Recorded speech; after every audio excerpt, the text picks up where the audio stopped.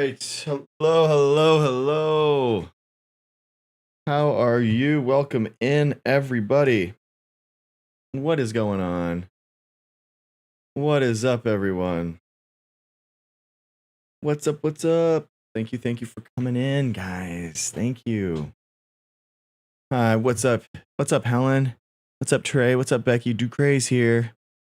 How's it going, everyone? Welcome in. Oh, wait, what's up, Jen? Hey, Nico. What's up, everyone? How's it going? It did happen. Oh, thanks, Ducray. Yeah, a little something I like to call music. Oh, thank you. What's up, Nico? How's it going? All right. Hope your day's been going well, considering everything that's happened.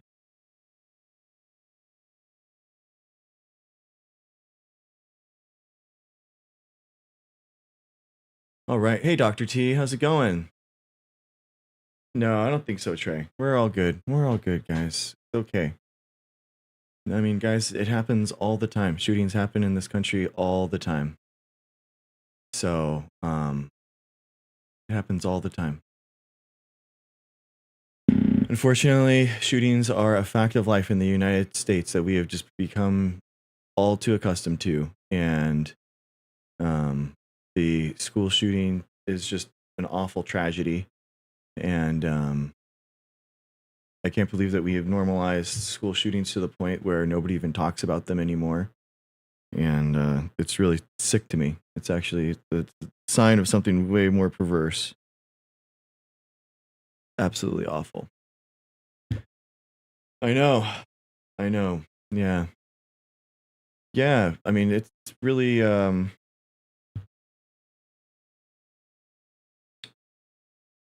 I guess, we can start off and we can just say, I do want to say that genuinely, and I'm not just saying this because of Twitch or, TikTok or whatever platform I've been on, the stance has been the same for the last 5 years. Political violence of any type is insane. If you're trying to actually inflict harm on someone else, then I think that you should seek help. And whether or not it's not how we should solve any type of problems. And I think it's a sign of like a bigger sickness. And political violence is awful. Gun violence is atrocious. And whether or not it's at schools or rallies, we can't harbor, any type of feelings where it's going to just end in violence back and forth. It is terrorism. Exactly, H.C. Kelly. It is terrorism. My heart goes out to his family, his wife, his kids. I'm a dad. I have 4 kids. And obvious guys, I'll be honest. That is one of the craziest things is I've talked to my wife about, like, would I even want to go into politics because of the chance of political violence against me? And that is exposing myself and exposing to my family to that idea. And they're inherently more, they're open to be victimized. And it limits what we can do as a society when we have people that don't want to get involved and they're afraid of violent retribution, and it's sickening.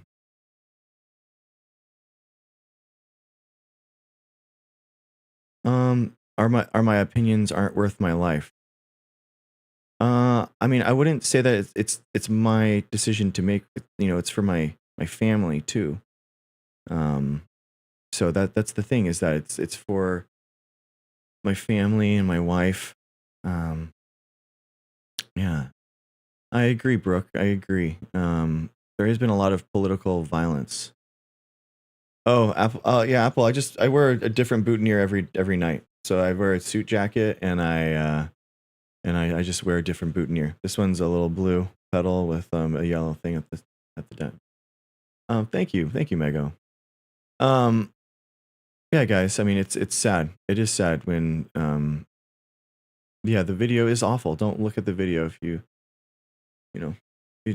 But I do. I mean, that is one of the things where I'm happy that at least it's out there. That the video is able to be seen to squash any type of conspiracy. That would be one of the worst things that could happen, right? Is there some type of conspiracy that's involved in having these around this type of nonsense, right? Around a tragedy. Just like how it's awful that there are conspiracies around the 1.2 million people that have died from COVID. Just like how there's a tragedy that there's conspiracies around the 3,000 people that died in 9/11. I mean, it's insane that people or the Sandy Hook shootings or all these type of things where we're pushing these insane conspiracies as opposed to dealing with the root harm. And I think that's the big deal. I think that we need to try to actually deal with what is happening. And I do think, and I made a video today about this. I'm not a psychologist, guys. I'm not a psychiatrist. You know, I have no medical degree. All right. I'm just shooting at the hip here.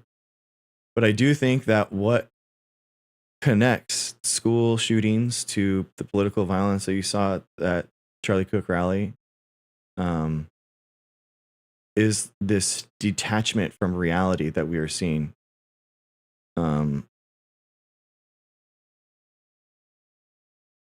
I think it's a form of paranoid schizophrenia. I don't know. I mean, I that's but when I see when I read it, when I read in a second, Brooke, when I see the definition of paranoid schizophrenia, a detachment from reality and not able to ascertain reality from what's actually happening, I feel like it's a way that conspiracies and are pushed because people have this retribution, vengeful ideals that they're pushing, and they enact it through Second Amendment and through guns. They push it through school shootings, all that kind of stuff, and so people are being pushed these false realities, these false senses of the world through these apps. These AI programs are being actual brainworms that are taking over their social media feeds, and it's giving them a false view of reality, and they're enacting on it. So that's what's happening. This guy had this false sense of reality that somehow acting violence against Charlie Kirk would solve some of his problems. And that's not true. There's and I do think genuinely we have to have a discussion as a country, you know, and in terms of like what do we actually want to do in order to try to solve these problems. So, for example, for school shootings, I think the shooters and stuff should have some type of background check and like what's happened like medically for them, so we can follow diagnoses or things that have happened in their life to try to figure out how there's a through line. And what happens is that there's medical records obviously are protected, and they're protected even after you do something heinous like a school shooting. And I think that that's disgusting. So we have to be able to study what's happening in order to prevent it from happening. I agree, Jen, and it doesn't seem like people want to address or change the problems. And so along with that, I really want people's medical records to be known after they do something crazy like a shooting, a mass shooting. Excuse me. But I also think that we should see what kind of algorithm that is being pushed on them. These social media companies need to have a switch where they can basically say that, hey, this is the algorithm that was being fed to this guy. This is what he was the last 100 or the last 1,000 posts that this person saw. And we can try to see if maybe these algorithms are actually pushing these people into this space.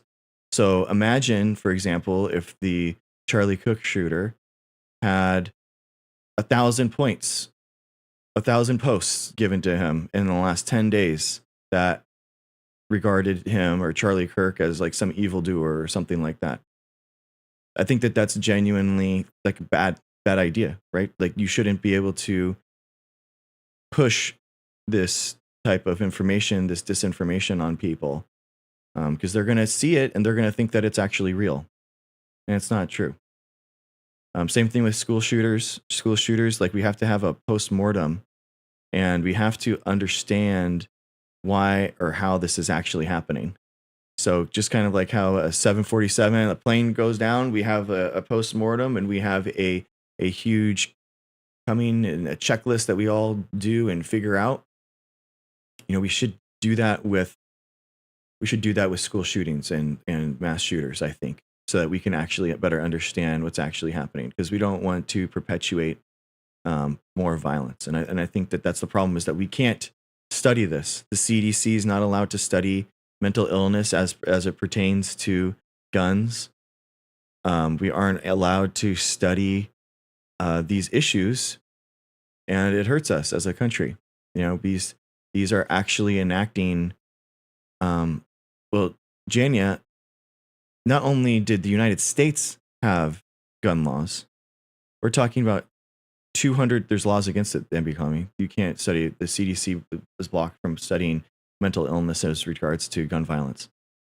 There was 400 different types of laws in the United States that banned possessions of firearms at the state level. You guys, the idea that the Second Amendment gives a personal freedom to own a firearm is not in the United States Constitution. The Second Amendment does not give an individual right to bear arms. It doesn't. It's what happened was there's a Keller 2008 decision when you had an activist Supreme Court that made and contrived this out of thin air, and it doesn't exist in the original Constitution, and it's not real. Second Amendment is a right for the federal government to not regulate your guns. Okay, so the federal government, it's the federal government's right and how it pertains to that. So state by state, there were bans on guns all the time. States could ban guns, cities could ban guns. And in the Keller 2008 decision, Justice Stevens actually, in the addendum, put in all the different states' rights laws in the decision. There's like over 200 to 300 that are in there. States used to ban them, cities used to ban them. But again, in 2008, there was an awful Supreme Court decision called Keller, and it basically stopped cities and states from being able to ban guns. And then there's a New York City handgun law that was stricken down. I think it was the mid 2010s, 2014, I want to say. And that furthered us down this road. So the nice thing is that this Supreme Court has taught us that Supreme Court precedent, if it's not codified into law, it's not codified into legislation, we can actually reverse it very easily. It's only a 2008 decision. So the precedent, the judicial precedent isn't strong at all for this individual right to bear arms in the United States Constitution that never existed until 2008. And I think it's important to say that. The idea that these things existed, it's just propaganda that people give you, but it's not correct. Yeah, I've shot guns since I was 10 years old.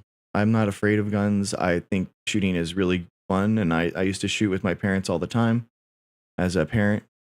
I want to teach my kid how to, gun safety is very important in the United States. If we're going to be the gun nation, then yes, I think that you should learn how to handle a firearm, because it teaches you when someone isn't using a firearm or handling it correctly. And there are several times that I was growing up, and we had basically access to my friend's dad's guns, and we had and he just brought out a handgun, and we were just like disassembling it, and reassembling it. We were just having fun with that. And one of the things that I learned, oh, thank you, Bobby. And one of the things that I learned was to make sure to check the gun, right? Safety's on, clear the chamber, make sure it's all safe, nothing's in the clip. You got to make sure there's things that you do. You still don't aim it at someone. There's things that you can do in order to make guns safer.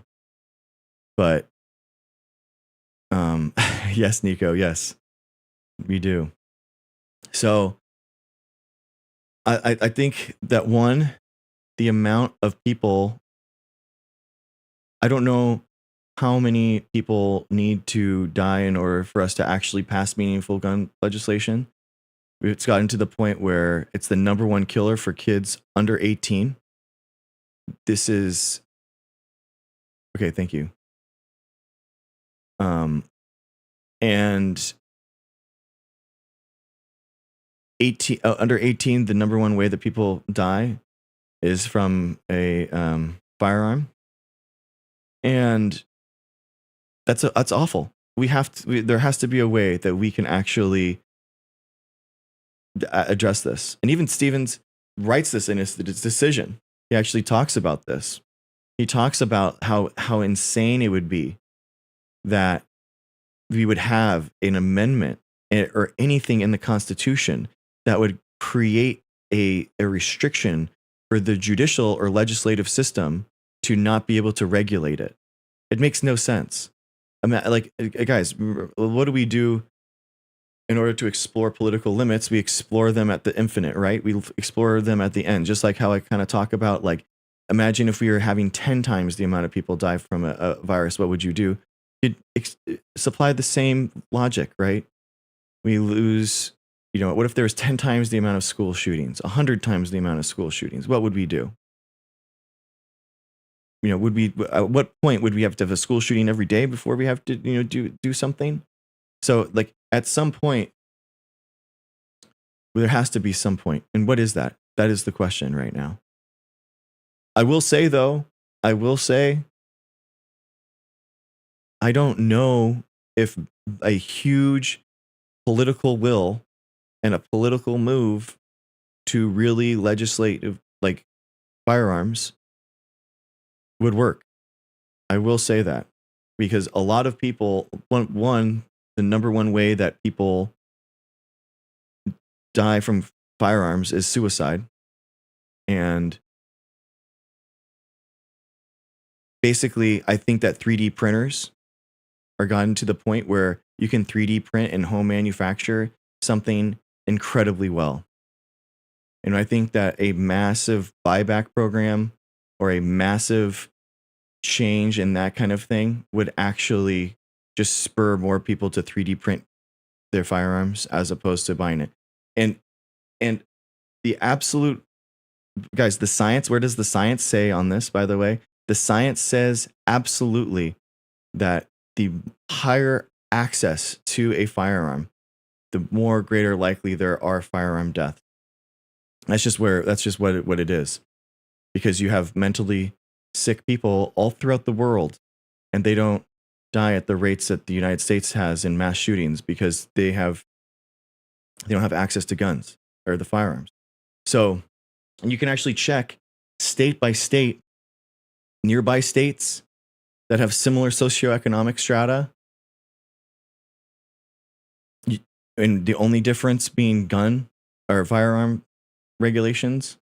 And you can look and you can see that the places that have higher firearm regulations have less firearm deaths per capita. That's just what it is. That is what this actual stats says.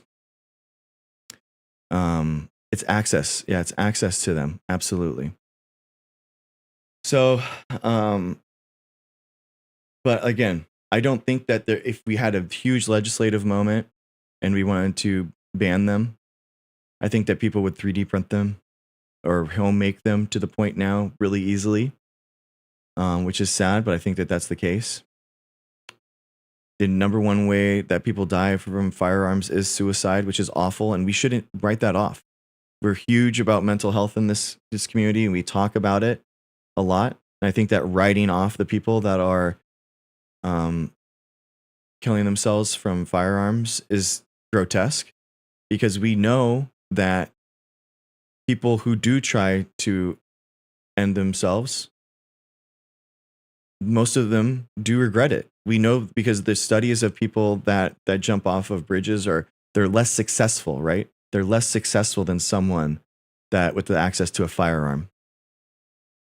Oh, I'm so sorry about that, Angie. And the people that have access to a firearm are more successful at ending their life. And that's not okay. We can't write these people off just because they feel unwell. We need to help them.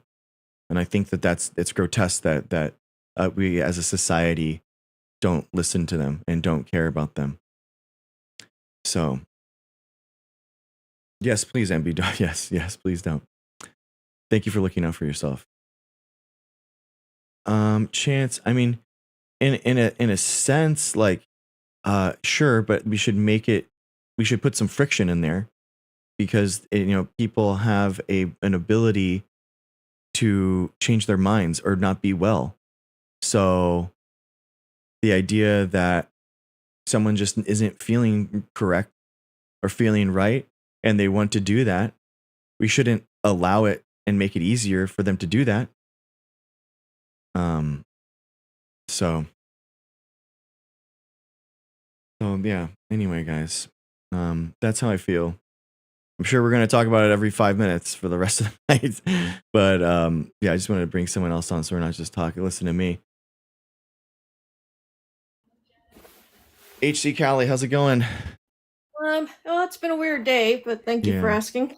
Yeah. I wanted to hop up because I'm a veteran. I spent 10 years in the Air Force working in intelligence. First as a Russian linguist, and then Oh, cool. on 9/11 I got switched to counterterrorism because my bachelor's degree is in terrorism studies. Oh, wow. And ended up being DoD's only Pakistani Punjabi linguist. Wow. So Dude, wow, I have so many questions for you. Go ahead. I'm sorry. the wild Go ride, ahead. the wild 10 years. And I've been watching your lives and seeing how politicized medicine is, even more than just from reading the news and where policy is going with Yeah. medicine. And like I'm leaving the country in 20 days. Okay. And not coming back because with the targets that I used to work between Russian and counterterrorism, and especially, working against the Taliban, I see where this bouncing ball is going.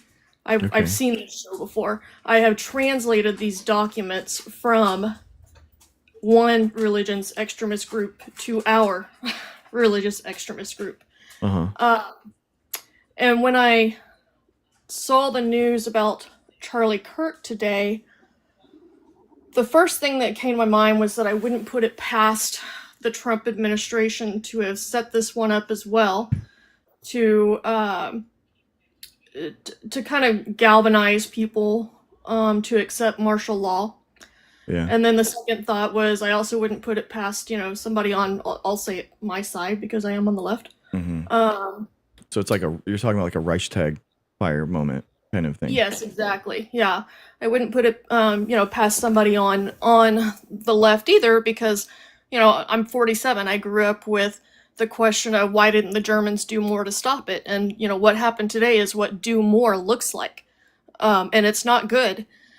And the reason why I'm leaving with seeing where the bouncing ball is going is because I've never been wrong about where I think something is going geopolitically to include our own nation. I've never been wrong. Every single one of my assessments came true.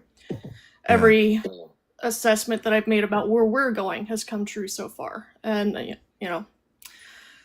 I hope I'm wrong. I think midterms are already compromised. I hope I'm wrong. It would be the first time, but I hope I'm wrong. And if they are compromised, we are done. This will be a fascist authoritarian nation, and you don't vote your way out of it. And so our only options at that point will be either multiple instances of what happened today every single day, or to acquiesce to the fascist authoritarianism. Yeah. And both of those are piss poor options. And it's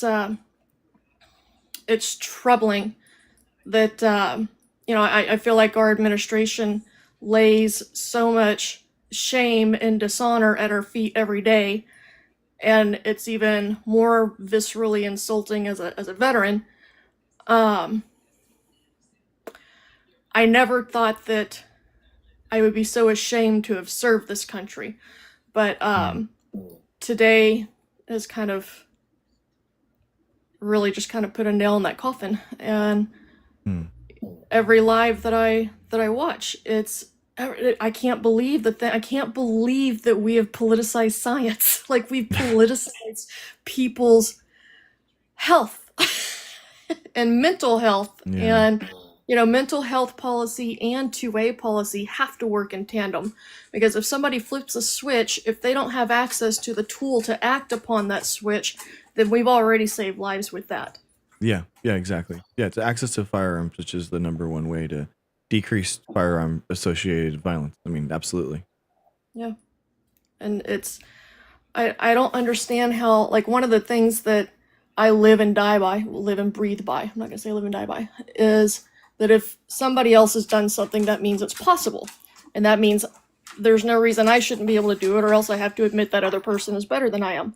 And we as a country, we love to say that we're the best country in the world, yet we have seen other developed nations get gun issues under control. Very and yet quickly. we sit here and we say we can't do it. So does that mean all these other nations are better than we are? Like, I mean, yes. it's people like Charlie Kirk, man. I mean, that he's ran around.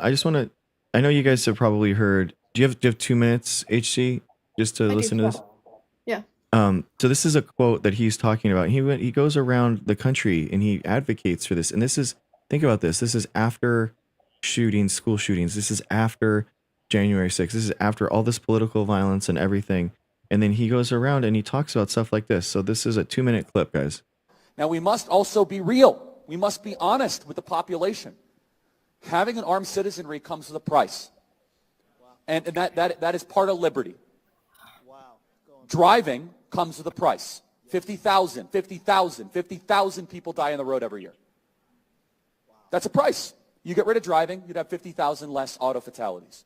But we have decided that the benefit of driving, speed, accessibility, mobility, having products, services, is worth the cost of 50,000 people dying on the road. Wow. So we need to be very clear that you're not going to get gun deaths to zero. It will not happen. Right. You can significantly reduce them through having more fathers in the home, yes, by having more armed guards in front of schools.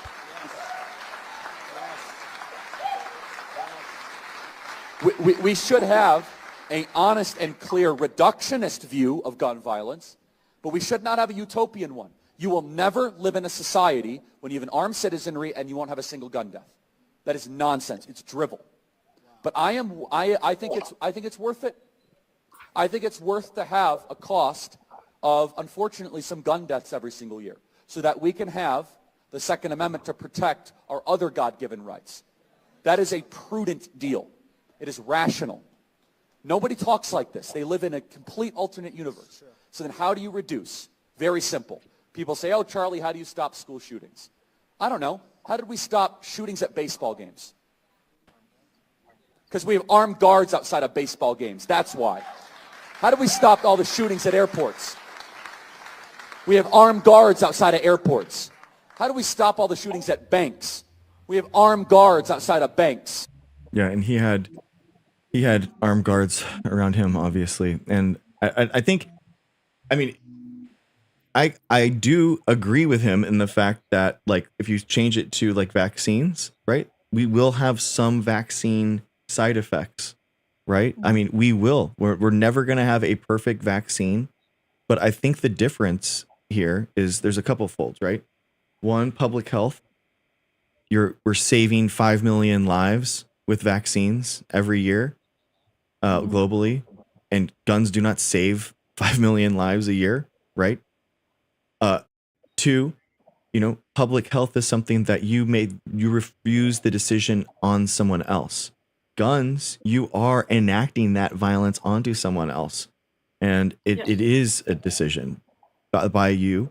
And I think that is a big difference, and that but his idea that you can just we've just accepted in our society this malady that we can't make anything better. Like, do we agree that vaccines have some side effects? Yes, but we work as the scientific community in order to make vaccines better, even better, right? We say and learn about how vaccines do have side effects, and we make them better to remove that side effect. I wouldn't be out here saying you're gonna have to deal with those vaccine side effects, and that's what it is. That would be insane. That would be insane, because as scientists, we have to make things, improve things. But these gun laws, the idea is that the number one killer of under 18-year-olds, you're just gonna have to deal with that. That's just what you're gonna have to deal with it. How can we not also make improvements on that? How can we not actually still bring those numbers down? And the idea that it's just from armed guards is just insane to me. Go ahead, sorry. It's a gross thing to say that we're supposed to get used to. And I also thought it was interesting at the beginning of that clip where he, brought up the comparison to driving. Because usually the 2A people, if you bring up, the fact that to have your driver's license, you have to exhibit a level of responsibility, you have to get retested, you have to get your eyes tested regularly, like all these things to keep your license after getting it. Exactly. But they always say that's a privilege, not a right. And so now though, they are trying to almost make it harder to vote than it is to get a weapon. For sure. Or a vaccine. And that's a right. Voting's a right. It's wild, man. It doesn't make any sense. I mean, and they're it is very odd, the ways that these people have fetishized guns as the solver of even the gun problem. Even more guns to solve the problem of the gun problem. Like, imagine applied to vaccines.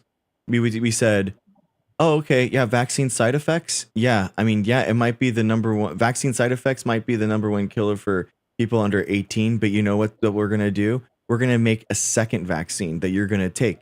And we're going to have that vaccine counteract the first vaccine. It's like, right. Wait, what? Why don't you just make the first vaccine safer so that it didn't actually harm people, or make it have less side effects?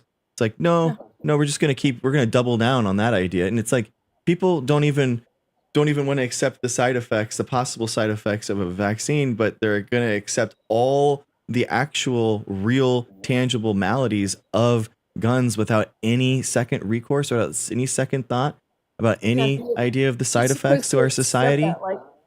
We're just supposed to say, well, I guess this is just the way it is. Mm-hmm. Exactly. That's absolute insanity. And I can't take it anymore. Like I said, the things that I hear our own administration and people on that side saying are the exact same words in English that I used to translate from Punjabi into English. The exact same words. And it's across all the topics. It's across healthcare, it's across women, it's across religion, it's across other people, it's across all the topics. I mean, it was just last week that Stephen Miller called the Democratic Party a domestic extremist organization, and then today on Fox, some pundit referred to the left as rats. Yeah. And this is all extremely dangerous things. That's how we get straight down to not even being able to go get a COVID vaccine now unless you fall into certain categories. Yeah. I totally agree. Well, thanks for coming, HC Callie. I appreciate you, and I appreciate what you did. Hi, Carrie.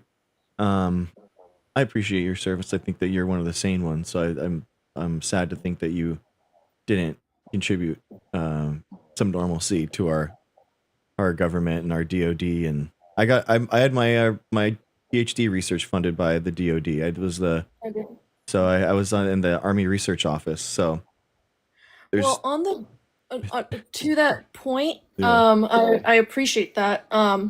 Pay attention when you hear veterans speak who are on the irrational side. Mhm.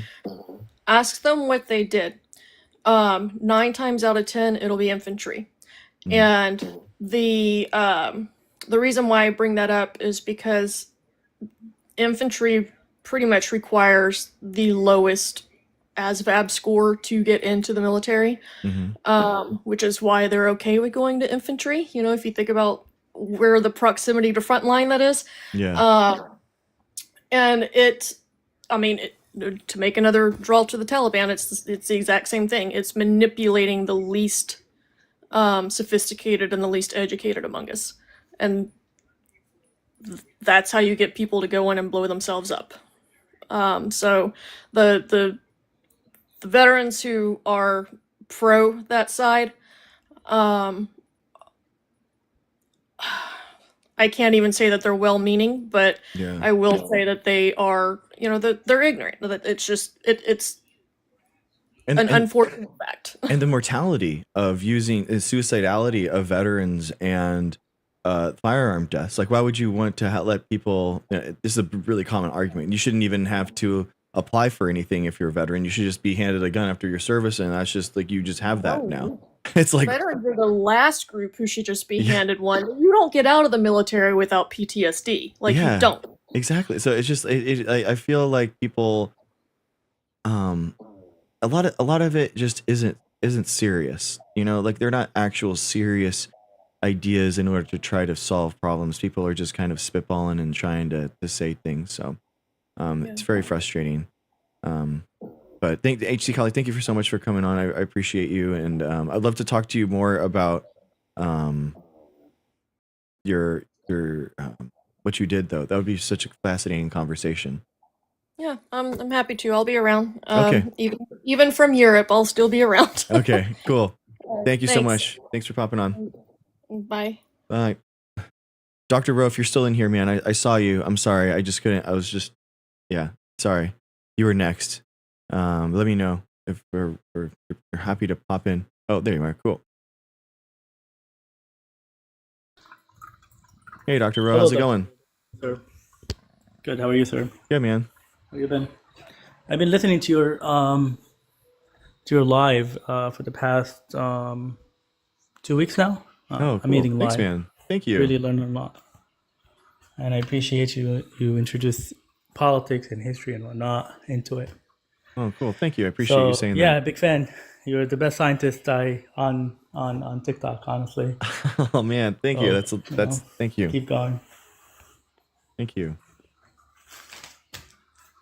I just wanted to perhaps talk about. I don't know. I've been talking about what's happening today. Yeah. The state of our nation. We had a vet, so it was also it was definitely appreciative to hear her point of view, particularly what's happening to our nation. I think we're delving into civil war, and I'm just For sure. and that's my fear that we're using a lot of that guy Kirk. I mean, I love him or hate him. I don't wish what happened to the tragic event that happened today on anyone, not even on my worst enemy.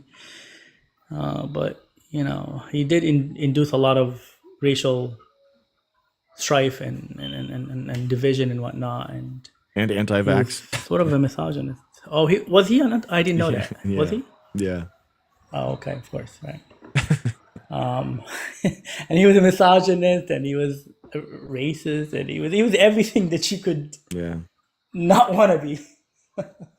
So I don't know. It's just again, I don't condone political violence, not in the United States or abroad. Yeah. But maybe his unaliving, perhaps it may have saved lives. I don't know. But I think he was also using the so you have this tragic event of the Ukrainian woman who unfortunately passed on because of the event in the bus, Mm. The and he what? was weaponizing that. So there was an issue. So there was this mentally. I gotta have some water. I'm so tired. I apologize. That's okay. This is way past my bedtime. Thank you for having me. So Yeah, of course. there was this woman, Ukrainian woman, who immigrated to the United States, Hmm. obviously for better opportunities and whatnot. But she was attacked in the bus by an unhinged, African American individual, and then he was weaponizing that. Charlie Kirk had a video about it. Listen, in any community, we have crazy individuals, right? Yeah. The problem is when you weaponize it and then you cause racial strife and racial wars, and that's not what we want in the United States. We don't need division. We need unity, I think. Yeah, exactly. And also the fact that he had no empathy for children dying in Gaza and elsewhere. It's like, how are you a father I know. and Yeah. not Right. have empathy?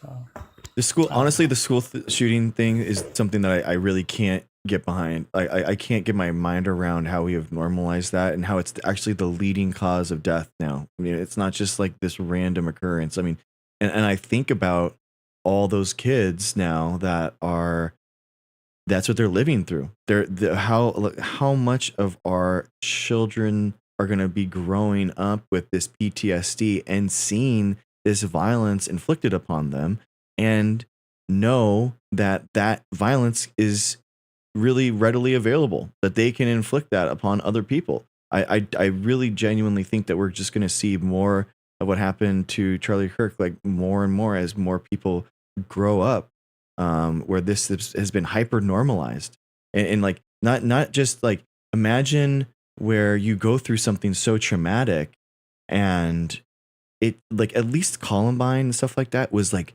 everywhere. You can like see and feel that, hey, people around me are actually like at least trying to understand what's going and happening.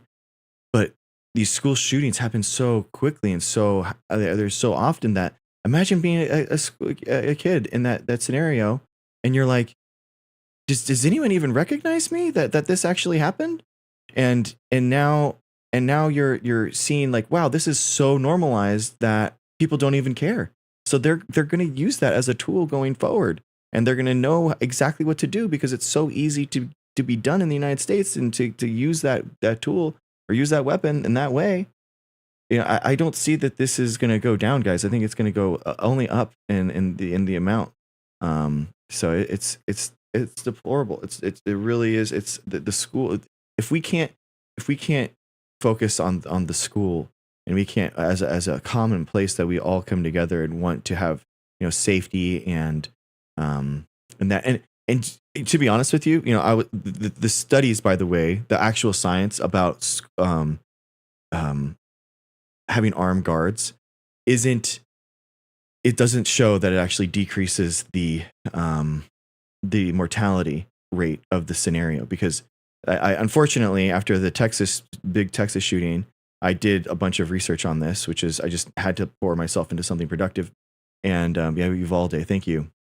And basically, the studies show that once the person that's coming, the shooter, sees an armed guard, it's kind of like there's no turning back now. I got to turn it up. Actually, this is it. Like I'm committed now. But in the scenarios where there isn't any armed guards, they can kind of like, they can still retreat. They can still come back and be like, oh, okay, this was a mistake. So they're not like as committed to their acts. But once they get that armed guard, it's just boom, flips it in, and now it's go time. And it's not this, the guard isn't going to be there as a hero, as an Iron Man, to try to stop it from happening. In all the school shootings, guys, we've seen the videos. These people are humans. They're not going to rush towards it. They have families. They have children too. They're not going to put their lives on the line for a job that doesn't pay that well. Come on. So it just the idea that that's the way to go. None of the research shows that. I agree 100%, and it's not a problem of. So today he had armed guards, didn't he? Yeah, he does. Had Because also of this, he knows police. that there's people that are sick out there that want him harmed. So he does go around with a very large security detail. Yeah, and he had the police. They typically create they call it like a security perimeter around any event, any prominent event. So, and that didn't deter the shooter. So what are we talking about here? We're talking about accessibility of guns, and that's a problem. I think that's the problem in the U.S. And again, I have no problem with the Second Amendment. I served myself. I was in the Marines like 20 years ago when I was younger. Cool. But the problem is that we fantasize and we fetishize, guns and the accessibility of guns, particularly to high school, like you mentioned, and school children, and the Hollywood movies about gun violence, and that is a problem with our society. So every society outside of the United States, they have events, they have baseball games, they have soccer games. You don't see these school shootings happening outside. Well, it started to happen now in Europe and Sweden and whatnot, but it wasn't remarkable. But in our society, it's very prominent, and there is a problem. So is it really? Maybe it's just the accessibility of gun. Maybe it's the fact that the NRA have very powerful lobbying powers in Congress and how they pay off. And I'm sure they paid off Kirk and others. It's a problem. This is a problem with our society. It's the accessibility, and if you limit the accessibility, perhaps we'll have better numbers. Again, it's not going to be zero, like you mentioned, Dr. Greg, but it's definitely going to lower it. Yeah, basically the rise in open carry states is a really interesting thing to follow. Hey, Melanie. Political science wise. So about in early 2000s, we're talking like 3 states that have open carry laws. So you can just basically carry around anything at any time. And unfortunately, I mean, basically, this is where the Allied Legislative Exchange Committee comes from. So it's ALEC, if you've heard about it. ALEC in regard and in conjunction with super PACs, basically go through state by state and have ALEC is basically a group that has ready-made legislation that they go to state legislators and they just say, hey, you want to do gun reform? Here's your bill. This is it. It's already been lawyered up. We got it passed in all these other states. You can just boom, rubber stamp this, and then you can have that on your resume as a politician that say that you actually did something good for guns.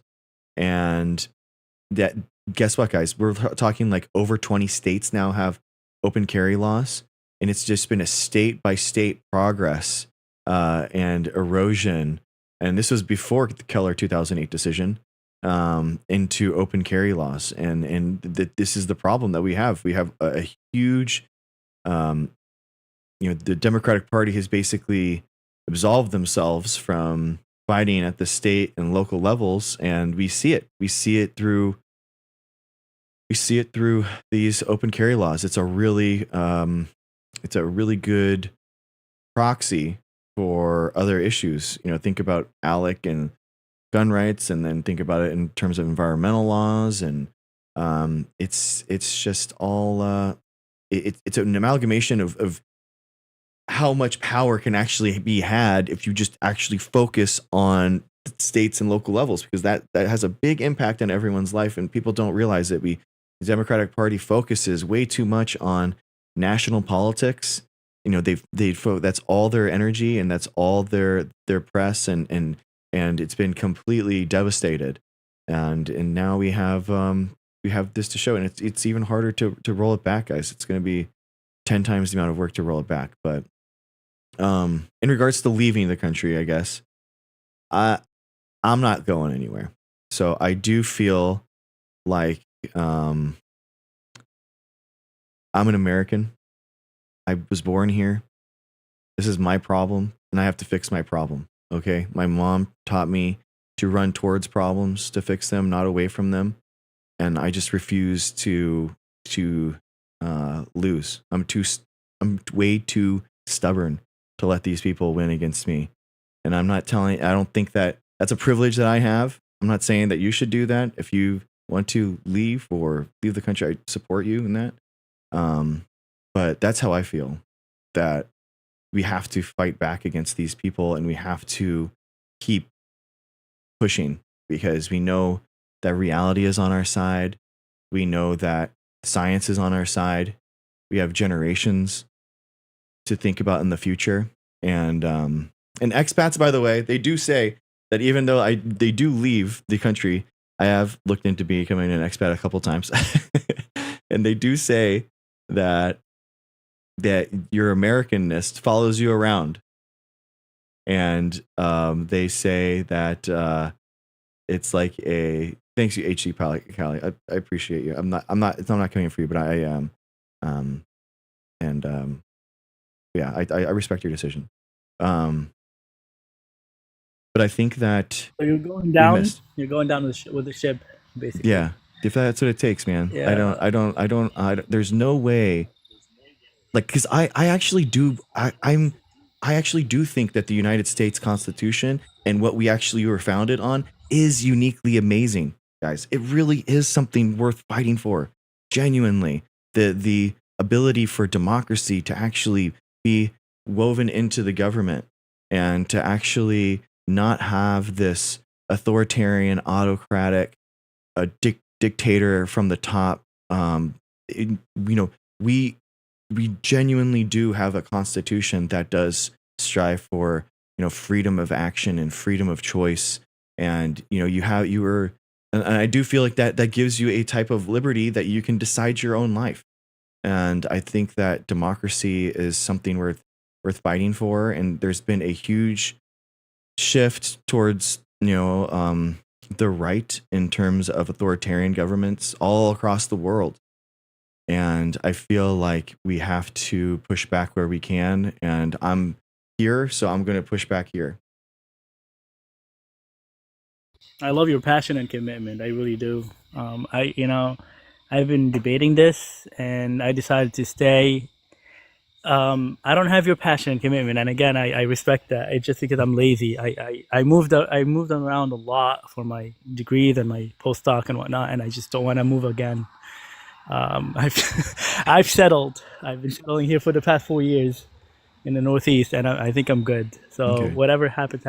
Yes, Nice. we have to fight, and but I one last statement I will make, without joking around, is that.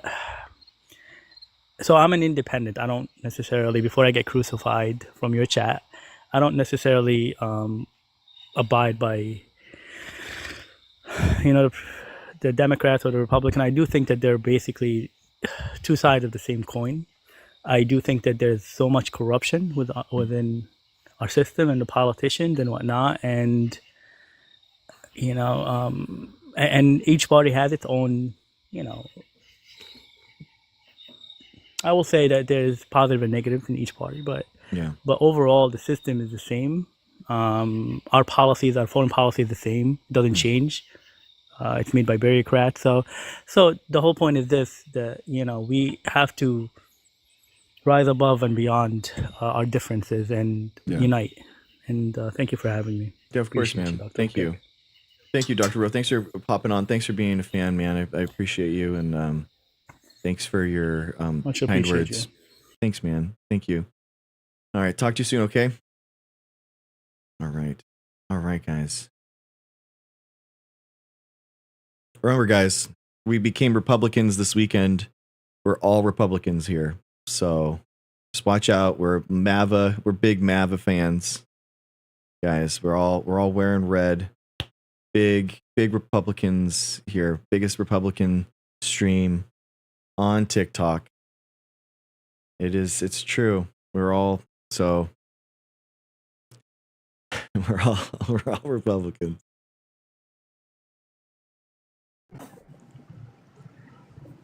Mava. Hi, what's up, MB? How's it going? Good. I'm the biggest Republican to live. How are you? Nice, dude. Nice. Exactly. Republican superpower. Exactly. The dean is killing me. I wanted to see if we could talk a little bit about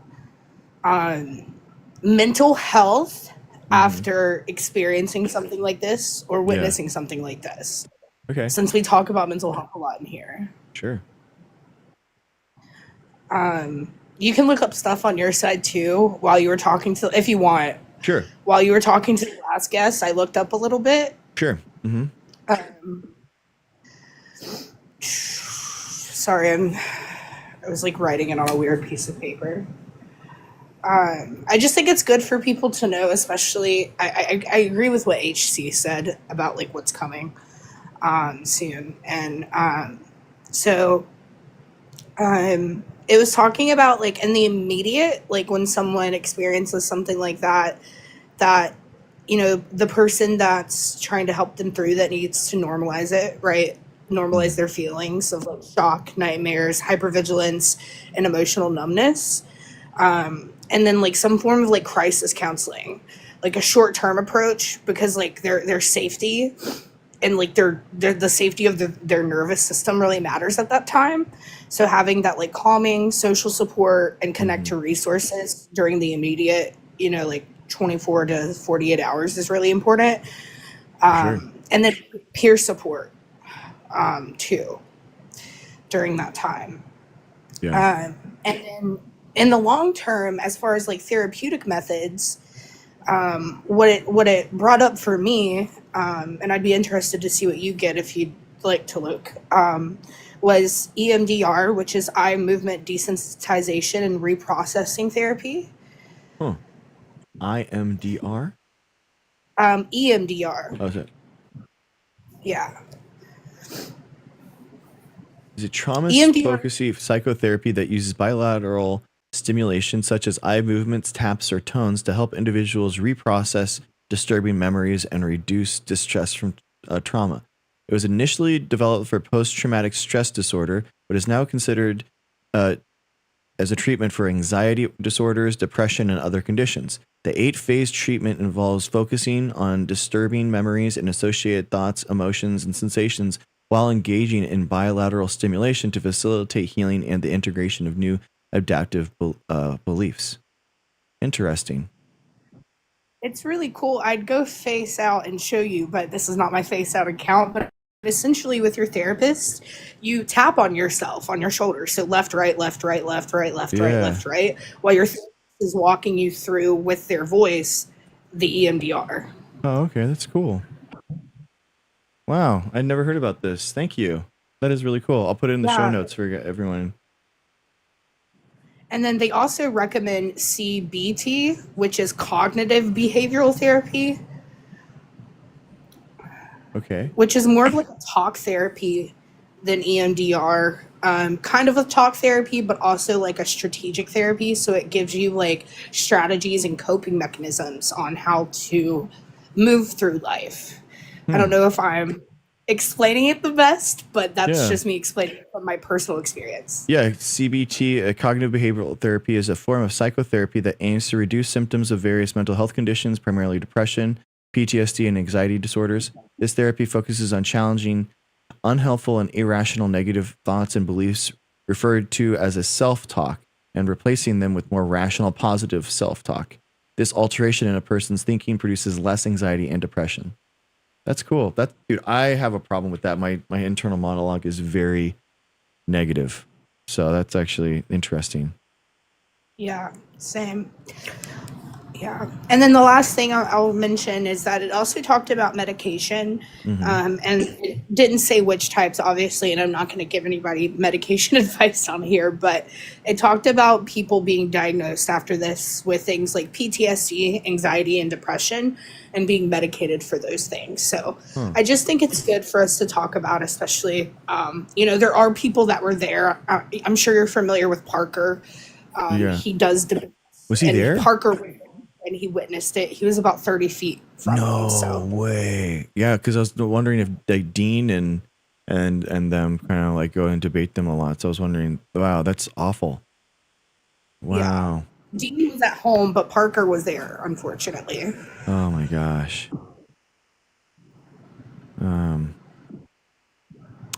Yeah. Yeah. I mean, that is a problem, guys. Like these guys that are trying to engage, you know, Parker and Dean are doing stuff that are trying to engage this exact same group that Charlie Kirk has radicalized. I mean, I'll say, guys, I think Charlie Kirk might have been the most successful political organizer of our generation. You know, I'll be honest with you guys. I mean, I think that he actually won Trump the presidency in 2024. He radicalized basically kids from the men specifically from 18 to 24 and all the way up maybe even 28. That basically there's like a 30 to 40 point shift in that age group towards not millennials but Zoomers into the Republicans that younger people that are just coming out of high school up to about their mid 20s into joining the Republican Party. And all these to these guys, and why this might feel very personal and why this actually might be something that they're reacting so strongly to is that these guys, this was their like Obama. This was their like their person that was leading this community and leading their political change and this political movement. And this was their guy. And you're right. Stars exactly. The college tours was a huge thing that he went and he had been doing for a long time, since for half a decade, at least 5 years.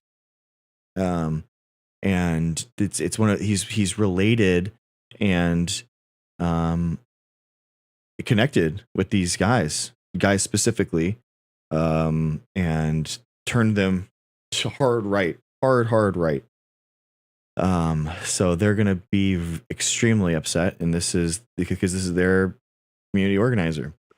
So that I think that I'm just trying to give context to, I don't agree with him, and I don't think that he had good views, and I'm with you guys, but I'm just trying to like contextualize why we might actually be seeing what we're seeing in regards to like, obviously political violence is bad, but we also need to understand like why people are actually going through something. It seems like especially traumatic right now for them. And like I was in the Discord, the Republican Discord on voice chat. There was like 250 people in there, and people were erratic, man. They were like more so than normal, but like they were going through something. So I'm just trying to contextualize. We're all nuanced here. We love that stuff. So I'm just trying to let you guys know what's going on, in my view. And I'm going to hop off after I say this because I don't want to take up too much space, but that's a scary feeling, because someone commented, we don't know if it's going to be us next or someone on our side next. And I don't know if you've had any strange comments in your comments today, Dr. Greg, but the type of content that I post. And I've had a lot of DEATH. I don't know if I can say that word on here, but threats today. Saying like, oh, we're going to pull up to the music festival in San Diego. Oh my gosh. Just because Charlie Kirk today, right? Like we'll be there, and we know that you're going to be there because you posted this. So I'm going to be looking for you. I'm going to be specifically for your eyes, right?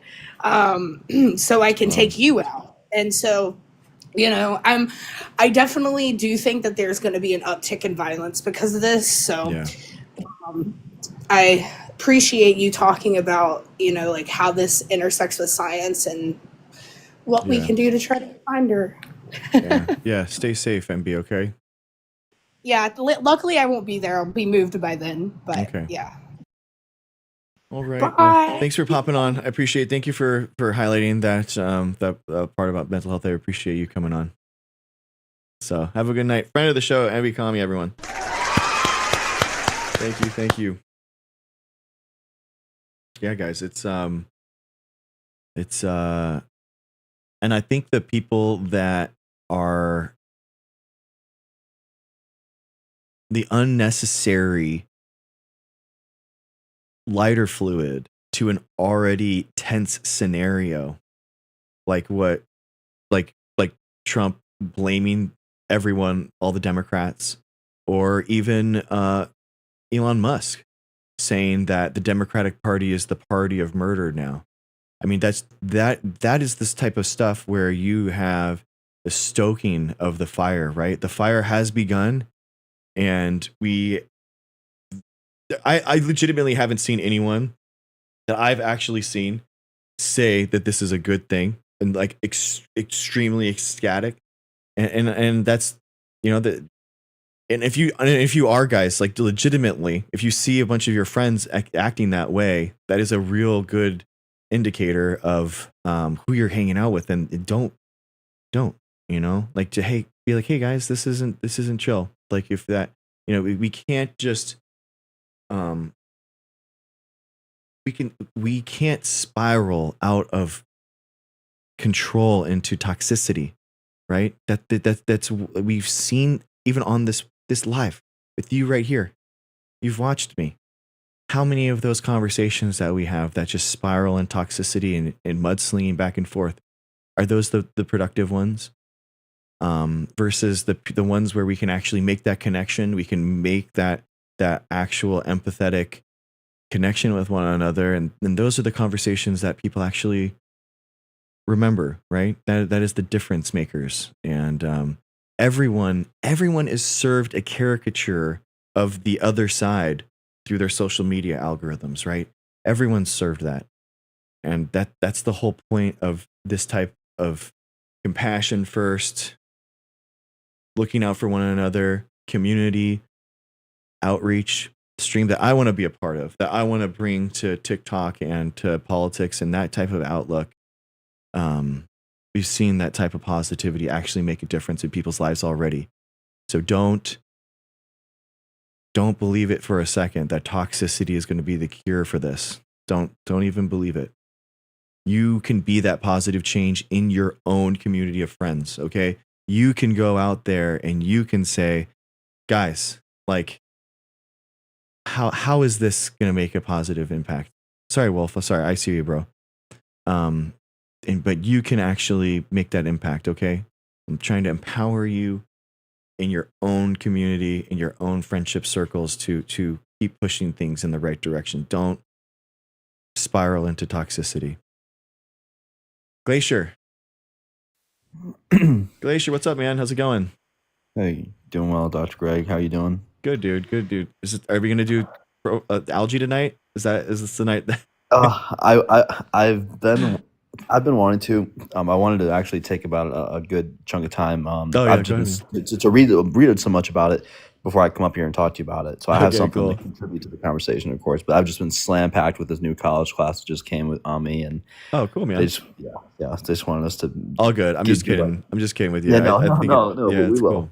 Well, yeah, I actually wanted to talk to you about it was this phrase that you used on some of your lives and your videos you posted. It was and I wanted to ask more about it because I didn't quite understand it, but it was like psychosomatic or psychosympathic, Oh, something like that. psychosomatic, yeah.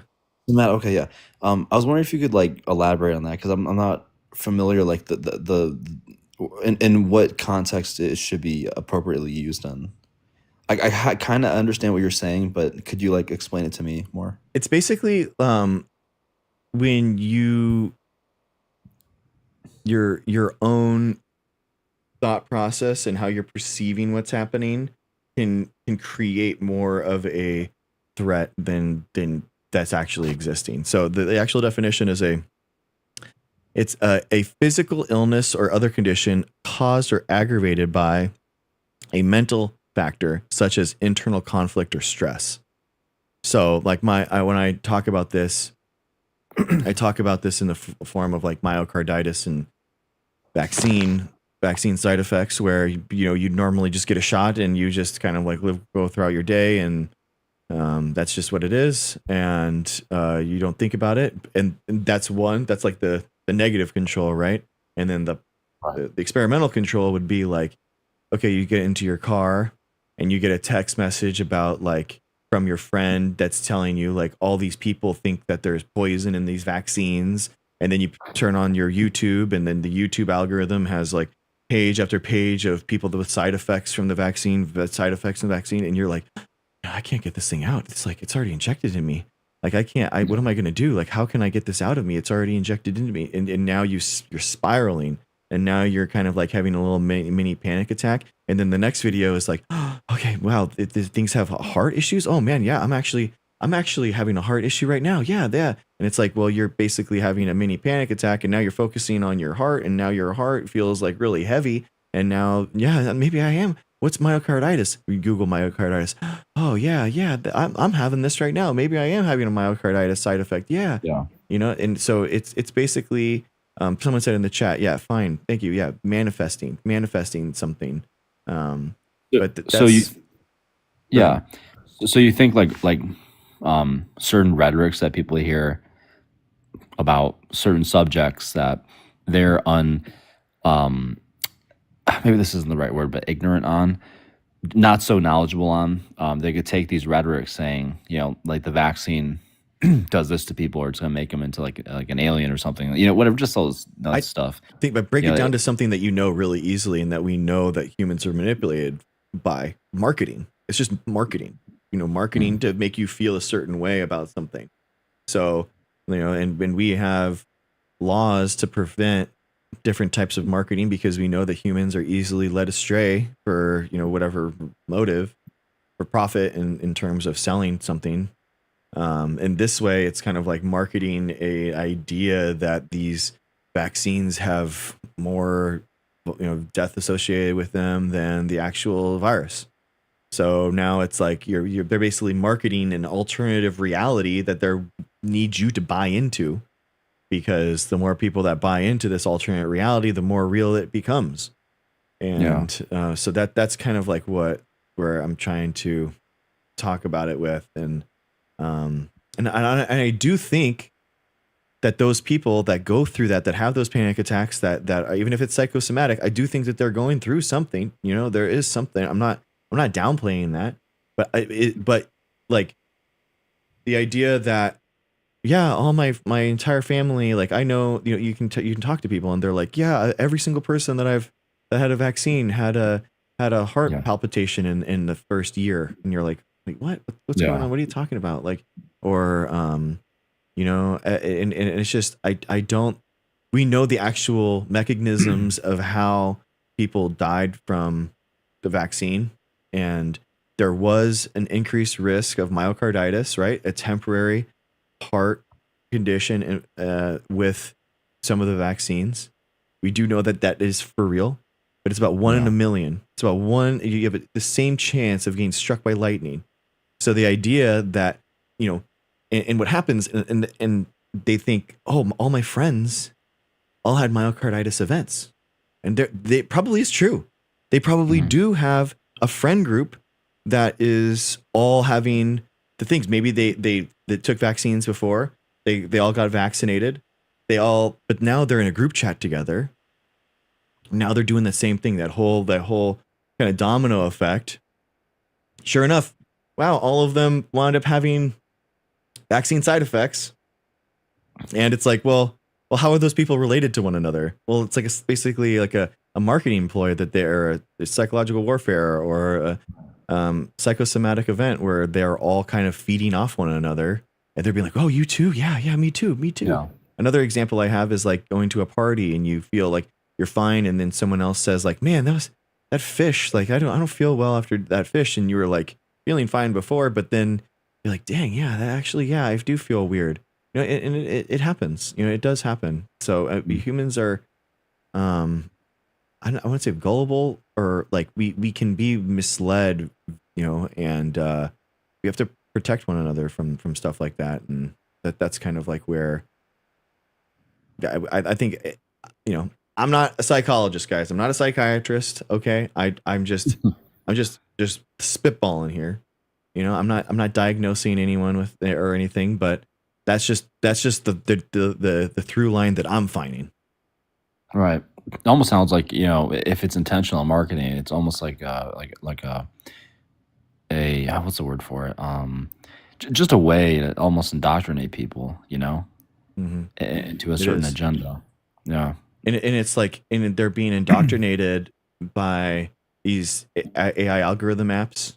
They're they're figuring out ways in order to easily explain complex things so that people are more readily interacting with these posts, that are interacting with them, pushing this in order to see more, see more side effects. As you Right. like more and more side effect posts, you're going to see more and more side effect posts on your app, and you're going to see more and more uh, articles relating to that. So it's going to confirm your validation more and more.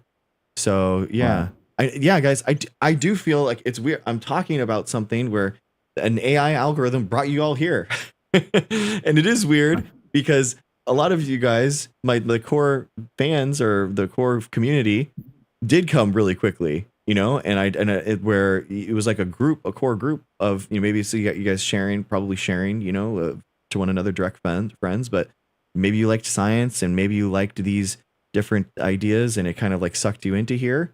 I'm happy you're here, but at the same time, I'm gonna say it how I'm gonna call it how I see it, Right. and that's just what I think is happening. Yeah, it's good to see that you're very stable with the topic that did happen today.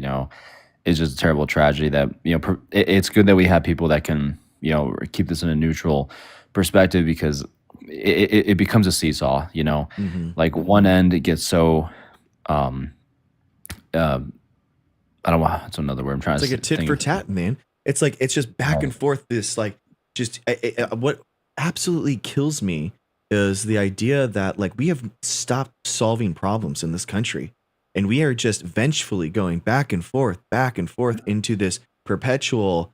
The seesaw is a great analogy because you're going nowhere, and it feels like everything is happening, Right. and you're no progress is being made. We are not solving any of the actual problems that our country is faced with right now. And instead, we are just mired in this toxicity hurricane where we are just spiraling downward. And it's I don't know. I don't know. I mean, I don't know how, obviously, I don't know how to get out of it, or I would be doing something about it. Hopefully, the science communication platform, we can try to help people Right. better their own communities, and that's what we can try to do. We can speak on it. Yeah, exactly. Sickle cell. But that's what we have to make. It's not going to be a silver bullet just to. Sorry, that's a really bad analogy. It's not going to be Yeah. a single thing that you just fix. Right. And it has to be. We have to chip away out of it. It's like Germany, where you had a entirely toxic political ideology completely consume the country, right, and the culture. Yeah. It wasn't just like done. All right, next. People had to be taught, and rethought.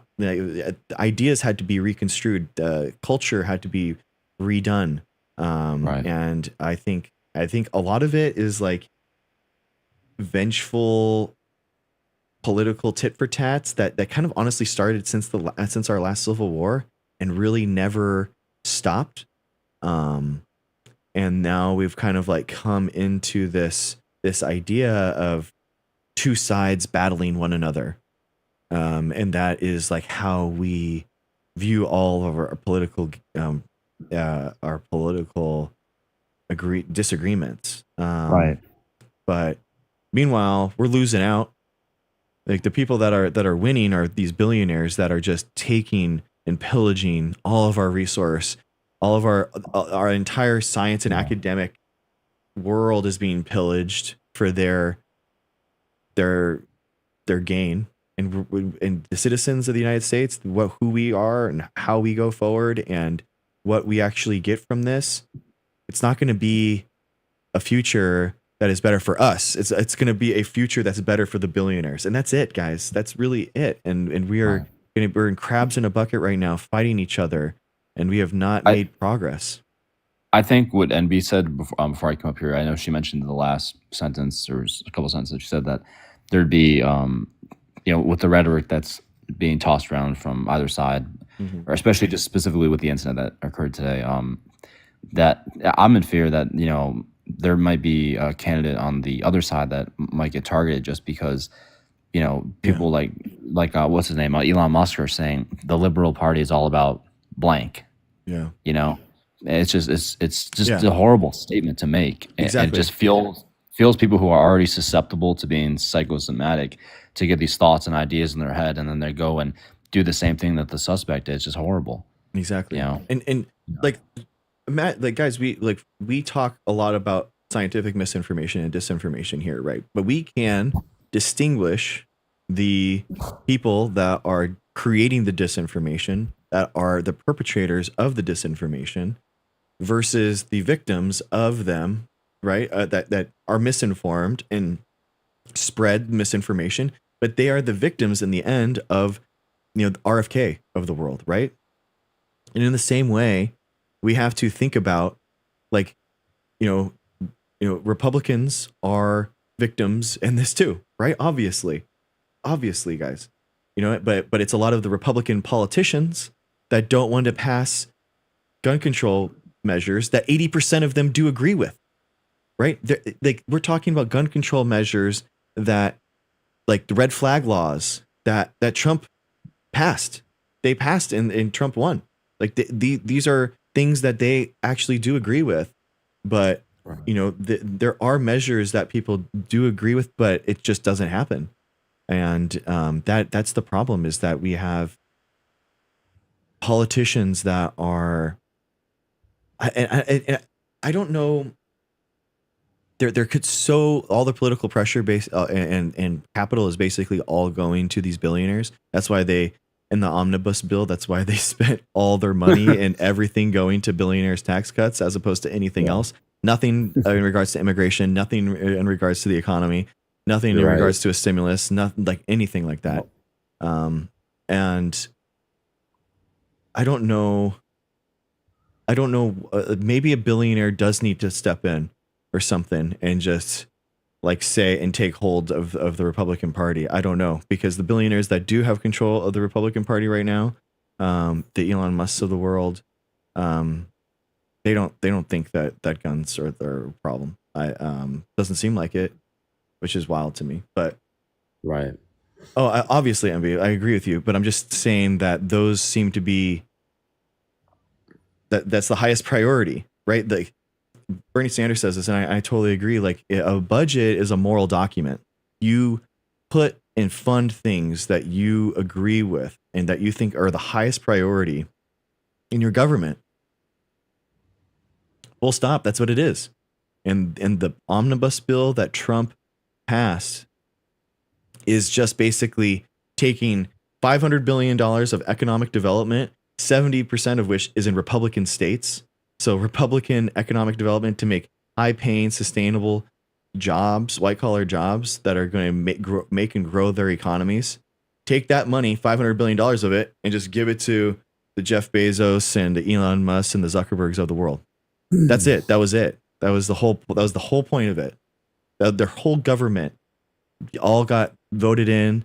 They swore on a Bible, and then they ran trying to write a piece of legislation to give everything that we had and we worked for over to the billionaires. So that's what I'm talking about, MB. Like, I don't know where the billionaires come in regards to gun violence, but we need a billionaire to step up so that the Republicans can pay attention. I guess I don't know. It's like this, it's this weird Ayn Rand, Atlas Shrugged world where nothing happens until we beg a billionaire in order for it to happen. It's wild. That's true, yeah. Well, thank you for having me up for Dr. Greg. It was just want to talk to you more about that psychosomatic. It's psychosomatic, right? That's how you say it. Man. Yeah. Very interesting. So, all right. Yeah. Well, thank you, Glacier. Thanks for popping on. Yeah. All right, have a good one, man. Yeah, Peter Thiel, Yeah, SCOTUS, guys. I mean, that SCOTUS, you guys, I don't know. So I think that I don't know if you guys would want to listen to the Keller 2008 audio decision. It's like 2.5 hours. Maybe I've actually had someone reach out and said that they actually like my React content more than I was expecting. So would you guys want to actually listen to the SCOTUS Keller 2008 decision? Let's see how long it is.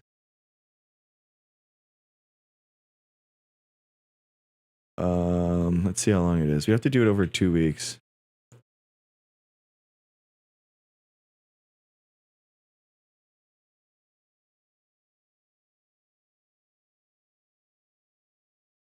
Let's see how long it is.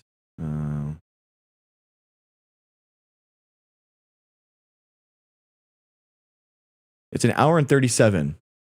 That's not that bad. So maybe we could like split it up over two nights. Maybe that's what we do Friday, Saturday. I mean, guys, have you ever listened to an oral argument from SCOTUS? It's actually really interesting. You actually learn a lot, and it's honestly incredible because you're listening to someone talk about an issue that are like really well informed about it, and they're speaking English just like what we speak, and they it's really interesting to listen to. Okay, cool. Okay, nice. Okay, MB Kami. All right, I like that. Thank you for saying that. Okay. Yeah, I mean, so Heller 2008 is the decision by the Supreme Court that changed. Okay, Linda, thank you for coming in. Nice seeing you.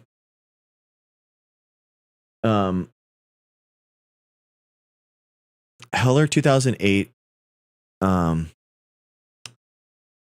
is the Supreme Court decision that basically created the idea of the Second Amendment being an individual right to bear arms. Before that, it wasn't.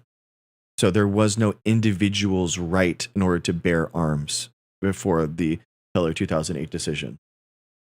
Basically, the District of Columbia had a law on this would be the Supreme Court oral argument. It's an hour and a half.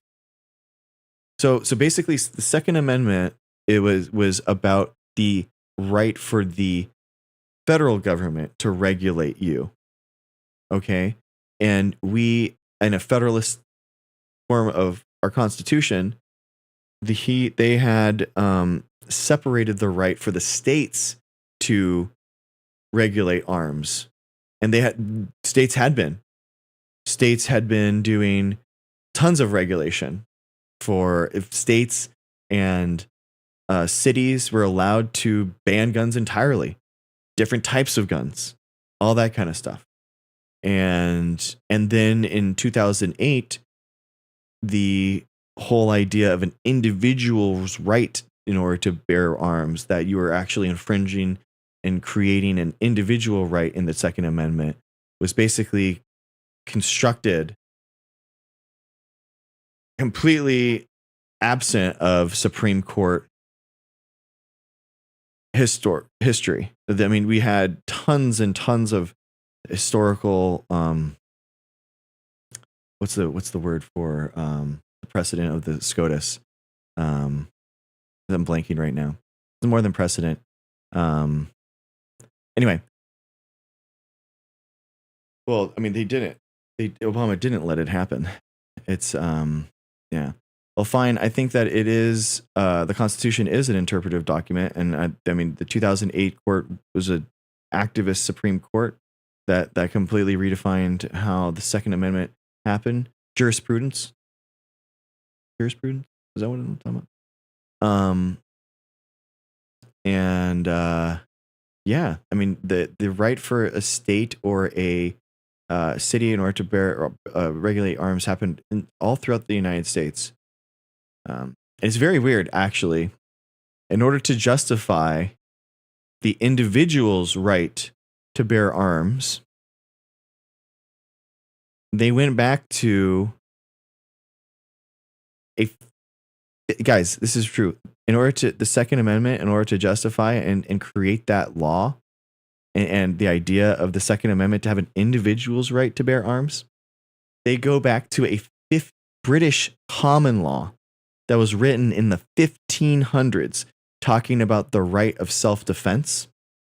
And somehow an English common law from 1500s had more of a judicial standing than hundreds of state laws that were passed that regulated firearms in our own country.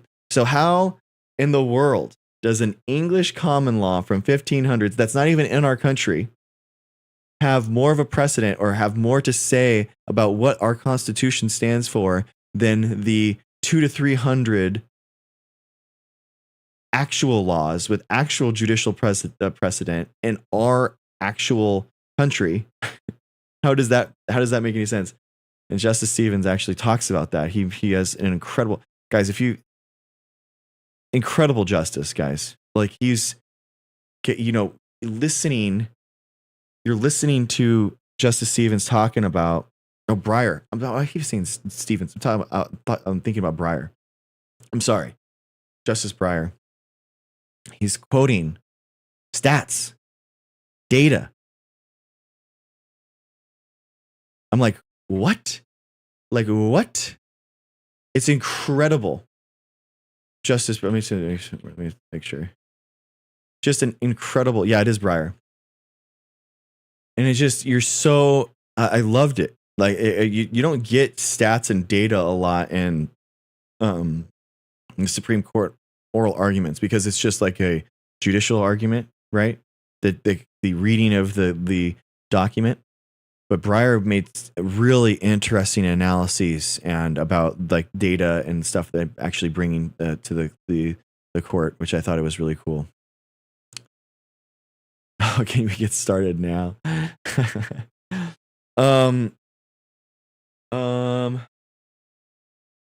don't know. Breyer is a retired now justice of the Supreme Court. I don't believe it is the Constitution that was written for that time. It is society. Well, I mean, our Constitution is how we push that idea and who our society is through context and through things that we pass. So that is what a Constitution is. I mean, you guys realize that not all countries have a Constitution, right? Right? You know that? Like the United Kingdom, for example, or England doesn't have a constitution. They just have like common laws that are passed, and people just kind of like understand like what it is, and that's just kind of happens. So the idea that we actually have a constitution is unique, not to the United States, but just in general in governments. Not all governments have a. No, you're not right, Ruben. That's not true. Not every country has a constitution. And this is why I'm saying this. So the idea that we have a constitution isn't unique to the United States, but it is unique to like how governments can form.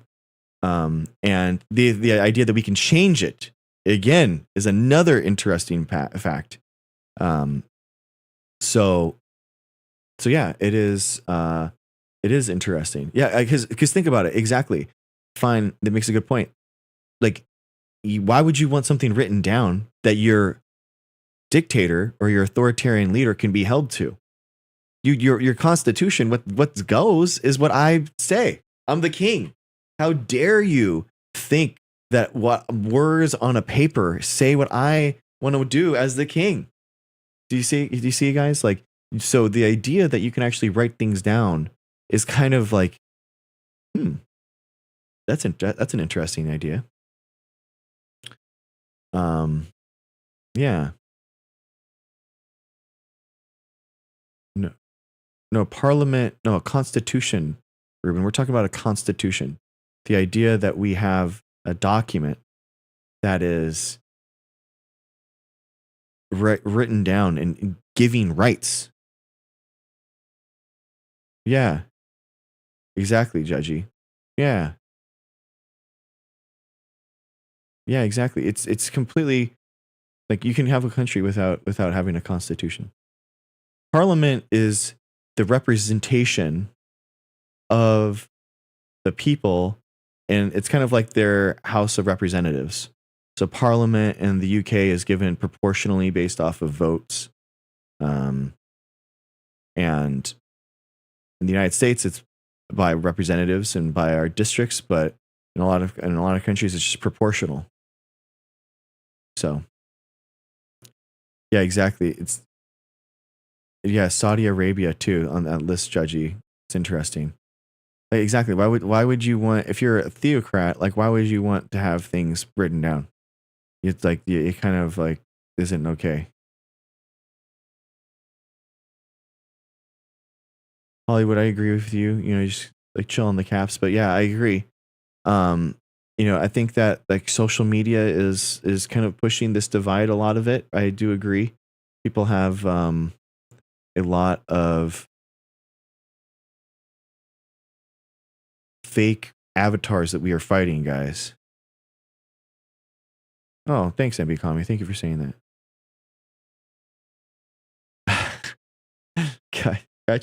Gotcha, Hollywood. All good.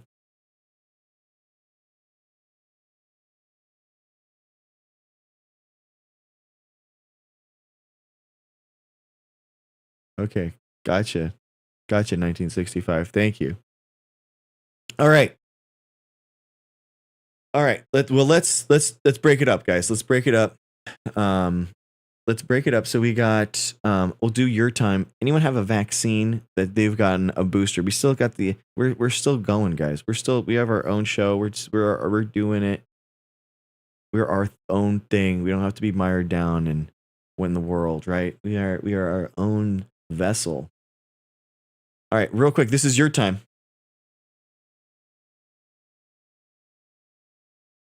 Thank you guys so much to our latest subscriber, Miss Karhu. Thank you so much. Thank you. The sub is the best way for you to give back to the channel, so I appreciate you guys so much. Thank you for all the top gifters: Kathleen, Ducray, Ruben, Jen, Colette, Green Eyes, MB Kami, Uncle Hippie. Thank you so much. And all the people that are doing the likes, thank you so much. Ado, Colette, Leopardus, Helen, MB Kami, Jen, Hysteria, Uncle Hippie, Cindy Rose. Thank you guys so much. And this right here, the link tree, guys. So you can do $5 super chats if you wanted to. Or there's the link to the Discord. So it's a really interesting place that we hang out. I'm going to probably do a sub-only voice chat after this. If you ever, like, we all just hang out in the group chat. And yeah. Also, my YouTube on the link tree has been revamped. So you can basically see the highlights of the best discussions, best conversations that we have had. So it's it's a good place to look and join the Discord. Also, all my publications are on my link tree. So if you want to see what kind of scientist I am, what I've done, what I've contributed, Hollywood. Oh, thank you so much, Hollywood 1965. Thank you. I appreciate you. Thank you for subscribing. All right. Anyone have a vaccine that they got this week? Thank you, Hollywood. You can spam all caps you want now. Congratulations. You've unlocked the ability. You know what's funny is that I actually write in all caps. And I write in all caps when I write down. Oh, Teresa, come back and we can light up the board, and we can give you some praise for looking out for one another, because we love people that get vaccinated in this community. Dina Boomer got 2. Let's go, Dina Boomer. All right, Dina Boomer. All right. Well, that means that we need to wake up the board.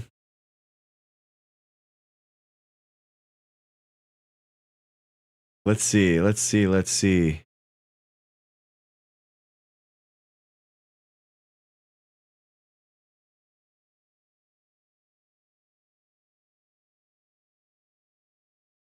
All right.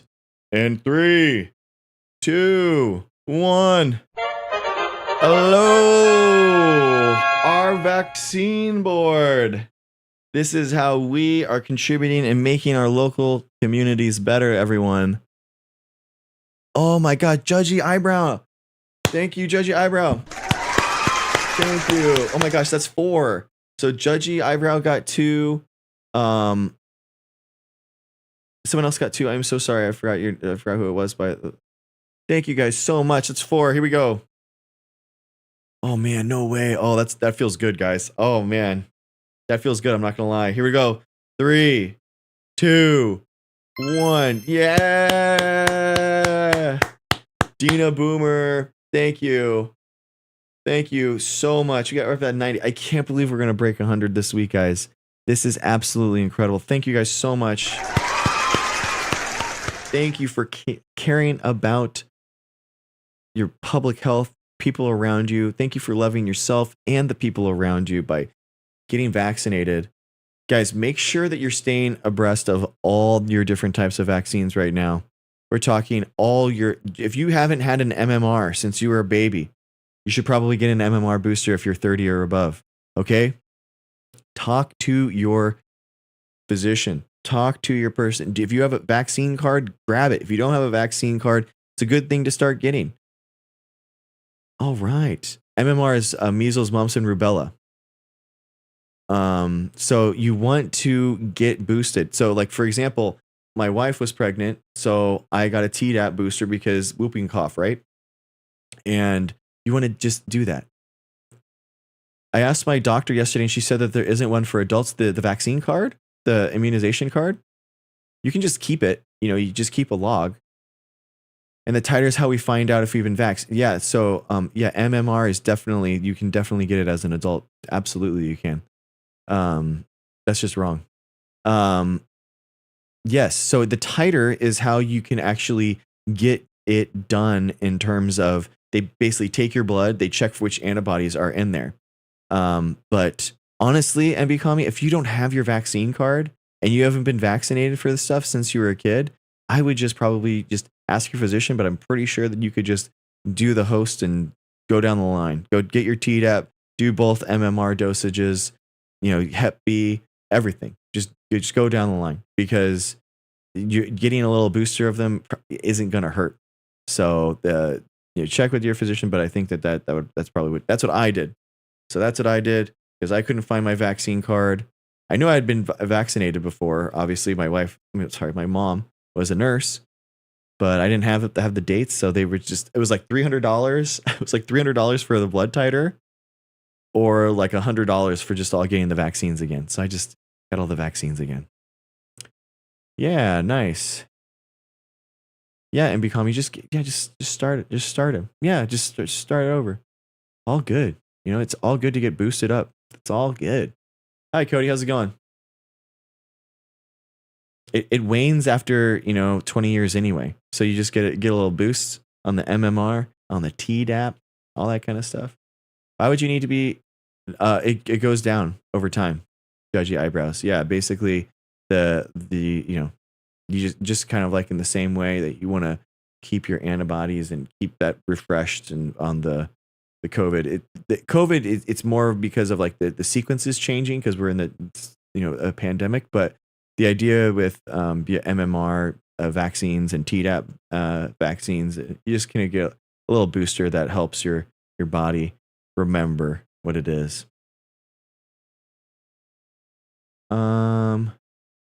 MMR is only, I looked at it and measles is like 76% herd immunity or 76% 2-dose. So I don't know exactly where herd immunity is. I think because measles is the R naught is so high. I do think that the MMR herd immunity is a lot higher than that. What's MMR herd immunity rate threshold? Oh yeah, it's 92 to 94. So yeah, it doesn't look like we were at that herd immunity for measles yet. That is exceptionally scary.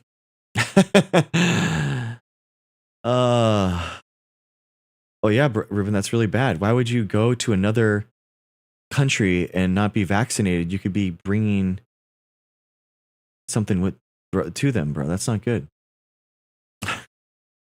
It's not good, Ruben. That's not good, bro.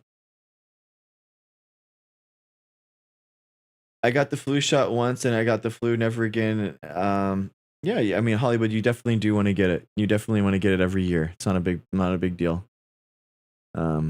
Get your flu, get your COVID every year, and then get whatever you need in order to stay abreast of all your vaccinations. They're good. Yeah, that's not how any of that works, Ruben. That's not how malaria. That's not going to help you. Oh yeah, exactly, Cindy Lindsay. Yeah, you. Green eyes. I don't think so. MMR vaccine technology. Let's see what it is. Oh, MMR utilizes a live attenuated measles, mumps, rubella virus. Ooh, that's cool. Attenuated is a form of directed evolution where you actually create a virus that doesn't have mortality linked to it. So it does create a live, weakened form of the virus that your body then learns from. Isn't that cool, guys? That's pretty cool. Yeah, Green Eyes, it does seem like it's a live attenuated vaccine, yeah. I got the flu shot and didn't get the flu. So I got another flu shot the next year. Yeah, Ducray. I got the flu and I also didn't get the flu. You honestly, you know if you got the flu, if you got sick, you're probably not getting the flu. The flu is like 2 weeks, 1 or 2 weeks, and you are done. Yes, Cindy Lindsay. Beautiful fact. Great facts. Cindy Lindsay, good job. Cindy Lindsay knows their facts. I love it. You know, smallpox is the only disease that we've completely eradicated in science due to vaccines. Isn't that amazing, guys?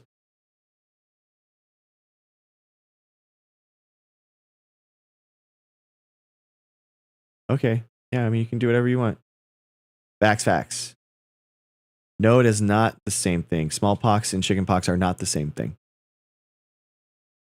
Mrs. Dr. G, guess what? What, Mrs. Dr. G? Oh my gosh. Ladies and gentlemen, Mrs. Dr. G got her vaccine today. Incredible. Wow. That's a night. That's one more, guys. Mrs. Dr. G, here we go. 3, 2, 1. Yes. Thank you. Thank you, Mrs. Dr. G, to keeping everyone in your home, in your family, and your husband safer because you got a flu vaccine today. Thank you so much. I appreciate you. Thank you for what you do. No, it's really cool, guys. We're, yeah, it is really cool. Oh, do you ever talk about Chagas disease? She is allegedly. I think maybe. We'll have to see. Hey, if she plays her cards right, maybe she will. Green Eyes. You know what I mean? Well, we'll have to see. There's no promises here. There's no promises. You know what I mean? We're this isn't recorded. You know what I mean? I'm just talking to a camera here. There's nobody else. You know what I mean? You know what I mean? So for the cameras and for the subs, I'm just here. I'm just a guy. You know what I mean? But for the subs, I'm just kidding. No, it is my wife. It is my wife. I'm happily married. She's an incredible person, and I love her a lot. Just kidding, guys. God, you guys, you're all so silly. You're so silly. All right. Come at the king, you best not miss. True. Helmut the King, you best not miss. We have 4 children. We do. We met working at Starbucks together. We were baristas. And she actually knew me before I was a scientist, which is really cool. Yeah. We were working at Starbucks together, and we both quit the same day. And then I was like, you know what? I'm gonna try to be a scientist. So I applied to I was the algae biofuels lab that basically started me. I was in an undergrad at UCSD, and I was just like, you know what? I'm gonna commit myself to science. I'm gonna commit myself, and I want to be a scientist. And I got hired there, and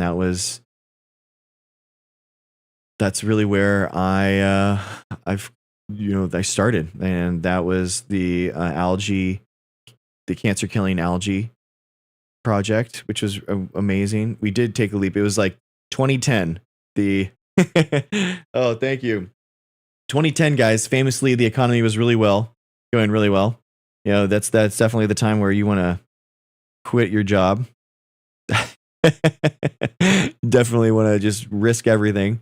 But I don't know. Sometimes you do have to take those risks. Sometimes you have to do crazy stuff in your life, guys, that doesn't make any sense to anyone else but you at that time. And you can't really explain it. You have to be reckless sometimes, and you have to be willing to be in uncomfortable positions where you are pushed beyond your limits, and only you really know where your limits are and when you can push it like that. But sometimes that's when your life can really change for the better. And I'm sorry, TikTok throwaways, that you feel like that. That's very selfish of you, but you know, we can talk about it if you want. Oh, okay. Hey, Skog, how's it going? Nice, Mbcom. Yeah, I'm glad that you do. Yeah, it's exactly. Yeah, I knew her before she was a nurse. I was single, and I'm sitting there.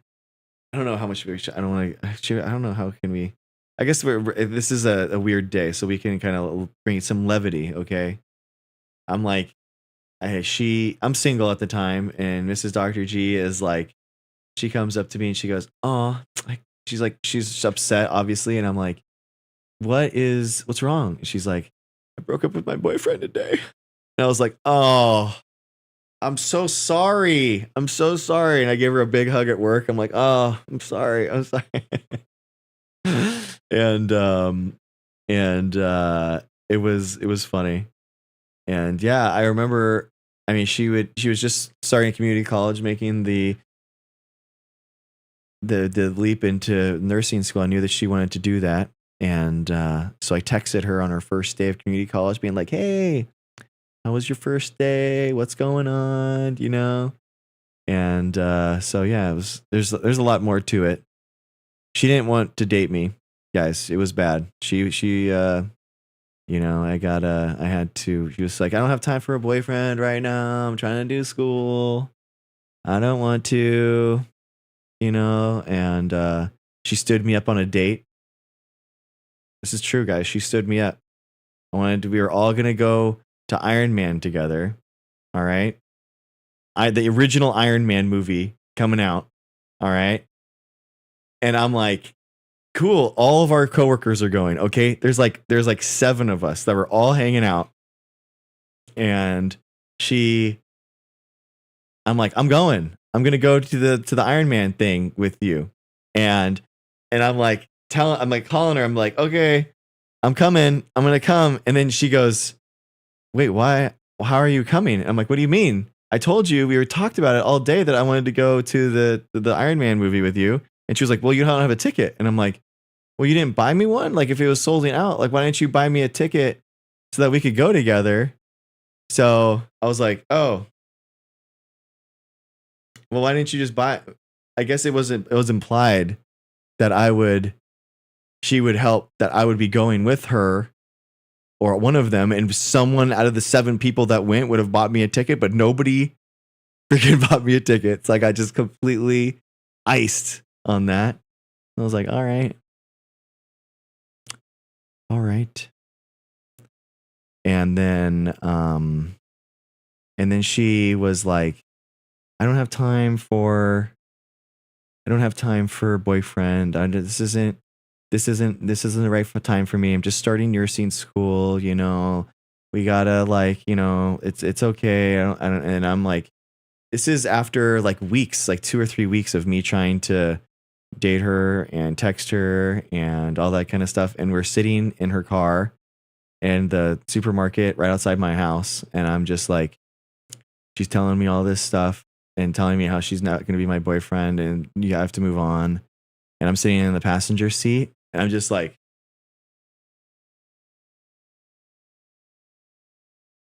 I'm so mad. I am furious, guys. I am furious because I'm really falling for her. You know, I am like really falling for her at the time. And I knew that she was obviously an incredible person. And I'd known her for a year at that point. And I really wanted to date her.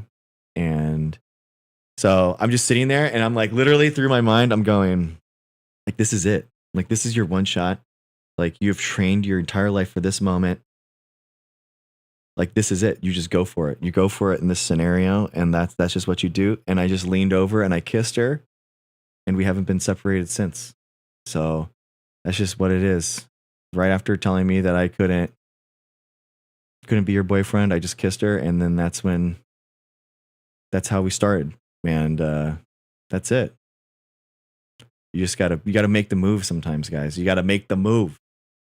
You know? So that night you all moved into it, kinda. I mean, we had to like she had to go and well, okay, Renee. Okay. I know. I do think about that though. I know what you mean though. And I do think like, you know, it's tough. It is tough. I'm obviously we talk about like consent and even on our kids because they'll be like, oh, I don't want to kiss right now, Dad. And I'm like, all right, well, they're telling me, they're vocalizing that I have to like obey their wishes and stuff like that, you know? So she didn't say no. Okay. She didn't say no. She liked it.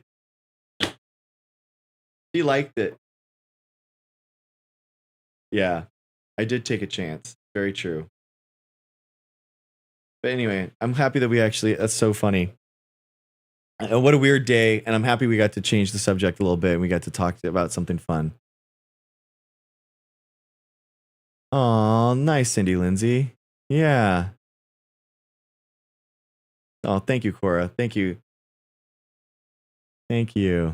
Yeah. Do I still take chances? Yeah, I know well, we've been together since 2010. So we've been together for 15 years. So, yeah. We were married in 14.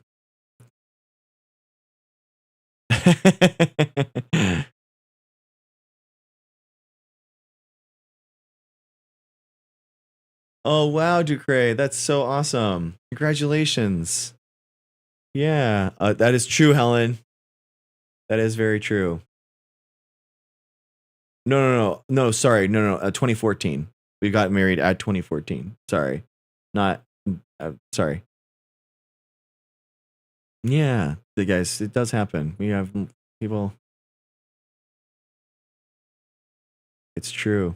We've been together through everything. Pandemics. Why are you out of work? Layoff. Personal. Yeah, no, it got laid off. My entire company got shut down basically because of our entire site got shut down because of the money that Trump is withholding from science and as a institution, as an industry. Lexapro.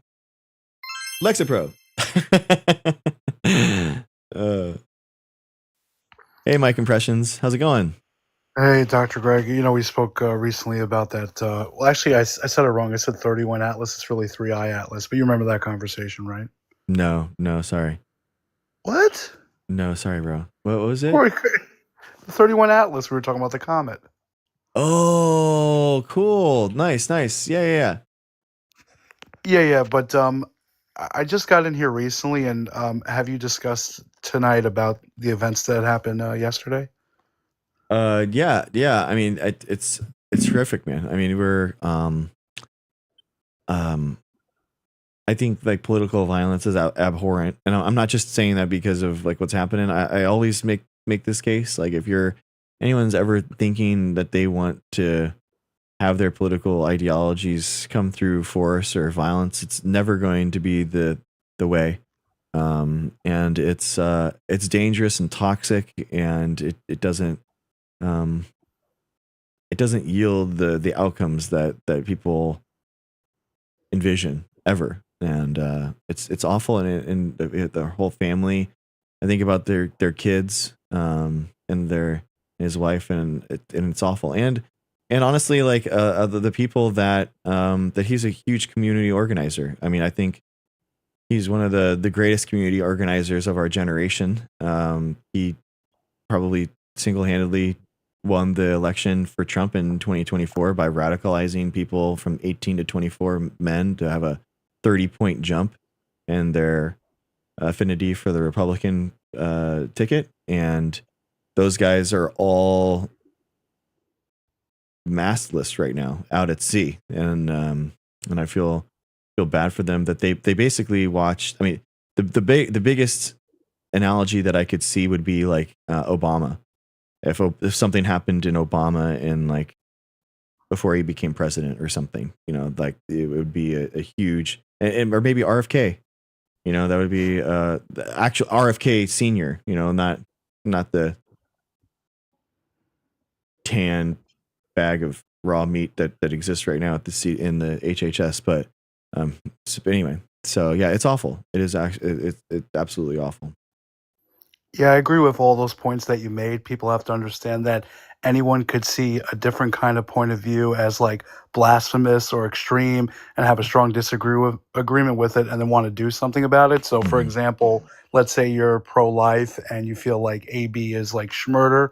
So Mhm. then if you have politicians, normally a Democrat politician who's going to be more pro-choice and for a woman's right to choose, then in your mind you're thinking, oh, they're allowing all these babies, to be like schmurdered if you have that view. So then they're Sure. like they're a threat to humanity for saying that you're allowed to do this action. So let's do something about it and stop them. So that's the point, is that we can't be doing this based on people's speech. But what I really wanted to discuss with you about, and I Mhm. don't know if other people have discussed it, but have you got into like the medical aspects of this?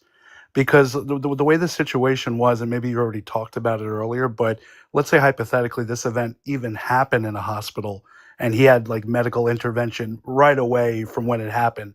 The kind of injury that it was, I don't think I don't know how much of an expert you are in this, but like what could you have even done with this kind of situation in this event? You know what I mean? I mean, I'm a scientist doctor, not a medical doctor, so I would be able to do nothing other than be like, whoa. But the video is horrific, man. I don't think that the fencing response showed spinal damage immediately, so I don't think that you even could have done anything. But don't watch the video, guys. If you haven't watched the video, I wouldn't watch the video. But that's, yeah, I don't think that you could, man. Yeah, there was a direct hit in the jugular vein, Okay. as far as like in his neck, from what I've heard. And I, yeah, it was just bad because it was just like a water fountain. it was Yeah. yeah, dude. I don't see yeah, it's only going to get easier, unfortunately, with the rise of 3D printed guns. Right now there is legislation to require a certain amount of metal in all guns in order to have them be detected by a metal detector, basically. Um, but the different types of resins and stuff that the 3D printed guns have, you don't have to do that, obviously. And then on top of that, like, honestly, drones, man, like could be easily lifted into the air, and used for this type of stuff in the future. These a firing mechanism is very easy to put on to something like that. And the kids that are subjected to school shootings constantly, they're gonna see and be numb to that as a form of, they're just gonna think that this is how the country is. So I don't know. There has to be some point where, and maybe it takes these kids, the the minus below 18, the highest rate of death is actually from guns now. So maybe I think it's the alpha generation. Well, hi Lindsay, will grow up in a world where they just think this is unacceptable and it's grotesque that we haven't done anything. Maybe they enact harsh regulations. I don't know. I don't know. At the least, when it comes to this kind of situation, everybody should be concerned, no matter what kind of category of dialogue that you get into and you're a commentator on, whether it is politics or any other kind of forum, and no matter what kind of opinion you have. And if you're sort of a public figure where you're having events like he did, that any kind of public figure, like I said, regardless of the topic or regardless of the viewpoint, you have to be worried that you can't really be doing like outdoor events anymore, that for the most Yeah. part they're going to have to probably be indoor. If there's any sort of thing that is an event, that you have to maybe make it a ticketed event, you have to have security and to have check-ins when it comes to doing these events. Yeah. And you should be able to go on a campus, and it's supposed to be an exchange of ideas and a public square, that they say, in like a public forum. But that's not the reality. That's the problem. There's like the ideals of morality and what people should be doing, and then there's a reality of how the world really is and what actually happens. And I feel it's just gonna change it for everybody. So whoever is your favorite, if you're on the other side, and whoever is your favorite Democrat or liberal commentator, you have to be worried for them as well, because the vice versa can happen just the same to anybody at a public event, because they disagree with someone's opinion. And we have to worry about people's safety. And we are in America, and most of us here listening are Americans, and we do have ingrained in our Constitution, and it's been upheld by the Supreme Court, that we do have a right to say our freedom of speech, even if we disagree with it. And that's the main reason we even have it, is we have to protect speech that we don't agree with. Yeah. Yeah, man. And I think I think the thing that really like disturbs me though, like more like the political violence thing is awful. I think like you're right in that we should engage with dangerous ideas and squash them and push their shit in, rather than trying to say and give more power to it and say that this thing is, you can't even engage with it. And but I do think there's like the political violence question, and then there's like the school shooting question, which I feel like is separate, like if we can't agree that school shootings are bad and we can't do what we can in order to prevent that, then like, wow, that's such a low bar. Like, what is going on here? And it's kind of the same way that I talk about patriotically the 1.2 million people that died, and advocating for them, because those are 1.2 million Americans that lost their lives. But all too often, you get conspiracies to wrap that up and try to diminish that and say that those didn't even happen, or that something, there's some conspiracy, and to diminish what those families went through. And that's such a low bar for me. I don't understand why we can't recognize that. I can't understand why we, patriotically, we can't come together and be like, yeah, our schools, where the kids are going, we should, like, the parents shouldn't have to worry about them being the subject of a school shooting. I mean, they happened one today in Colorado, and it's getting no media coverage because of what's happening at the shooting at Charlie Kirk, obviously. And that's just wild to me. That's just wild to me, how it's just so normalized and how we don't do anything to help it. Yet I don't, it just does, it sickens me. That absolutely sickens me. Like, political violence is grotesque. I mean, but also we have, and I don't think that it's a both sides thing, guys. I really don't. I'm sorry, but I really don't. I think that, when you have Trump enacting the worst political violence in our country's history, arguably since the Civil War, or maybe even worse than that, with January 6th, trying to undermine the entire election system, using his federal powers and the DOJ in order to come after the state electors, try to come for the electoral college votes, try to undermine the entire process. And that's a separate thing. And then also creating the political violence of the riot at the same time, creating this circus that happens on that exact day, on that exact time, in order to steal my vote from me and say that my vote didn't matter, right? That he's changing the electoral college process to put in results that he deemed fit, that not based off of what my electoral college voter said. And then not only is he not, and by the way, that act is explicitly banned in the Constitution, guys.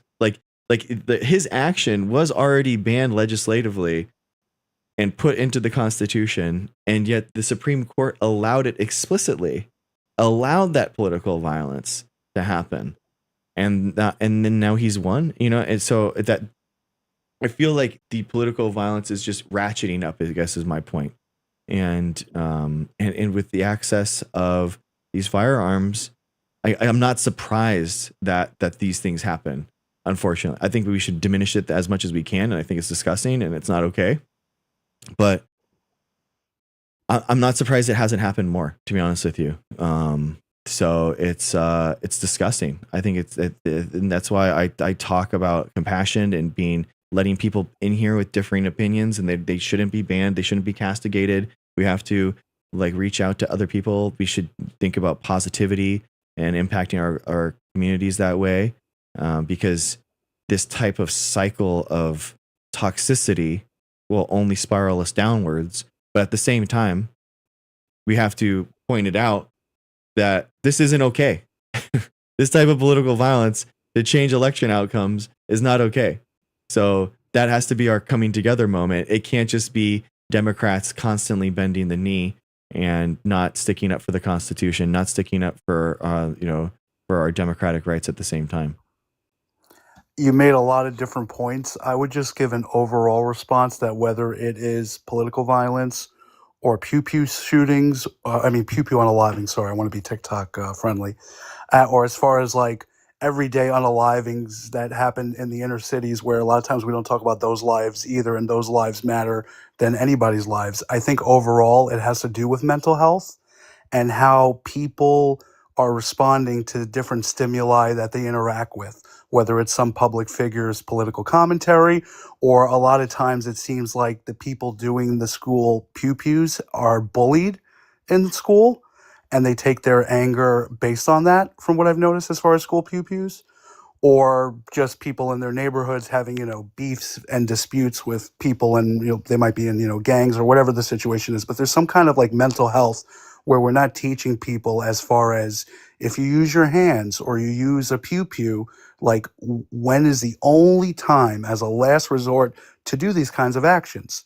I was taught the morality that when it comes to me physically touching someone, it's only in self-defense. If I have to defend myself or defend my family or defend somebody else who's being hurt, I am not the one who's going to instigate physically touching someone or using a pew-pew to unalive someone. And I think that's a main thing in America is we have to teach, and I think would be helpful for all these different situations, that whether you're bullied in school or whether you disagree with someone who's a political commentator, or you have, someone in a neighborhood that you have a dispute with verbally, that it's not the answer to do these things as far as physical violence or, with a pew-pew. So as far as the school thing, I'll just land the plane on that, is that I think schools could just be more aware, and teachers could be more aware as far as if a kid is being bullied. I think it's not something where, it's like the teacher just teaches in class and doesn't notice anything else. I think a teacher could pay attention if a kid is being bullied in the classroom or in the cafeteria or wherever in the school, and maybe try to give guidance and help with that so they don't feel like they need to do that kind of action afterwards. Hmm. Yeah, absolutely. I mean, um, it's that's definitely a big thing. Empowering teachers in order to speak up and say something, get better connected with the parents, let them know. Also, like I feel like the um, school shooters, once you do something like that, I mean, right now, basically, there's a lot of rights that you have even afterwards to, so we can't study like your any type of your medical history, basically. So like your medical history in terms of mental health and that kind of thing, and um, in terms of I basically think that like we have to have some type of ability for a posthumous analysis of like what actually is happening, and you should have an ability to look through like someone's AI algorithm that was pushing them social media feeds, like what was their last 1,000 posts that they saw or something, so that we can see like, are these people being pushed things that are dangerous, that are, you know, like the person that the shooting today at Charlie Kirk, like did he have like an AI feed that was just pushing him like the dangers of Kirk for, you know, a bunch, you know, or there has to be some type of reckoning with, because this is how these social media apps are how people are viewing the world now, right? So we have to like hold these apps in better account, because if they're going off the deep end and if they're like pushing this altered weird view of the world, then we have to not let that happen again. You know what I mean? We can try to change that. And I do think that these social media apps should be chronological. You know, I think that a lot of the AI algorithms push these conspiracies, and it induces mental like problems that people have, and then they lash out. They lash out by latching on to conspiracies in terms of like political ones that um, you know, like the January 6th stuff, or they lash out via you know, believing in conspiracies like vaccines are more deadly than the virus, stuff like that. I mean, and it all comes together in civics, right? Civics is the idea of how we come together as a society and the rights that we have, and to better our society. And I feel like we as a country, we have in the United States, it's like a fake civics, like fake patriotism, where people think that it's just a flag, you know, flag tattoos, flag, you know, flown out in the front of your yard, but they have no concept of what civics is, like looking out for one another. If you're healthy and you're patriotic, you're getting a vaccine every time. That is because that's how you're looking after one another. If you're looking out after one another, you're gonna notice that guy's getting picked on and bullied, and you say, "Hey, what are you guys doing? Leave him alone." You know, it's about keeping. It's about, and I think that is the through line. And we have sicknesses that are manifesting in our country through these anti-intellectualism and the conspiracies and the alternate realities, and it's also the manifesting in these school shootings, and it's manifesting in political violence. And the through line is a mental health problem, but it's also making it so that people that have mental health problems have easy access to firearms that can do that stuff. So it's about passing legislation that Republicans pull 80% for, you know, which it blows my mind that Trump won actually passed of red flag laws in regards to boyfriends and domestic violence. I mean, these are things that we've all kind of like accepted in our society, but we can't get legislation passed. So it's a huge problem. I definitely agree with you as far as the more we study and learn about why people do what they do, it could only benefit us. And it's a form of an autopsy in a way. You know, we do autopsies as far as if someone unalives medically and try to understand why that happened.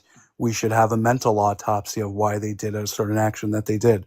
So Yeah. I definitely agree with you on that. I think this has been a very good conversation. I'm Thanks, going to man. hop off now so you Yeah. could maybe talk to somebody else, but we'll Thanks, talk man. again in the future. And I Yeah. appreciate you giving me the time. I agree. I was talking about it earlier where it's like we need to have a checklist and we need to go through it just like we do with like an airplane crash, right? There's the FFA. The FAA has a strict like we need 0 more of these can happen. You know, we have to treat every school shooting like a plane crash. We can't. We have to not allow these things happen. And honestly, man, for because we moved and we were looking at other schools, and I'm like looking, guys. At this point, I am like, what are you doing for me, like as a parent, to actually protect my child in something like this? If they're not talking about how they're protecting our kids, if they're not talking about how they're making it more safe, I'm very concerned. You know, and so a lot of they do talk about it now. Schools do talk to you about what they can do. It's not okay for any type of school not to have any protections against this stuff now, and it's because it's having a huge impact, that's just blowing my mind. Like it's up to the individual schools in order to fix the societal problem, and it's too many resources, it's too much time, it's too much effort when the school needs to be like focused on teaching, man. So, dude, thanks Actually, for coming. I'll bring up one more point Yeah, now that you please. mentioned it. I don't know if this was true or not, but I heard as far as this Utah university that maybe the closest hospital for them was like 2 miles away. And if that is true, I think that's something schools need to look into, because just generally with a university, as the decades go on, you're going to have different students that go to the college, and things are going to happen medically, whether it's the students or the professor. That's just Yeah. going to be life. So you got to prepare for emergencies. That if you are a university or a school, we got to have hospitals a lot closer to see if we could try to do some kind of medical intervention and help out, because time is of the essence a lot of times with these situations. Exactly. Well, Mike, thank you for popping on, man. I appreciate it. And thanks for talking about 3031 Atlas and before, and I appreciate your well-reasoned ideas on this one. So thanks, man. All right, you take care. Have a good night. We'll talk again. Cool. Thanks, man. See ya.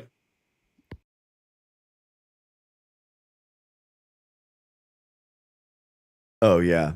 Yeah, guys. Don't look at the video, but he was there's no way that there's been any that you could have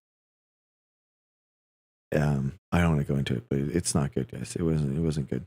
Theater Geek and then Ado. Hey, friend. Yo, what's up, dude?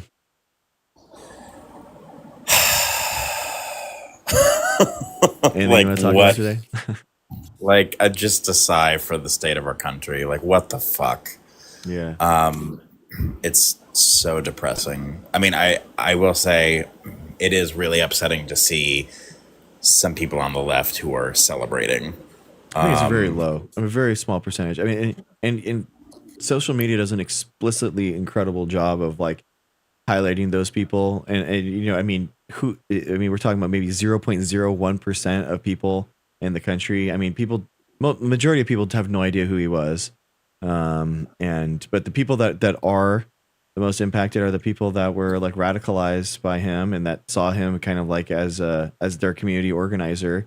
And I really do think the best analogy is Obama in 2008, guys. Like Charlie Kirk was one of the generational community organizing talents of our generation. And, so you're going to have a huge impact on a lot of those people, and they're going to be out in droves, and that they're going to be talking about things. And if you're not in those circles and you don't understand, then you don't get it. But I'm in Republican discords and stuff like that, and the young people are distraught right now because they've been radicalized by him, and they see him as a community organizing leader, and so that I think that's what's happening. Yeah, I mean, I think what bothers me is people on the left. It's like the left. We talk so much about having empathy for others, and it's like the people that are celebrating, and it's like, really, you guys can't have empathy for his children who saw him bleed out? Like, have some human decency. Like, I will say, I'm not surprised that it happened. I mean, if you go around all the time spewing hatred and bigotry, you know, you can't be shocked when something happens, but it's horrible. I don't want to live in a country where political violence is normalized and okay, you know. Right. Like imagine like the late '60s, man. I mean, that was just like that was MLK, RFK, like a string of political assassinations that, I mean, you just it spirals, you know, and spiraling toxicity.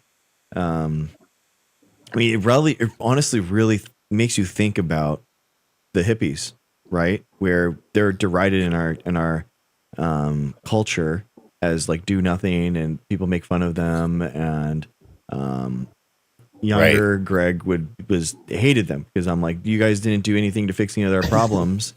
But now, genuinely, in the face of death and all this hatred, and you know, they did think about how to better their culture through peace Spread and love, love. as opposed to just tit for tat, more toxicity. And I do think about that a lot, like in times like this. I also don't, I think that like in terms of political violence though, it isn't similar, guys. Like there really isn't a, I do think what that, was that? I do think that it is, especially with Trump and the political violence of January 6th, man. I really do feel like that is like the black hole that is so hard to get out of in terms of my own brain. Like and like it just pales. It's like the sun in regards to these like little lights, you know, and the flashlights are like they're pains and they're awful and they're acute, but like the normalization of that type of political violence, I just can't get away from how that really normalized a lot of this stuff in a way that I'm shocked that I'm shocked. I pin all of it on him. Yeah. I mean, first of all, since 2016, the division that and hatred that he's caused in this country. But I'll be honest, I also think that if she had won, this wouldn't have happened. Mm-hmm. Yeah. I mean, obviously, there's no way to know that, but I have a feeling it wouldn't have happened. I mean, because when she was trying to unite Americans, you know. I mean, Biden did too.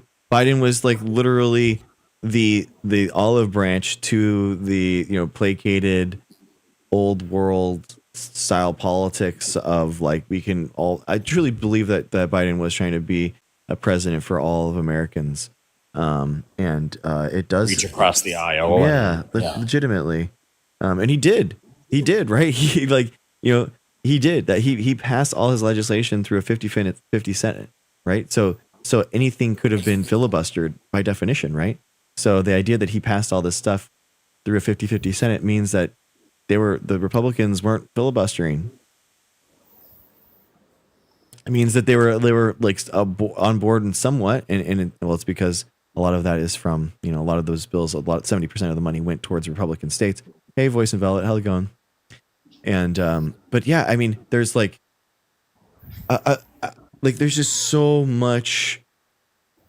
There's like political violence, and then the gun violence part that I can't get my mind around. I mean, we're talking about just, what is it, in June, the Minnesota Democrats that were murdered, and then I mean, Paul Pelosi is attacked. People were cheering and laughing about it, saying that he's, you know, he's gay, and it's so hilarious.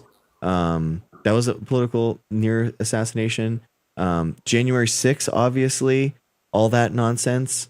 And from a couple, I haven't verified if this is true, but from a couple of weeks ago, when that Democratic representative and her husband, right, were unalived, I heard that Trump's response was, "Oh yeah, no, I'm not going to call Tim Walz. I don't like him." Yeah. All the school shootings that have been like happening, just normalized, completely normalized. I mean, guns are the number one way of the kids dying from under 18. suicide's the number one killer of guns, and we've completely washed all those people away. I guess my point of that list, I was trying to think of like all the ways that these horrific things that have all happened yet, and I can't get over how all of these have been normalized. It is the through line is firearms, obviously, right? That is the thing that does link all those things together. I don't think that you would have stopped all of them, right? Without firearms, or if they're all 3D printed guns, but I think that you make it a lot harder to do. So, but it's I refuse to believe that there is no way that any of this can actually be solved. Like that we just have to not like sit on our hands and we just have to accept it. I don't agree with that at all. I agree with you. It's insane, and it's going to be really fascinating to see between the few trans people who have committed the mass pew-pewings in proportion to all of the cis, straight, white, Christian nationalist men who have done it, and now with Charlie Kirk, it's going to be really fascinating to see if the people who sat on their hands with all the children being unalived in their classrooms suddenly want pew-pew control. Yeah, exactly. Sorry, go ahead. Yeah, Eric, I didn't see what you said, but bro, I think everyone's saying that that's awful that he died, man. I don't think that anyone here is like okay with it. Yeah, I think. Oh, who said that? Anyway, I got the ending part of a thing. Anyway, hi, what's up, Dr. Jeanette James? Nice to see you.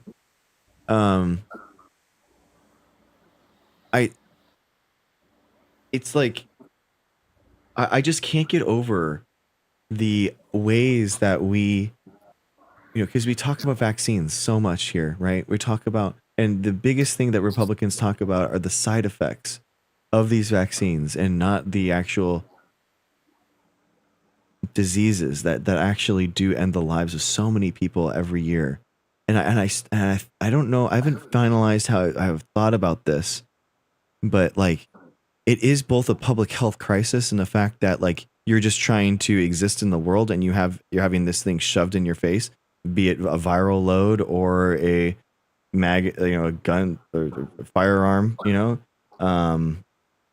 against your will with no consent. And it just blows my mind how Republicans will say we can have no vaccines because of a 1 in a million event, and yet on the gun side we can't do anything, and it's the number one way that kids die. And by the way, vaccines before vaccines, guess what was the number one killer of kids before guns, before vaccines?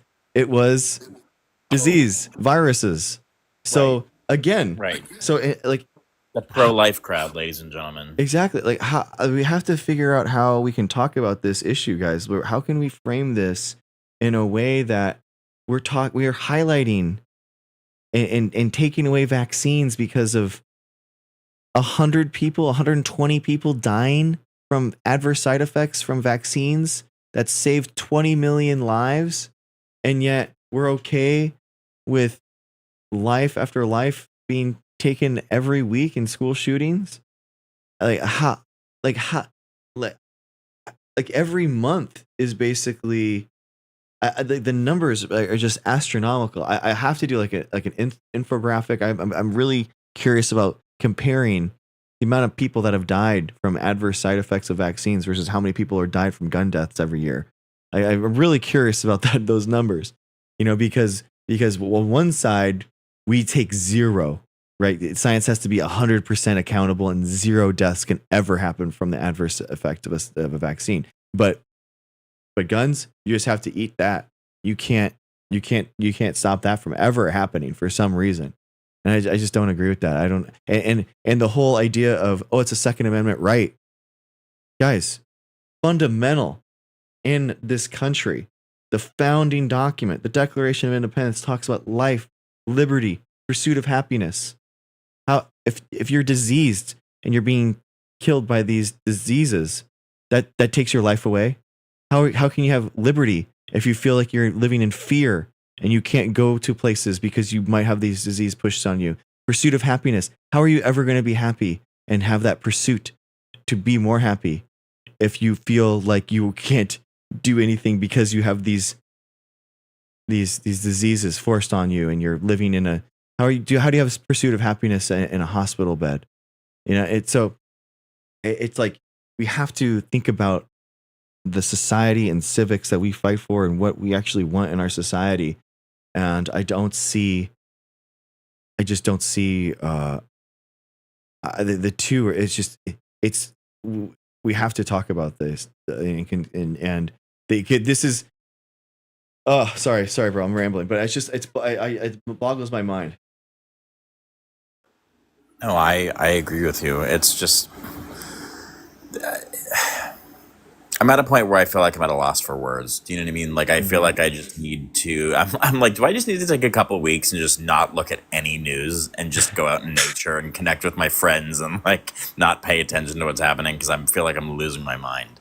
It's crazy. On a bright note, I'm very happy to see that in just a couple days, the number on your sign has gone from 75 to 91. That's amazing. Bro, last week, it was like 23 or something. We were like, it's wild. That's awesome. It's just so cool. Yeah, man. I think it's really, really fun to, I think that's just a way that real tangible thing that people can do. And I'm blown away by how many people are actually getting vaccinated because of the stream. I still am not over that. I think that is such a cool thing, and I'm happy. You shouldn't be over it. Yeah, every time, honestly, every time it goes up, I am very excited about it, and I think in a world where we are so mired in morass, the idea that you can better your community just by taking a simple shot and is incredible. And I'm really happy that people are doing it. And it really is amazing. I'm so grateful to live in a time in history when we have those sorts of advancements. Yeah, thank God. Yeah, man. At least we can make that. Thanks, stars. I mean, at hey, least we can make that progress.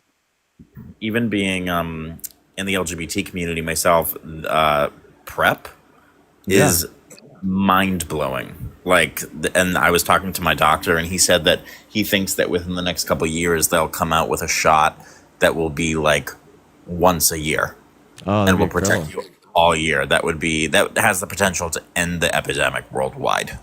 That's crazy. So there's always a million more things to say, but I will let you move on to your next guest. I appreciate you, my friend. Thank you, man. There's all these people in here that are saying we're delusional. So I hope you have some of them up. I'm curious to hear what they have to say. Hey, we're doing something right, I guess, if that's what's happening, right? So I guess. There you go. All right. Have a great night. Thanks, man. I appreciate you. Thanks. All right. I'm going to do Ado real quick, guys. Let's just do a little palate cleanser. A little palate cleanse. You guys want to do a palate science? You guys want to do science? About science?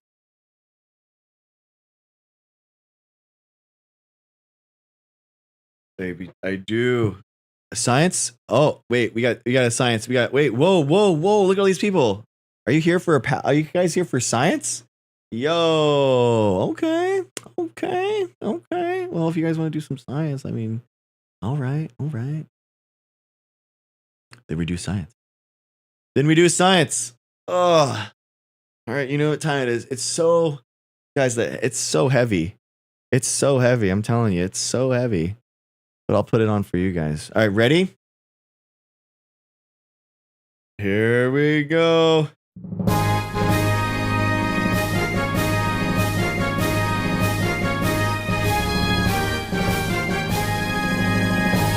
Yes. We're back. The peer review, all the cool things that are happening in science that nobody talks about except for here right now. Welcome, welcome, welcome. Yo, this article today. We're talking about a revolution is sweeping Europe's farms. Can it save agriculture?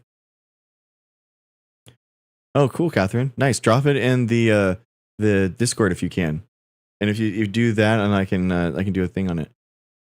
Momentum is building for regenerative agriculture, a set of approaches that could help farms to weather the changing climate and make them more profitable. At first glance, George's farm near the village of Garcia in eastern Portugal doesn't seem all that unusual, but look closer and signs emerge that George is shedding tradition in the hopes of a future-proofing effect. Between the rows of chestnut and pistachio saplings, a mix of grasses covers the ground where a stretch of bare dirt would typically be, a deliberate attempt to prevent erosion. To retain water, George has wrapped a blanket of wood chips around the base of each sapling, and among the young trees grow young lupin flowers known as tricolia in Portuguese that have a special power. They capture nitrogen and store it underground. Guys, that's nitrification. So nitrogen is a huge portion of the atmosphere, but what happens is that the nitrogen gas has a triple bond in between it. That's a lot of energy. Okay? And those nitrogens, those nitrates, need to be made in order to make it biologically available. Nitrates mean that there's oxygen bound to the nitrogen. So how are you going to break that N triple bond and add those oxygens to make it biologically available?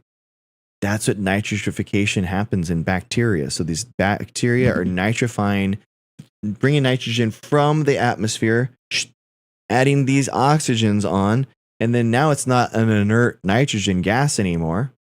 It actually has a huge purpose, and it has nitrogen is one of the three key plant materials: NPK, nitrogen, phosphorus, potassium. Huge. Those are the macronutrients a plant needs, and nitrogen is the big one. And that's what you get, that beautiful vegetative growth, that beautiful green plant that you see. Phosphorus and potassium are a little bit less important, but good for flowering. Anyway, quote. So what he's doing is he's not doing a monoculture, right? He's doing something that's a little bit more diverse. He's creating an ecosystem that is self-rejuvenating. And it's not just about a monoculture, it's about creating a diverse ecosystem in the soil and around it in order to stop weeds from happening, stop pests. That's what he's doing. It's pretty cool. He's a heterogeneous population as opposed to a monoculture. Okay. It's a natural fertilizer, George says, looking at the field of chest-high saplings under an intense springtime sun. The flowers, mowing, and mulch are a part of George's transition to regenerative agriculture, a method of farming that prioritizes soil health, boosts biodiversity. Biodiversity is that's what he's talking about. Diversity of species that are growing together, and minimizing tilling and uses pesticides sparingly. Anything that we can do that adds resilience to the land, that preserves this land for the future, is always a better option, George says, as long as it's economically viable, of course. The future is coming hard at Europe, the fastest warming continent on the planet since the 1980s. In just the past few years, farmers from the Iberian Peninsula have struggled with shriveled crops, shrinking water supplies, and more frequent wildfires. Going forward, the economic hit of the European Union and the UK from drought alone could reach more than $76 billion each year by 2100, in part because of crop damage and lost water. With an estimated 4 degrees Celsius of warming expected over the next 75 years if no action is taken to curb or adapt to climate change, Southern and Western Europe could lose 10% of its agricultural economic output. Meanwhile, widespread erosion continues to sweep away the soil, taking with it crucial nutrients and increasing the risk of flooding and landslides. Between 60 and 70% of soil in the UA are degraded, says the European Commission. So Europe, the soils are what? You have plants need light, right? They need water and they need nutrients. And those nutrients are coming from the ground, right? And that soil needs the macronutrients that we talked about, NPK, but then we also need a microbiome in those soils. So the soil microbiome and the nutrients, that's what we're talking about when we're talking about a nice, healthy soil. The mounting risks are leading farmers such as George to bet on regenerative agriculture. Together with climate activists and scientists, hey, that's me, they increasingly see these practices as a key to withstanding changing climate solutions and to helping farmers stay in business. And Europe is showing how it can be done, they say. Also, the EU bans genetically modified foods. So these plants can't be genetically modified in order to better their suitability for these climate conditions. So that's a big thing that they need to do. They need to adapt their farming methods. They can't just only do, hi, Brandy. They can't only just do, they have to only do farming practices. They can't do targeted genetically modified. They can do breeding, but they can't, it's not going to be able to do it quickly.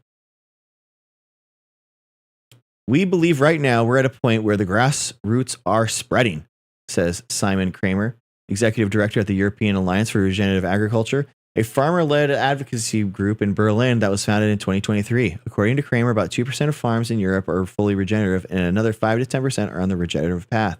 This budding regenerative revolution now faces some headwinds. However, after farmer protests across Europe in 2023 and 2024, EU has backed away from some environmental requirements for the agricultural sector, and farmers say that the incentives fall short of what's needed to help them make the transition.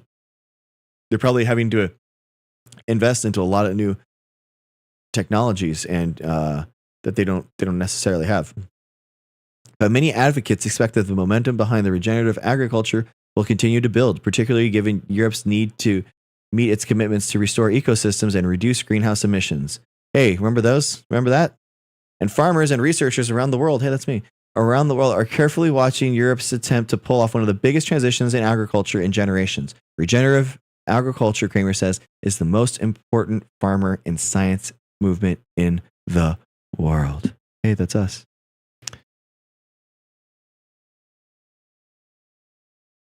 Renee.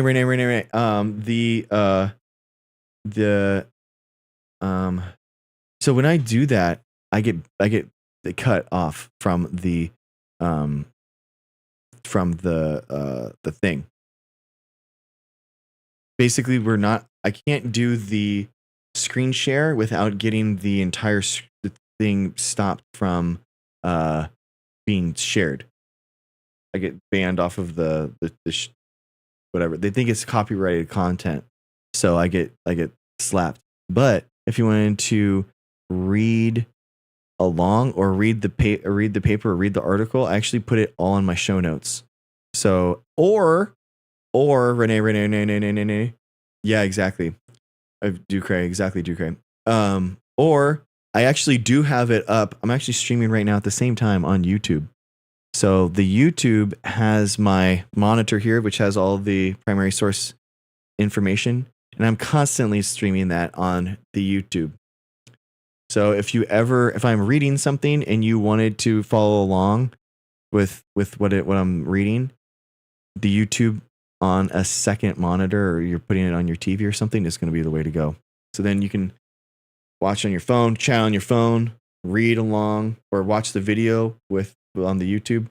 That's kind of like how I'm envisioning it. It's hard for me to do anything else because otherwise the stream gets clapped and I can't get pushed on the For You page. It's kind of selfish of me, but you know what I mean? That's how we get so many eyes on the stream. So anyway, next session, saving the soil for tomorrow. How exciting, guys. Saving the soil.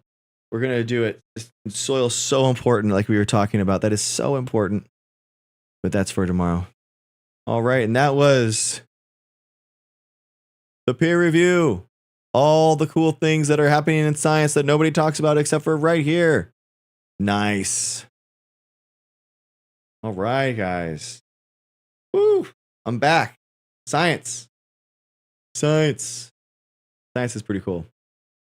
All right. Ado.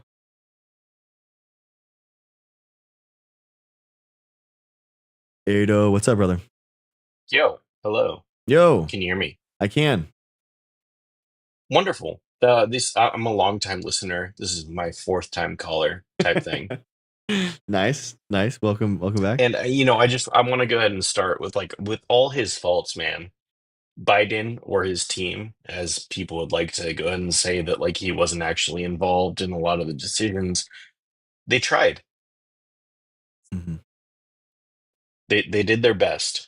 Yeah. And as far as mental health goes, we have this weird stigma right now. Well, not even just right now, over the last I want to say 20 years, where everybody just thinks, oh, well, you're seeing a therapist, so you have something wrong with you. Yeah. I don't think that's true. I think that you see a doctor for your body, right? So Yeah. you should see one for your mind. I mean, what's more important? We can argue that all day, but when you see someone for your body and you're like, hey, yeah, I'm going to listen to your research, I'm going to listen to what you're doing. Um, you should see somebody for your mind too, and everyone should see a therapist. It's like a Yeah. primary care provider. Yep. Yeah, and you don't have to see. I mean, your insurance. Check your insurance. Usually, they'll cover 3 to 4 visits a year, and it's you don't need to see a therapist every week for multiple hours and for 6 months in order to have these breakthroughs. Just in these 3 or 4 a year, you get to know someone really well, or Yeah. even the first couple of times, they're trained to ask you questions that make you rethink how you are processing something. So sometimes the epiphanies can literally happen really quickly. You don't need to be going to them for this really long period of time, which is kind of how TV and movies make it seem, where you're just lying down on the couch and you're talking I'm on about the all these couch. things, and it's no, the person's actively listening and actively in there and just trained to try to help you, and you're kind of more open and honest with them because you don't know them in a way. They're not a friend, they're not a family member, so they ask you questions, and that you can be truthful with them, and you're like, yeah, I do think I kind of messed up there, and I do think I was wrong, but or you can Yeah, a be lot of the you can things that you change. do come kind of the forefront, and is Kaiser, if you're in Kaiser, Uh-huh. if you're in any sort of a healthcare provider, especially since COVID, they'll cover the teleparty health, mental health benefits, um, to allow you to be able to make these things happen and talk to Exactly. these people.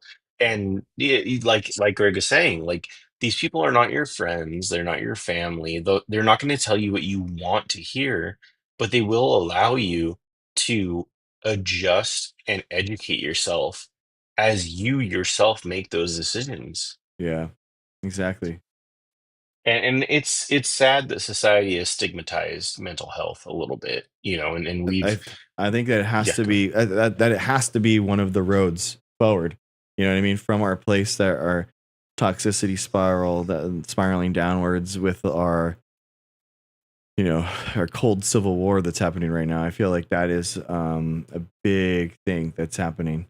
and People, it's not a yeah, weak thing. It's something that everybody should understand. It's not weak of you to ask for some help mentally, just like it's not weak of you to have cancer and go and see someone that's an oncologist and get those things that will help you understand what you're going through. yeah, dude. I mean, it's don't. I mean, um, I would ask those people, like, don't you want to improve your quality of life? Like, don't you want to be a better person, or Absolutely. don't you want to be a better version of yourself? That is something that I've like learned, that there's a lot of versions of Greg that are out there. Okay. There's the degen, freaking 16, That's the one I 20 know. hours of World of Warcraft a week that I Hell got yeah. fired. I got fired from my job on that I was like raiding, Wrath of the Lich King on, getting those 99s, just hitting them, those pink parses, getting them golds, just Yeah, letting, and that's but what it's all about, to a point like where we talk about that's it. That's insane really the only thing. asylums. It's all Eh, about your WoW ranking, at the end of the day, and that's why we do this, So, but no, that's a different level of insane I asylum, kid, right? Yeah. I kid, guys. No, I mean, yeah, we're all degenerates a And little that's bit. but it's like there's also like the Greg that like I just like surf for 6 hours a day, or there's like I just get like I don't know, maybe I'm just like giving you the history lesson of how I've like ADHD focused on certain things in my life. But my point is that like there's different types of the people that you can be, that you can surround yourself with, Yes. that create different types of people or personas that you can express yourself with, and um and and I think that building a community of people around you that helps you be a better version of yourself, that can only be a good thing. Genuinely, like I genuinely think that you have to surround yourself with people, and you guys know the people that are spiraling out of control with drugs or toxicity, or I mean, you guys know, and then there's the people that are in your life, and honestly, maybe you don't have a lot of friends that are in that positive aspect or trying to better themselves and stuff, and that's why you're here, and we can be that place for you, right? That genuinely, and I would love to do that place for you. But because I do know that people do, in a weird way, we have all these social media apps, but people feel more and more lonely. So, Oh, 100%. for me personally, like what's helped me in my late 30s to establish new friends and talk about bettering myself and applying myself in hard places and doing hard things, is like jujitsu. That has like been that structure, that discipline, that ability for me to really get things done on the Yeah. mats, allows me And to that's the take line. that. Yeah, exactly. It's such a metaphor for life. It's for I you, get it Yeah. done, and then I'm like, you know what? Boom. I'm gonna go, and everything seems a lot easier after that. I do jujitsu Yeah. in the morning, and I'm like, everything is a little bit easier for me. And it's your guy, whatever you guys want, whatever your version is. And exactly, exercise and mental health is physical health, and physical health is mental health, guys. It's not Just a two little bit different of things. sunshine. Sometimes that's all it takes. Yeah. So it's like in a time when everyone is so enwrapped technologically, I just feel so good to just be on those mats, and like nothing is really like bound to you. I'm just got like a sweaty gi on me and my water bottle, and that's like it, and just like, and just another dude just sweating on me, and I'm sweating on him, and you're just, I don't know, I'm joking, but for real, it is, you gotta find your thing and find your thing that you can really push into, and that art that you're expressing yourself with, it'll resonate through the rest of your life. And I think that Yeah, we've and it lost doesn't have that. to be this, that, or the other thing. It could be video games. It could be talking to people at Discord. It could be Yeah. bringing yourself to another level where, like, as I have learned and heard said a lot of the times, that you are a sum of all of the parts that you put yourself into. So just being on the stream, listening to different opinions and understanding those, we're all here and we're all humans, and it's difficult to put yourself in that position, but when you do, Yeah. you put yourself there, and here we are as individuals, and that's who we are. I mean, it's difficult to understand that at a certain point you feel like you are the main character of life. You are the main character of your own understanding, but being Mhm. able to understand that there are other people out there, and like whether you believe that life is light or light is life, and you are here to make those decisions. You're trying to understand other people at a certain point, and Yeah. all you're really trying to do is just be a person and understand that, like, just because there's no financial help, just because there's no empathy from other people, and just because we canceled insane asylums, like, people need help. Mhm. And give that give that little bit of a nugget of truth to some people, because it's difficult. People are here, and all they're really trying to do is be understood. All they're really trying to do is to be heard, and that's a difficult thing. Yeah.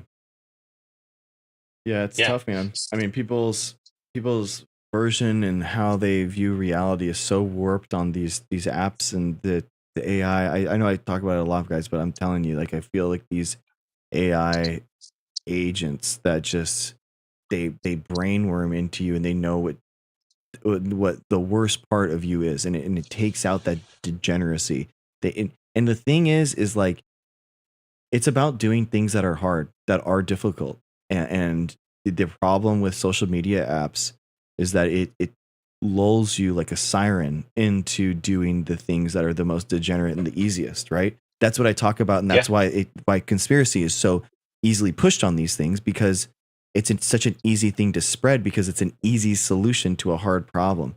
And you're not going to be able to, like, oh, I'm going to learn about virology today by opening up TikTok. You know what I mean? It's just not going to happen. But you are going to see a ton of different things about lab leak or whatever it is, and it's like, um, doing hard things is hard. It is difficult, and it takes a lot of failure. But that's not what and and, keeps you on and an it should app, so they be. don't do it. They don't push it here. It should be hard, though. That's the thing, is like, Exactly. it's okay for things to be difficult. Everybody should understand that, like, anything that's worth it in life, it's going to be hard, it's going to be difficult, and to have the empathy, to have that level of, like, understanding Hmm. for your fellow human beings. I mean, I'm more than happy to talk to everybody and anybody in my work, in my real life, wherever it is here. Like, you can message me, you can talk to me. Like, I'm more than happy to have those conversations, because at the end of the day, like, we are all human beings. Like, we can pretend it's some sort of simulation, or we can pretend that, like, oh well, people that don't agree with me don't matter. But that's not how it is. I'm more than happy to have a conversation with somebody, and it's okay if we disagree. It's Hmm. 100% okay, and to have that level of empathy, to have that level of LGBTQRNA, to just be together and understand that, like, it's difficult, and it's not supposed to be easy. Anything that's worth it is not easy, and everybody, we all have to have it, and deluded in a sad life event with Charlie Kirk, with everybody else that has died for, like, an unreasonable manner. Yeah. These things are hard. Yeah, and honestly, dude, like, my thoughts and prayers are with the family, 100%. Yeah. Like, no one that dies in any age, people are saying 30 plus, 31, whatever it is. These people, no matter who their parents are, no matter who is involved in their life, they now have to live without a parent, without a role model, without a figure in their life, and that's just something that's so difficult. And I'm gonna go ahead and let you continue here with Sure. other people, but I think we can all agree that violence, not in politics, not in our lives, like violence itself for the sake of violence has nothing to do with anything that we're talking about, and we should not ever appreciate or enjoy it, um, no matter if we're agreeing or disagreeing with the person involved. So this is actually where, okay, so I think that violence is actually, it is okay with consent. And I think that that is something that is uniquely, that's taught me through like jujitsu, that it's like doing something. And it's the reason why I like to watch UFC and stuff too, because it's just like, there is something about that, that I think that in our society, we've kind of like repressed and said that it's not okay to feel this way. It's not okay to like this kind of stuff. But with the consent, and there is something that is so type of cathartic for me. I don't know what it is, man. That does feel good. It really does feel good to, and it's, I think that it's, what we have to do is say that's okay to feel that way, and it's not okay. If you call me, you're not wrong. Um, Is uh, Emmy ever wrong? Honestly, though. um, but I do feel like getting that frustration and that type of those feelings out, right? That is exactly, Dinlin. It is a release of that feeling where it's like, I've been so frustrated getting laid off and like my business being shut down, and making someone fold and just strangling somebody. At jujitsu, I was a beast, guys, on the mats. I'm telling you, I've never taken people down so well. Just made them fold like laundry, and it felt incredible. You know what I mean? Obviously, like, but they're fine, and I love those guys, and I'm happy that that I didn't want to inflict damage on them or anything. But there's not, but it felt good to get that out, and that's okay. Those frustrations and that feeling, it's like, it's normal. It's so normal to have that, and It I think is. like it Those is. feelings are normal to have, Yeah, and yeah, there's a reason why we're allowed to have those feelings, and additionally, um, there's certain um, situations that you're allowed to bring those things out, such mm-hmm. as jujitsu, such as sparring, in any type of martial arts. But additionally, there's a bunch of different positions that you can put yourself in where you just go into a destroy electronics warehouse, where you go in and they have these TVs hanging and all sorts of types of that, and you can go in with a baseball bat and just destroy it, Yeah, because everyone needs a release. yeah, Everyone exactly. needs it. And it's okay to admit that you need it. And I mean, I need it. Everybody's in that position. Yeah, dude. So That yeah. when I yeah, I think it's um exactly. I think it's normal, and it's healthy to recognize that. I think as in a society, in civilized society, especially like, and because the UFC has been so politicized, with Trump, and it's awful, by the way. It's like, Sure. he gets a longer walkout time than the freaking UFC fighters. It's disgusting. I've been watching for over 20 years, watching It's UFC, been a minute. and it's disgusting to see him, like, it's so politicized, um but there's like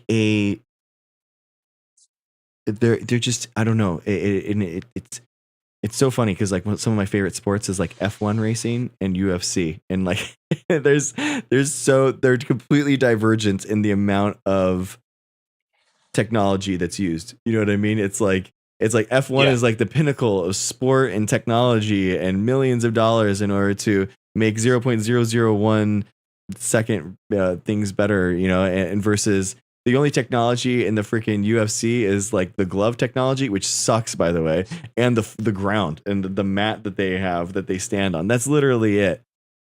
Hi, Evangeline teacher, how's it going? Eva English teacher, how's it going?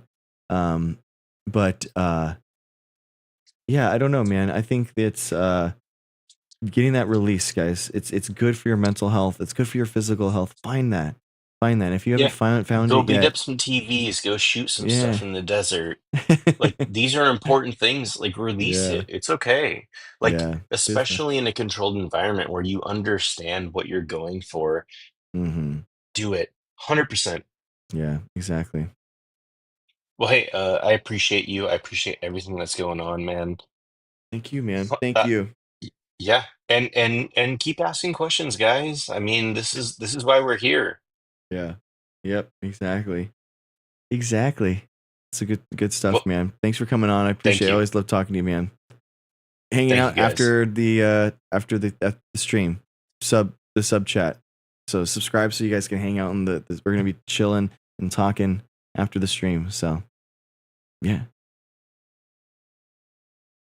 Yeah, NC 210 exactly. Nice, Helen. Nice crafts, building something, making something in the world that's tangible that you're creating. I love that. I love it. Love it. I love it. Yeah. We're gonna in the Discord, and the link tree in my bio has a Discord link. Subscribers, we're gonna hang out with the group chat. We're all gonna be hanging out. How would you address a situation with a male who's serious rage issues? I mean, so I think like there's the underlying kind of like reason why they are, with a bunch of rage. That's like a thing. Seeing, talking to a counselor or a therapist in order to deal with that is always a good thing. And then also, yeah, it's safety, of course. But getting like a release for that, making sure that there's like physical, constructive ways to, with weightlifting, some type of. But I like jujitsu because you can spar at 100%. You don't have to worry about CTE or brain damage. The big one. Yeah, I think that you have to have like some type of release, and I love the ways that jujitsu allows me to have that release.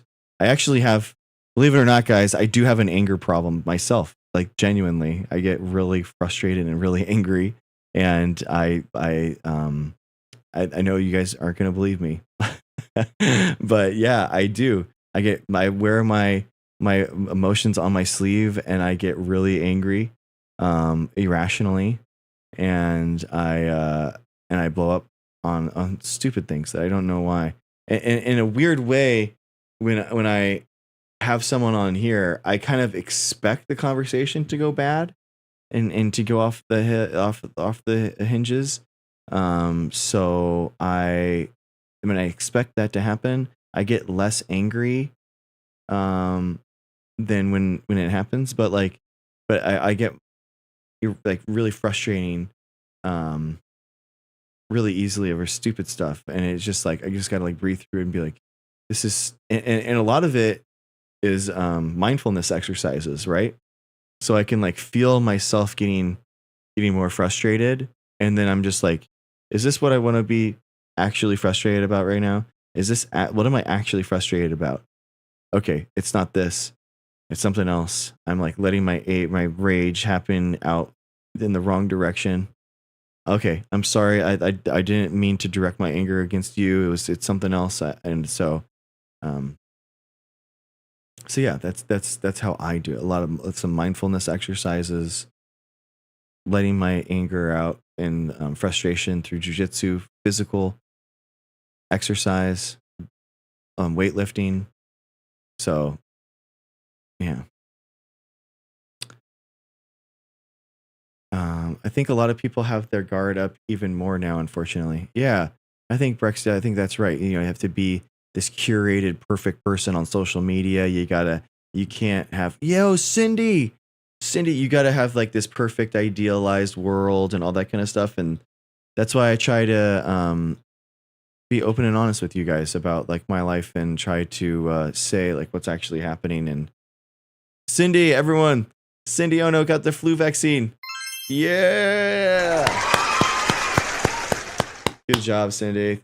Every shot, every single time. Thank you guys so much. I appreciate you. And we love people that get vaccinated in this community. Thank you.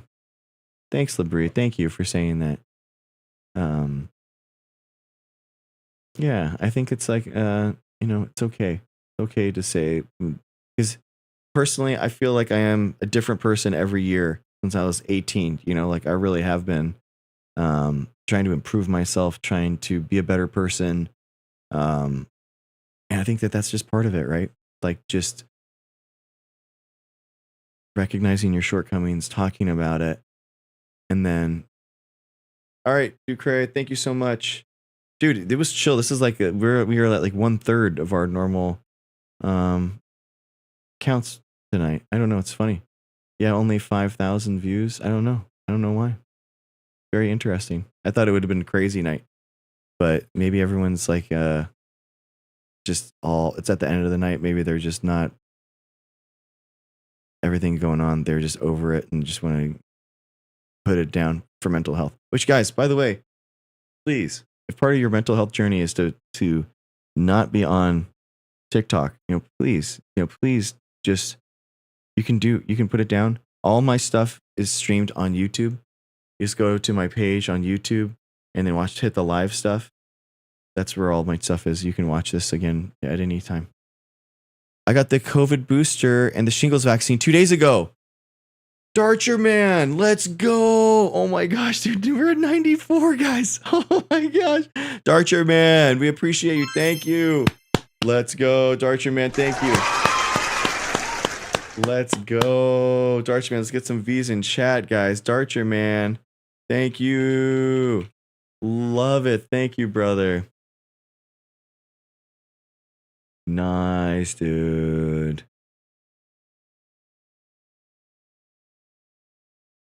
Yes, exactly. All right, guys. Dude, I love it.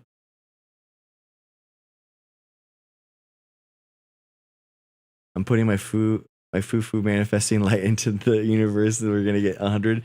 That would be cool. That would be cool. Casper, you got the COVID? Oh my gosh. Let's go. We're at 95. Are you serious? Casper got his COVID booster, guys. Casper. 3, 2, 1. Yes. Casper, thank you guys. Wait, what happened? I got the COVID booster on Monday. Steve Hyde got the COVID Moderna booster. All right, that's 96. Oh my gosh, no way. Yes. Okay.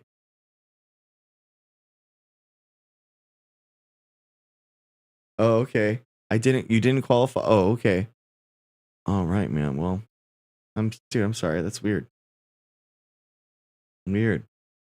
Dude, Envy, that light's working, man.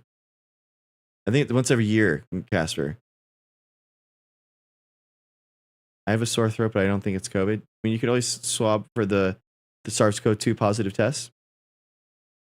Whatever you got. Oh, Steph, you got the flu and the COVID booster. Steph, let's go. Oh my gosh, guys. We're at 98 now. This is amazing. Yes.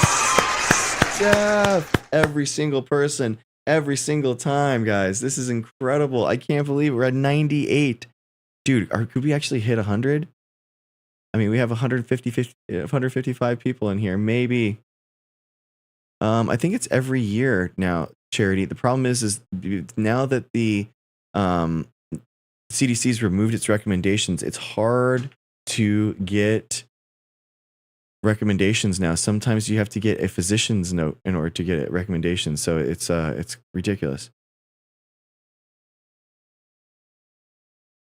Dude, your foo-foo's got it. It's the same thing, Dr. Nanotube, but go to my profile and a Linktree profile, YouTube link in there. The username is the same thing, Dr. Nanotube. All right.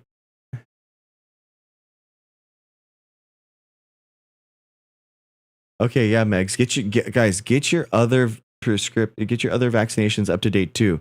Okay, MMR, Tdap, Hep B, all these things, guys. Get your vaccines up to date. If you are over 30 and you don't have your vaccine card, you don't know when your last MMR booster was. You're probably up for it because you need like a booster every 20 to 30 years. So ask your physician. If you don't have an immunization card, you can probably just get it. It's not that big of a deal. I had to do that. If you aren't up to date and you don't know when your immunization card was, just it's cheaper usually just to get the booster than to do a blood titer. Blood titer is about $200 to $300, or you can just get your MMR booster and your Tdap booster and your Hep B. It's you guys just do it. MMR is measles, mumps, rubella. Measles specifically is really important right now. It is very bad. Well, I mean, it's not looking good, guys. Yeah. Yeah, I mean, we got to digitize our one. But if you live in a state, I know California actually has their immunization card online. So you can look up your last name and your birth date, and you can actually find your immunization card online. So, yeah. Good. Darcher, yes, exactly. Exactly, guys. Exactly. Yeah. Oh, really, Ambikami? Interesting. Oh, cool, Labrie. Nice. Yeah, I'm on there now. Yeah. And I actually I stream my reading screen too. So the YouTube stream actually has more information. Yes, I have my reading stream. So I'll show you. You pop into there. This is what we just read. This is in terms of this is what we read. And yeah. It's hard. I can't screen capture this monitor and put it on here. It flags it as copyright infringement and knocks me off to the For You page, and it doesn't serve it anymore. And that's like 95% of our traffic, so I feel bad. I got my flu and COVID vax today. MP dub. Guys, no way. Guys, no way. It's actually happening. No way. NP dub. Let's go. Oh my gosh, guys. Mia and Drake, you got COVID and flu too? MP Dub and COVID and Mia Drake? Oh my gosh, guys. We are at 102. Guys, check this out. This is a big one. I might scream a little bit. 3. Let's count it down, guys. 3, 2, 1. Wait. Oh, okay. I'm sorry. 1 second, guys. Wait. Stop. Hold. It's like the DJ. They go, hold up. We gotta full send this. We're gonna full send it. 1 second, guys. I gotta do the lights. 1 second. Hold up. Yes.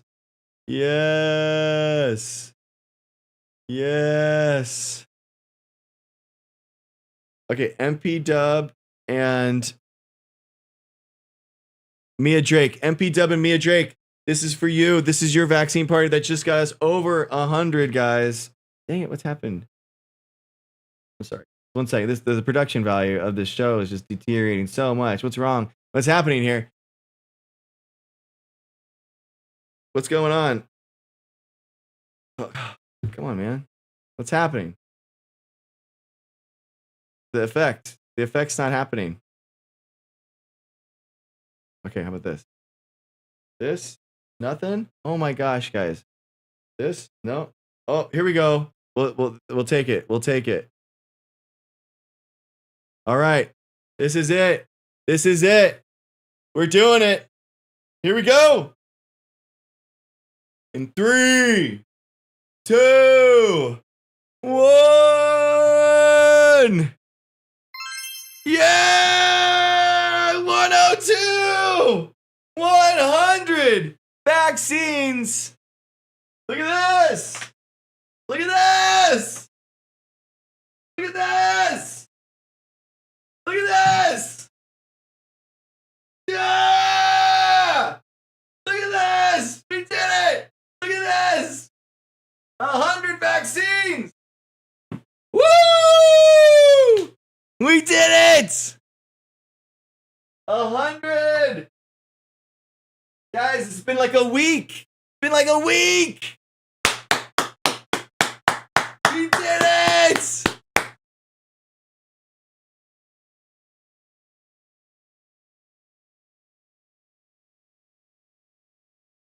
Look at this. Look at this. Right here. Look what we did. We did this. Look at this. Look at this. Look at this. We did that. We did that. We did that. Woo! Yes. Oh my gosh, dude. Guys, I can't. Oh, dude, that's so cool. Dude. Wow. We did it. Yes. Hi, Mia. I can't believe it, dude.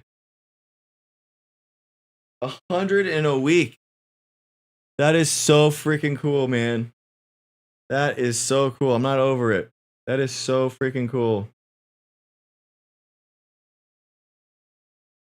Dude, why doesn't this work? I don't understand. That is so cool, man. I love it. I'm not over it, guys. I'm not over it. That's so cool, man. That is so cool.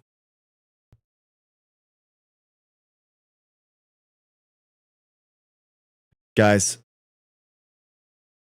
Okay. I will. Oh, cool. Din Lin. Yeah, dude. We have vaccine parties. Every time we celebrate people who celebrate public health. We love people who get vaccinated in this community. Every single shot, every single time, we celebrate them. And today was a huge thing. No, you didn't, Ralph. No, you didn't. That's so cool, man. That's so cool, dude. Yeah, thank you. Thanks, Brex. Have a good one, man. Thank you for coming in. Thank you. Appreciate you. Dude, that's so cool, guys. Dude, I can't believe we've already gotten 100 so quickly. I can't believe it. That is so cool. That is so cool, man.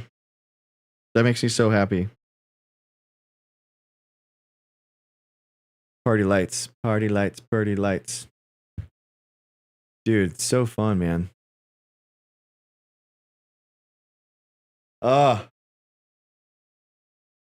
Easy.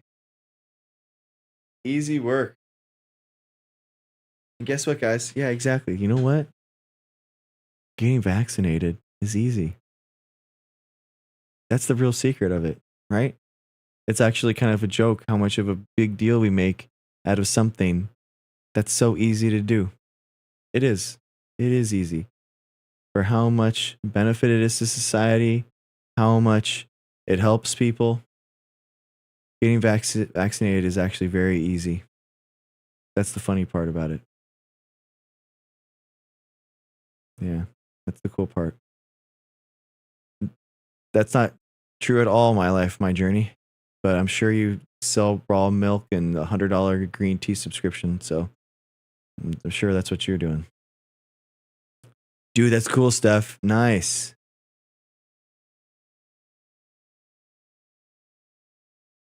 Okay, nice, Eva. Yeah. All good. Oh, nice, Darcher. Nice, yeah. All right, cool. Yeah, Emily, come on back. Come on back if you have it. If you get it, we are here.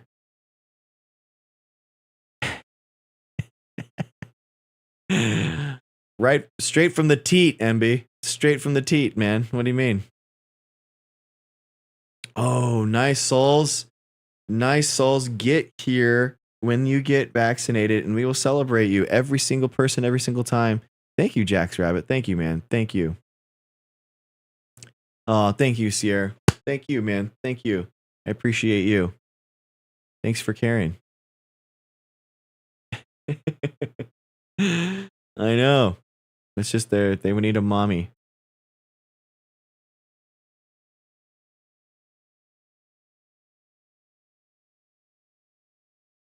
Oh man, Eva, that's so ridiculous. Oh, that's so frustrating. That is so frustrating.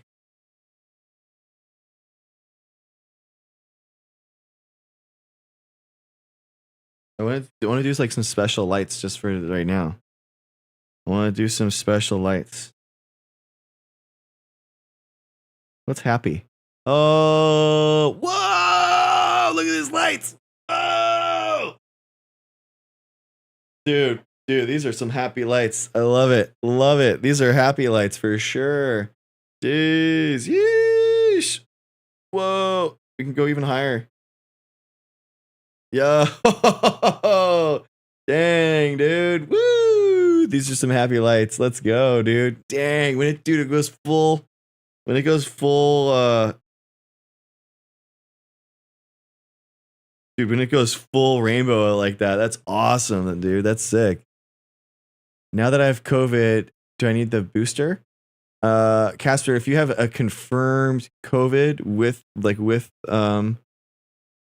confirmed SARS-CoV-2 positive tests, I don't know. Oh yeah, my life. Interesting. Fauci pushes the vaccine, yet he admitted his own kids don't get vaccinated. Yeah, that's not true. My life, my journey. Just completely speaking disinformation there. Don't know what you're talking about. Do you know what the requirements are for the pneumonia vax? I do not. Oh yes, 102 fever. Are you sure that? Oh, so you have a SARS-CoV-2 positive test and you have 102 fever. I would think that. I don't know. I would probably wait like 2 or 3 months and then I'd probably get it. That's what I would do. So, yeah, I would wait like 2 or 3 months and yeah, Indigo Simone, a family who vaccinates together grows old together. So that is the thing. Yeah, so Casper, basically you could be getting a different strain than what is the one that's shown at the that's shown on the vaccine. So that's why. Dude, these lights are tripping me out, dude. Is a little too much for me, maybe? Dude, what if we did slow though? What if we did slow? Dude. Woo! Oh, that's cool. Yeah, I hope you feel better, man. Dude, I like this a lot better. A little bit chiller. I was getting like strobe lights. I was like, this is so much.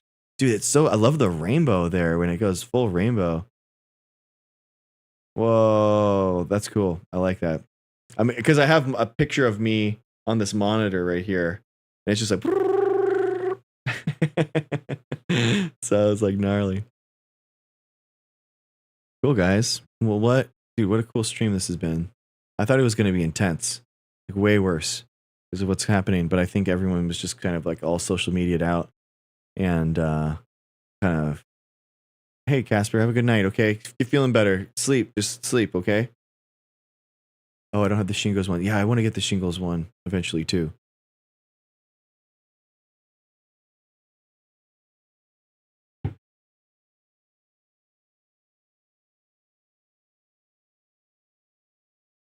Oh, okay, thanks, Darcher, man. Thank you for that. I didn't know.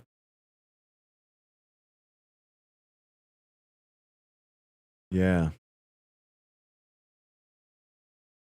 Oh, okay. Thanks, Darcher, man. Thank you for that.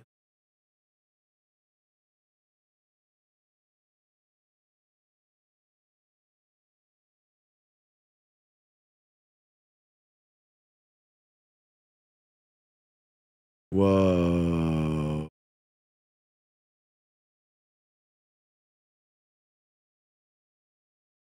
Interesting. I wonder. I wonder if they have to like make it big enough so that it has a. I wonder if it's a live attenuated. What if it's a live virus, so it has to be bigger so that it doesn't shear the cells? Let's check it out.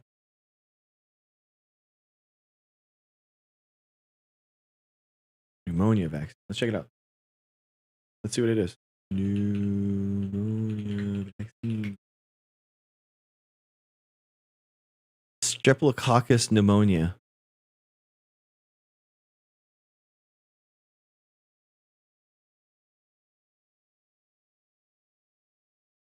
So then there's a PCV, which is the pneumococcal conjugate vaccine, which is recommended for children, adults with certain health conditions. And then there's pneumococcal polysaccharide vaccine, PPSV, recommended for adults 65 and older.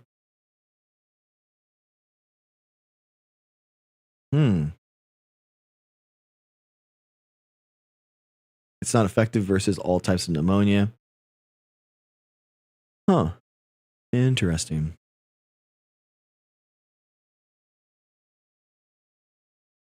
Well, some go into the fat and some are injected into the muscle. The needle would be longer. Oh, I thought he was talking about the girth of the needle. Yeah, the IMs are definitely longer. They're like a 2 inches long. But the sub-Q are just super easy. Yeah, I'm a real doctor. I'm a science doctor.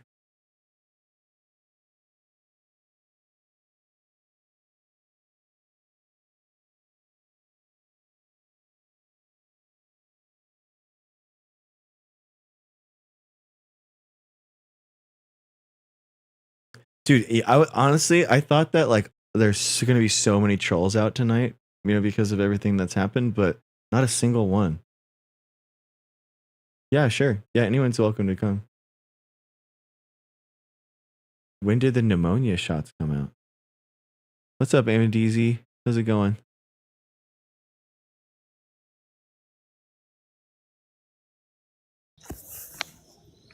Hi, how's it going, Kelton? Good. You having a good night, sir? Good, yeah.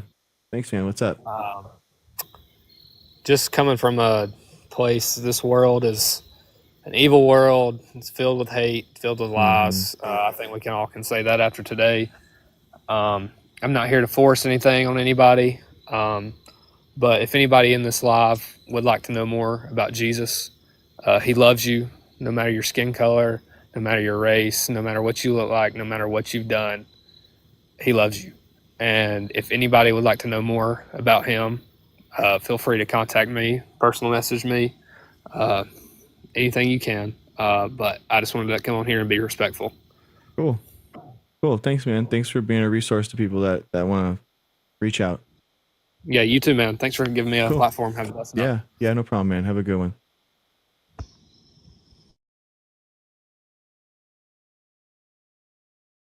Yeah, man. If you guys need it, that's your way of talking, then I'm happy there are people that are out there that are for you. You know what I mean?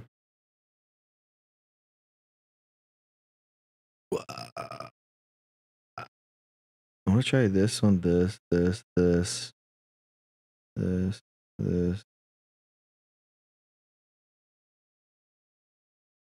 Wow, cool. Yeah, man. If that's dude, there's a lot of people going through awful like things right now, man. If that's something that you that you need, I can't provide it for you. so I'm happy someone can. I will get vaccinated and I will change my doctor again. Oh no, why do you need to?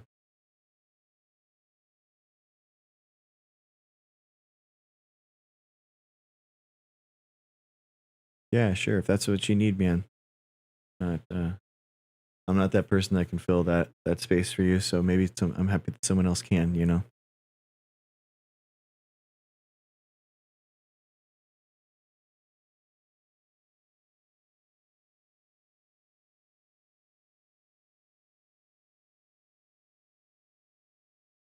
I mean, I'm an atheist. I'm a scientist, so that I don't know what yeah, I mean that's just I don't know. I mean obviously I don't really. I'm a microbiology PhD, so yeah, I'm a doctor. I'm not a medical doctor. I'm a science doctor. So yeah.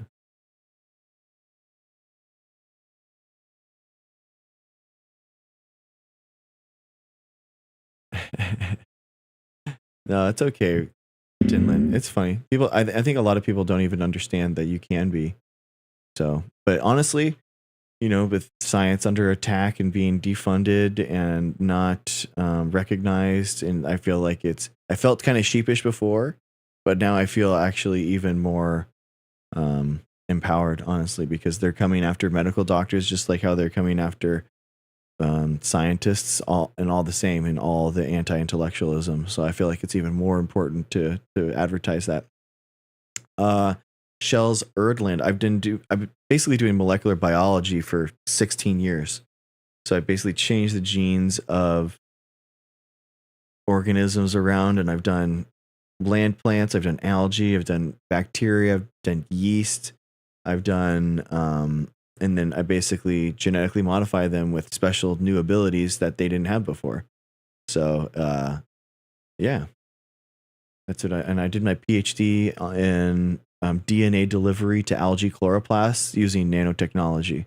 So nanotechnology had been used to deliver DNA to land plants before, but nobody's ever had done it to algae before. And I bridged that gap and was the first person that had really done that in the way that I did it. Yeah, I'm an atheist for real. For real. For real, for real.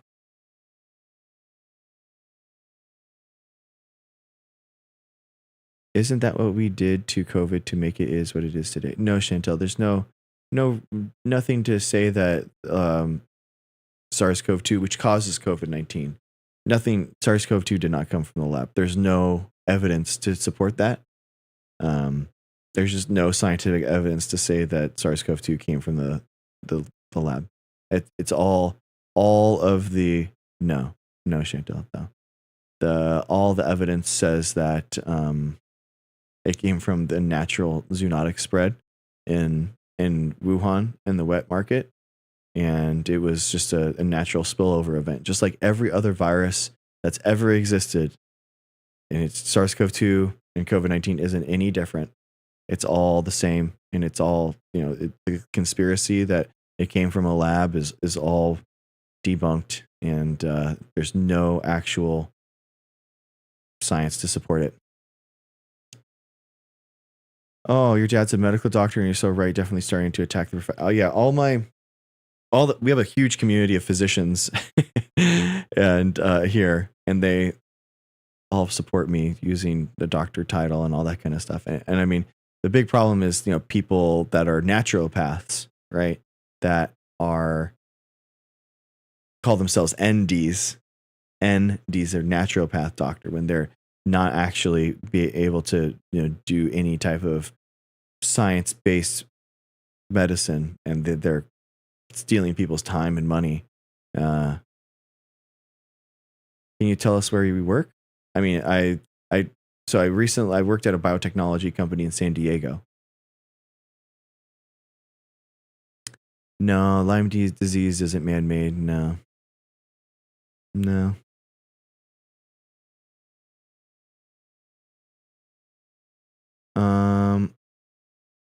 Green tea for $100 a month sounds like a great idea. I know. Yeah, a little rosemary tincture, thrown in there, a little care package. Give me a break, man. It's crazy. What news source do you trust? Dude, I honestly, I just read like primary literature. So like if there's something coming out and there's a report, about a report or something, I just read the report itself.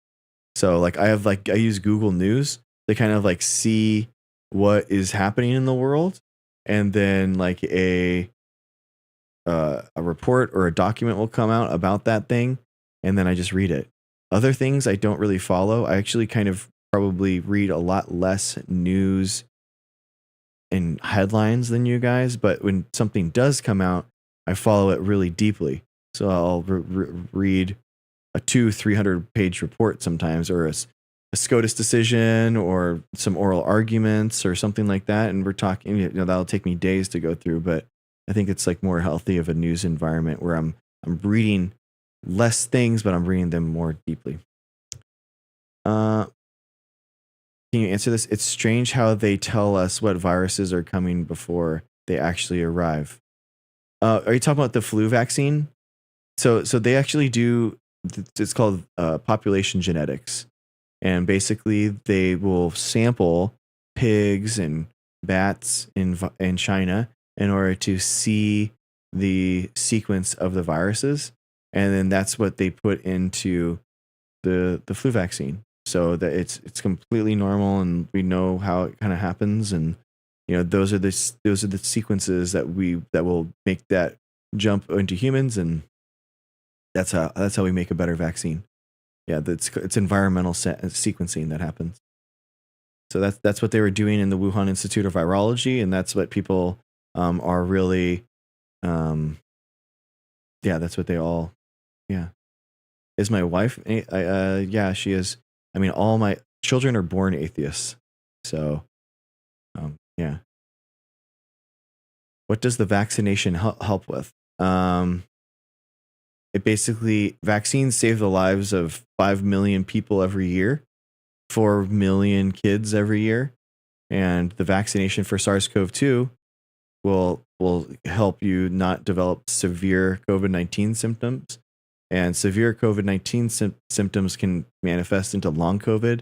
And long COVID is a neurodegenerative disease that can trigger a lot of different things. Seizures, loss of smell, loss of hearing, different types of vertigo. You don't want to mess with it. So you definitely, basically COVID, if you got COVID, the COVID vaccine during the height of the pandemic, you were 10 times less likely to die from COVID. So in other words, if you were unvaccinated, you were 10 times more likely to die from COVID. So it's a huge, huge thing for safety during the pandemic. And now it's a big thing because you want to avoid any type of neurodegenerative disease. It's almost a type of autoimmune disease. No, we know what an autoimmune disease is, and it's definitely not. It's a neurodegenerative disease. So it's different. So it's not, long COVID doesn't attack the immune system. It attacks the neuro system. So the brain, that kind of stuff.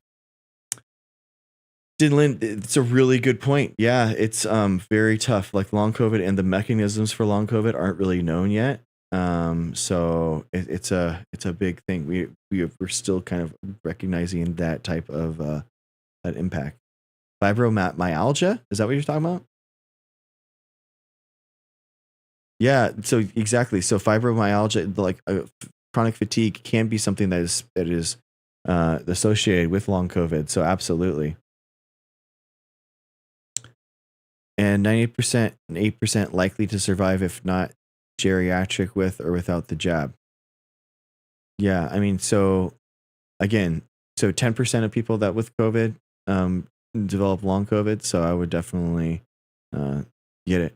So you don't have the worst parts of COVID and the worst symptoms of COVID. So you just get your vaccine, and you just get your booster, and you just get your flu at the same time, and you just get all vaccinations, because all vaccinations are safe and effective, and they're all good.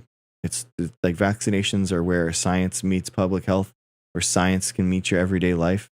And if you're healthy, especially if you're young, there's no reason not to get vaccinated. Zero. So the side effects of any type of vaccine pale in comparison to the actual real life effects of these viruses and these pathogens. So it's absolutely a good idea. Any connection that you've heard between the vaccination and autoimmune disease at all? I don't know. Let's check it out. So let's see. COVID vaccine, autoimmune disease.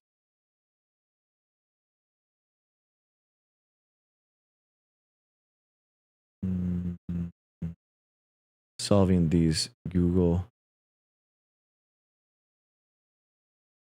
Usually, like if you have an autoimmune disease, you get the vaccinations. So, because if your body can actually withstand the vaccine, it can't withstand a huge viral infection. That's what the reason is. You can, the if you have an autoimmune disease and you can't withstand a full infection, the vaccine is going to help you mitigate that. So that's kind of like the idea usually.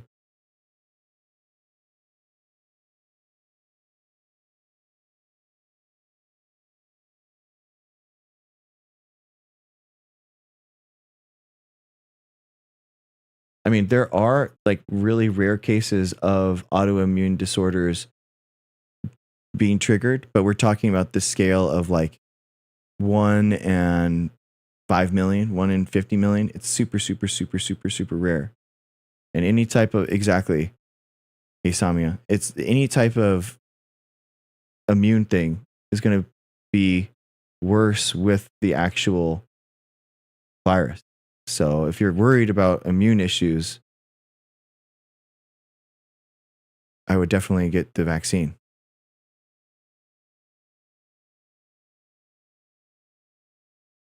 Yeah, but you could also get you could have gotten the vaccine, or you could have gotten the actual COVID infection. So that's the thing. A lot of the people, since the majority of people actually got vaccinated, a majority of the people that are dying are going to be, have the vaccine. So just because you have the okay.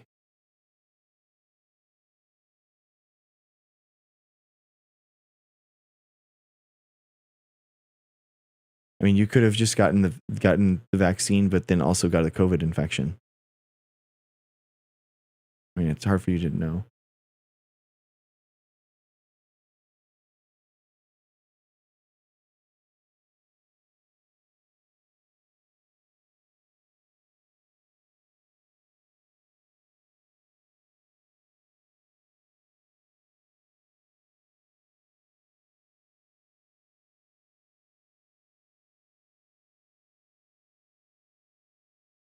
Okay, so this is a open access 2023 study out of the Lancet. I'm putting it's titled "Risk of Autoimmune Diseases Following COVID-19 and the Potential Protective Effect from the Vaccinations: A Population-Based Cohort Study." Background: case reports suggest that SARS-CoV-2 infection could lead to immune dysregulation and trigger autoimmunity, while COVID-19 vaccination is effective against severe COVID-19 outcomes. We aim to examine the association between COVID-19 and development of autoimmune diseases, ADs, and the potential protective effect of COVID-19 vaccination as an association. A retrospective cohort study was conducted in Hong Kong between April 2020 and November 2022, and COVID-19 was confirmed by positive PCR, or polymerase chain reaction, or rapid antigen test. Cox proportional hazard regression with inverse probability of treatment weighing was applied to estimate the risk of incident adverse autoimmune diseases following COVID-19. COVID-19 vaccinated population was compared against COVID-19 unvaccinated population to examine the protective effects of the COVID-19 vaccinations on new autoimmune diseases. Findings: the study included 1 million COVID-19 and 3 million non-COVID individuals. Compared with non-COVID controls, patients with COVID-19 presented an increased risk of developing pernicious anemia, spondyloarthritis, I don't know how to pronounce that, rheumatoid arthritis, and other autoimmune arthritis. Psoriasis, emphibogoid, I'm sorry, I don't understand that. Graves' disease, antiphospholipid antibody syndrome, immune-mediated thrombocythemia, multiple sclerosis. So, and among COVID-19 patients, completion of 2 of the COVID-19 vaccines shows a decreased risk of Graves' disease, antiphospholipid antibody syndrome, immune-mediated thrombocythemia, systemic lupus, and other autoimmune arthritis. Our interpretation. Our findings suggest that COVID-19 is associated with an increased risk of developing various autoimmune diseases, and the risk could be attenuated or decreased by COVID-19 vaccination. So there you go. There's a study from 2023 that looked at it. If you have an autoimmune disorder or you have a problem with it, you should get vaccinated. That's what everyone says. Hi, how's it going? Hey, how are you? Good. I have a quick question for you. I've been wanting to run this by you for a while. Okay. About, like 1998 or so. I was living in Australia, and I came back to the United States because this is where I'm from to visit a friend, and I contracted a case of Giardia from drinking from a mountain stream. Okay. And it was pretty bad, this typical Giardia. I was getting weaker by the day. I had most of the Giardia. It started getting bad when I went back to Australia. So I was getting kind of weaker. I felt like I needed something, an antiviral, antibacterial, whatever it is that, I guess Giardia is a bacterial infection. Is that right? Protozoan parasite. Parasite. Okay. So I go to the doctor, and he's like, "Oh, mate, you'll be all right. Just stop eating for 24 hours. You'll be all right." And I was like, what the hell is this quack nonsense? So I go home, and of course I ignore the doctor's instructions. I keep eating. Like weeks go by, the Giardia is not going away. I'm getting weaker. I'm getting really just miserable. So I go back again, think hopefully I'm going to get a better doctor this time that'll actually prescribe me some antiparasitic or the kind of thing that they prescribe in the United States. So I go back. He's like, "Oh, you were here 3 weeks ago. I told you to stop eating for 24 hours. I go, "Yeah, but I did." He goes, "No, you didn't. If you did, you wouldn't be here now." So I'm like, all right, I'll do it. So I stopped eating for 24 hours, more like 30 hours, something like that. And sure enough, Giardia was gone. So I got this advice from a medical doctor, but their medicine's a little different, socialized, different requirements as far as the physician's desk reference and recommended things. The physician maybe have a little more ability to do alternative treatments that they don't in the United States, but it worked. So what's your opinion about that, about complementary healthcare, that United States of America, maybe we don't have the kind of flexibility here that they do in some other countries?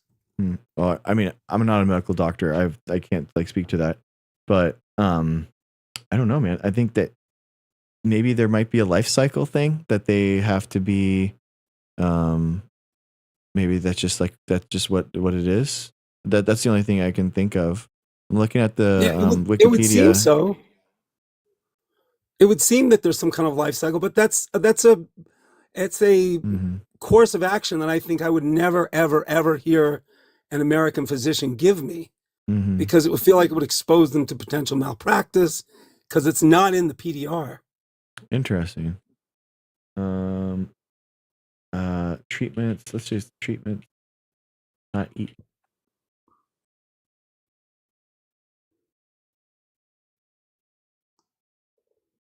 Bland food.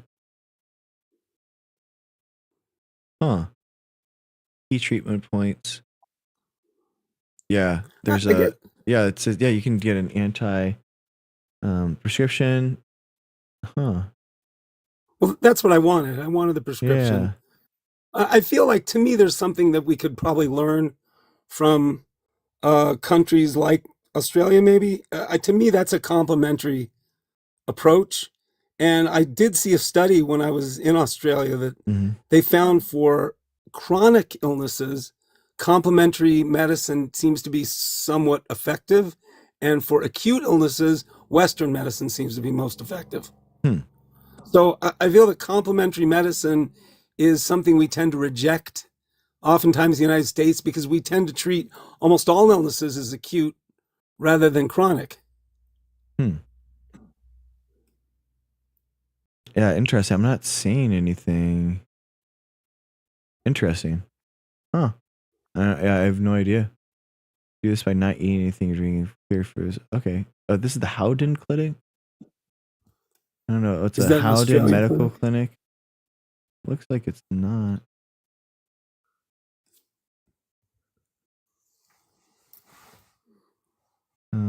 Yeah, they're talking about it. I don't know what the Howden Medical Clinic is. Let's see where that is. Yeah, I've never heard of it. Well, anyway, I wanted to put it on your radar. I was very happy with the results. That's in Canada. Oh, it's in Canada. All right. Same kind of. Interesting. Yeah, I have no idea, man. Sorry, I'm not a medical doctor, but interesting. Well, since then, I mean, I was just a kid back then in the 1990s, but I've come to recognize the healing effects of just not eating food for a while. Sometimes it helps significantly. A little fast. I think so. It's not something that a doctor would ever, not something I've ever had a doctor ever prescribe to me. Yeah. But, you know, it's a shame because we don't get research on that. Who's going to be able to run money through that the way they, okay, so I'm a desalination physicist, and I remember specifically back in about 2006 to 2015 or so, the Gates Foundation put a lot of money into antivirals for diarrhea and cholera, antibacterials for those. And we don't treat those that way in the United States. We tend to avoid deadly diarrhea and cholera from sanitation, clean water, clean, septic systems. Yeah. And it's not something you can really run money through the way you can run money through a pharmaceutical. So the grand challenges from the Gates Foundation didn't want to fund sanitation, but they did want to fund antivirals and antibacterials. And it kind of makes sense. You know, they're getting a lot of their funding tied up with pharmaceuticals. But, you know, where is the funding for that stuff? Yeah. Where is the funding for treating these really deadly diseases? I mean, diarrhea takes the lives of a couple million people a year, I believe. Yeah. In developing nations, it's a very serious illness. It's probably like a scalable thing too, where it's just like the medicine or the antiviral is more easily scalable to other countries without having to like do entire water salination or water treatment center, that kind of stuff. But it's not. I mean, it has proven not to be. The unalivings from diarrhea and cholera have remained relatively constant since 2010. And these prescribed pharmaceuticals haven't seemed to have been able to make much of a dent. Yeah, I was just thinking about USAID. I was like, dang, that's probably exactly what those long-term kind of like systemic infrastructure bills and stuff like it. It would be exactly what it is. Yeah, absolutely. Those are the things, guys. That's the stuff. There was even some funding through AFRICOM, which is funded through the Pentagon for malarial resistance in Africa. So there are unusual funding pathways for this, but if they shut them down because they can't run money through it, you know, where does that leave medicine? If we can't find cures that are not profitable, how can providers of medicine expect to be able to deliver the highest quality care for the patients?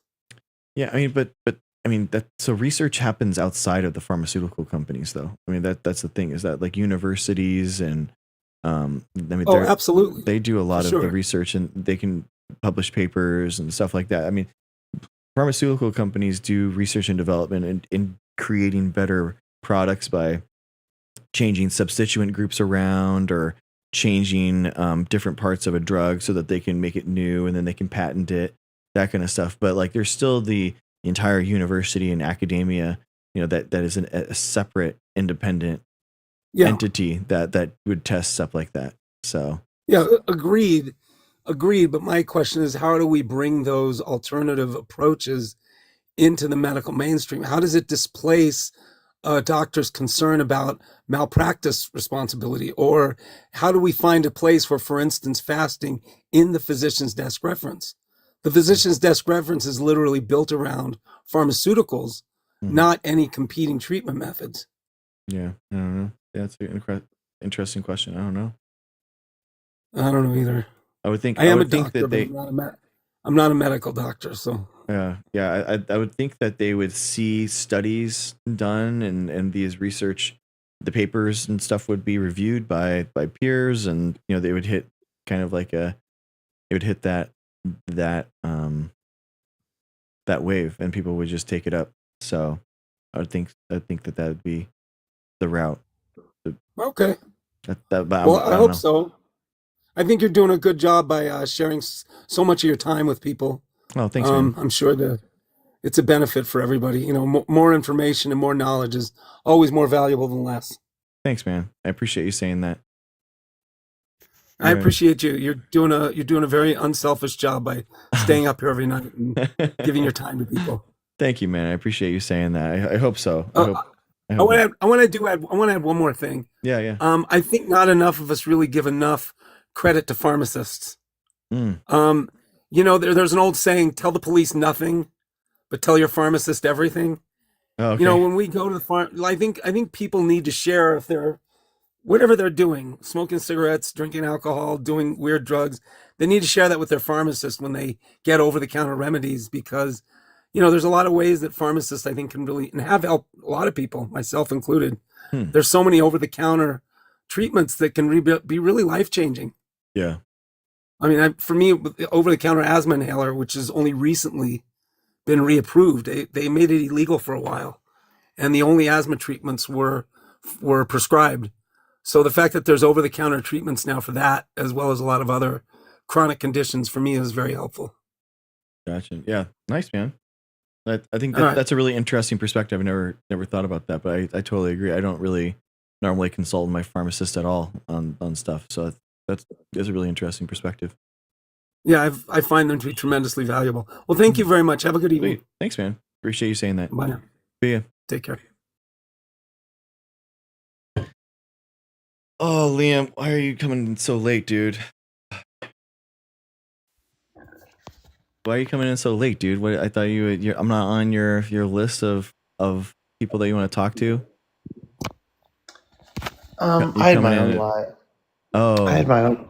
nice. I had my own live going for a while tonight, and Nice. just posted some pictures of the time that I actually got to spend with Charlie Kirk. Okay, cool, man. So I did a little bit with him in Turning Point. Oh yeah, you'd mentioned that. It's a really sad day for me and a bunch of people that I know, friends and stuff. So It sucks, man. I was talking about how I think that he's probably the greatest political organizer of our generation. Genuinely. like as a man that didn't have a college degree, that had a lot of passion in his convictions, whether you agree with them or not, I don't even really want to get into that. Mm-hmm. The whole political discussion of, he wasn't a politician. He had his Christian conservative views. He was a great father. He was a great husband. His wife loved him. His kids loved him. And you see little videos of his kids and how much they adored him and stuff, and he was a controversial person, made people think, tried to have debates with people, and was welcome to a dog out fight and to prove him wrong. I think the big thing for him that platformed him was, and I think that parents, when they really look back on this, they'll remember him for this. This is what I think he was remembered for, is testing the direction of the youth that are being educated on campus. Okay. And I mean that by, hey, are you here for the right reason? You're spending a lot of money?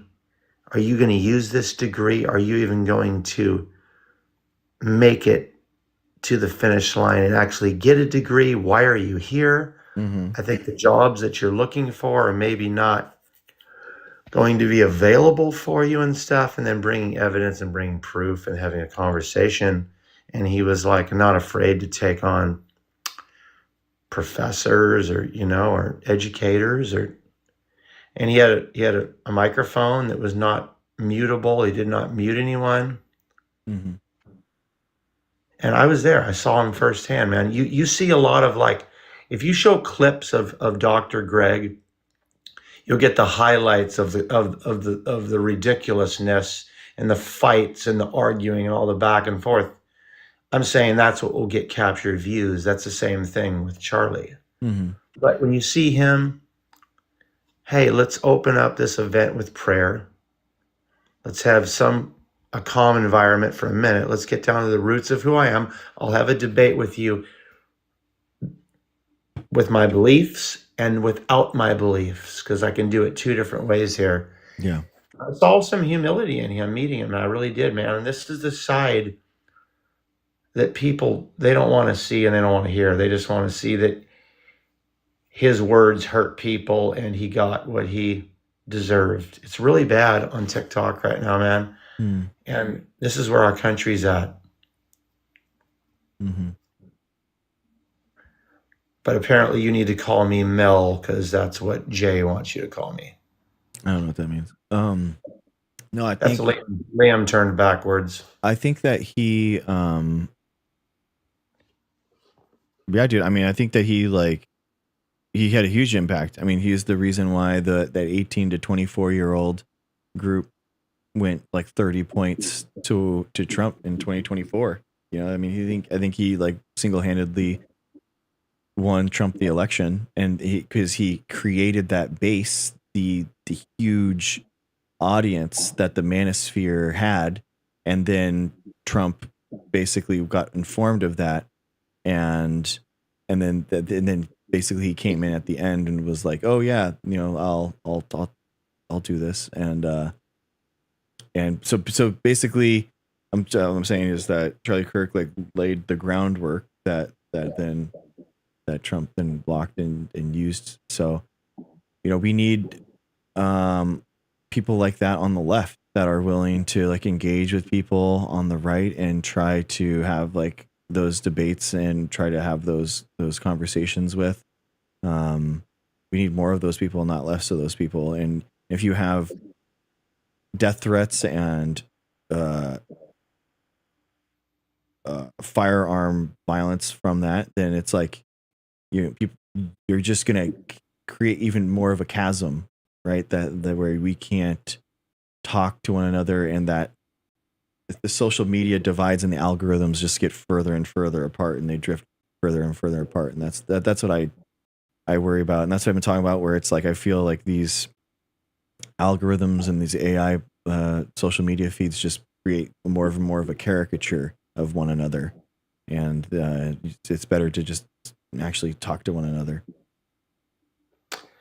For sure. You know, I think there's a lot of division in this country, and we're at odds within our own country with each other, you know, and it's like, do you think that's real, or do you think it's contrived? Do you actually think that we're like at odds? Because I don't think that we are, genuinely. of course we are. No, I don't think so, man. I think that's what people want people to think.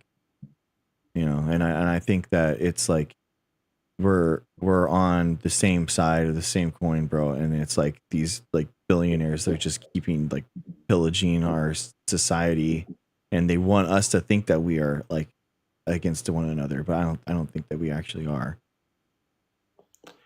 Dude, when you have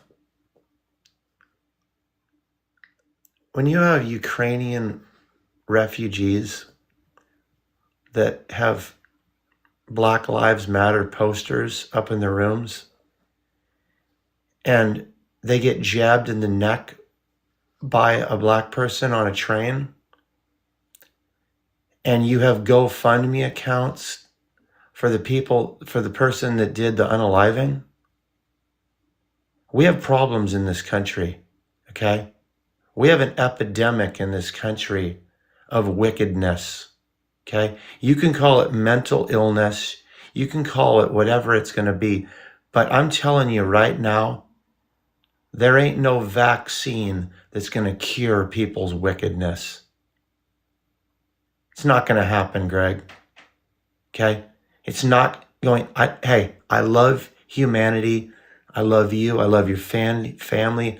I would protect you, even though you don't and I don't see eye to eye. You yourself, myself, Charlie Kirk. What do we have in common? We've talked about this before. Kids. We have kids. And our wives. How many times have you been married? One. Me too. How many times do you think Charlie had been married? One. Wow, we have a lot of really solid things in common right there. Mm-hmm.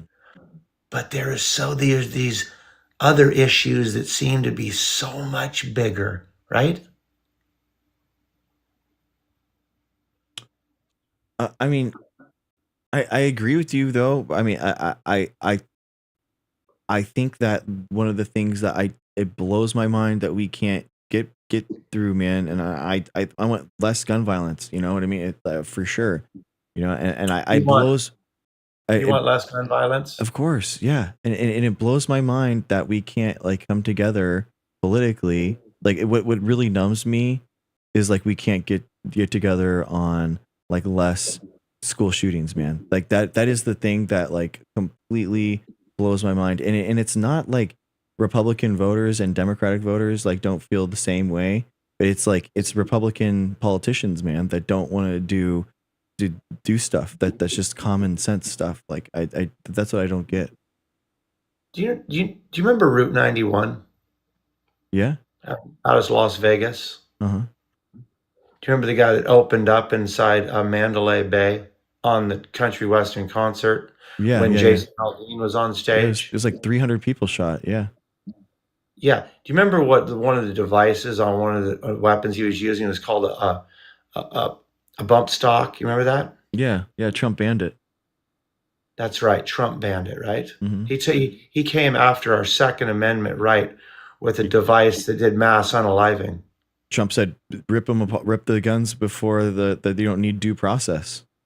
Can you tell me the major legislation that the Democrats have put forth to protect lives with gun violence the way that Trump did? I mean, also, can you talk to me about Tim Walz's state and the 3 doors that were barricade closed at the Catholic school where the young guy unalived children, and then he was calling himself his mom changed his name to a girl's name because he didn't feel right in his own body, and then came after, had like unalived threats on his magazines about Donald Trump.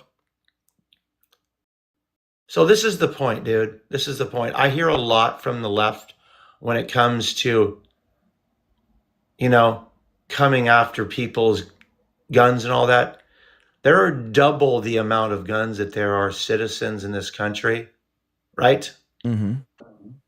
And we just keep talk, okay? Is what it is. You know what it's going to take? And I hate to say it. It's going to take officers, and it's going to take teachers to arm themselves to protect the loved ones around them. That's what it's going to take. And I know that sounds terrible, but you tell me what else. What are we going to do? I mean, it wasn't an open carry state though, and he had armed guards there with him. For Charlie? Yeah. Sure.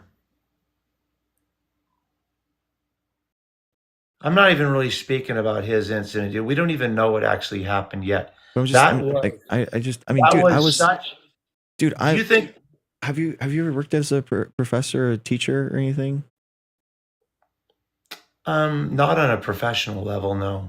I mean, it's like the idea that you're already trying to, and I was that for undergrads, that were like seniors. So these are like adults, bro. I mean, this is like, the idea that you're trying to like do the class and stuff like that, and then somehow you have to like also be able to go like Rambo mode and then have to deal with that kind of stuff is just like you're already so pressed for time and you're already so stressed and you're dealing with all this admin issues, and it's like it's just a completely separate skill set than what you need.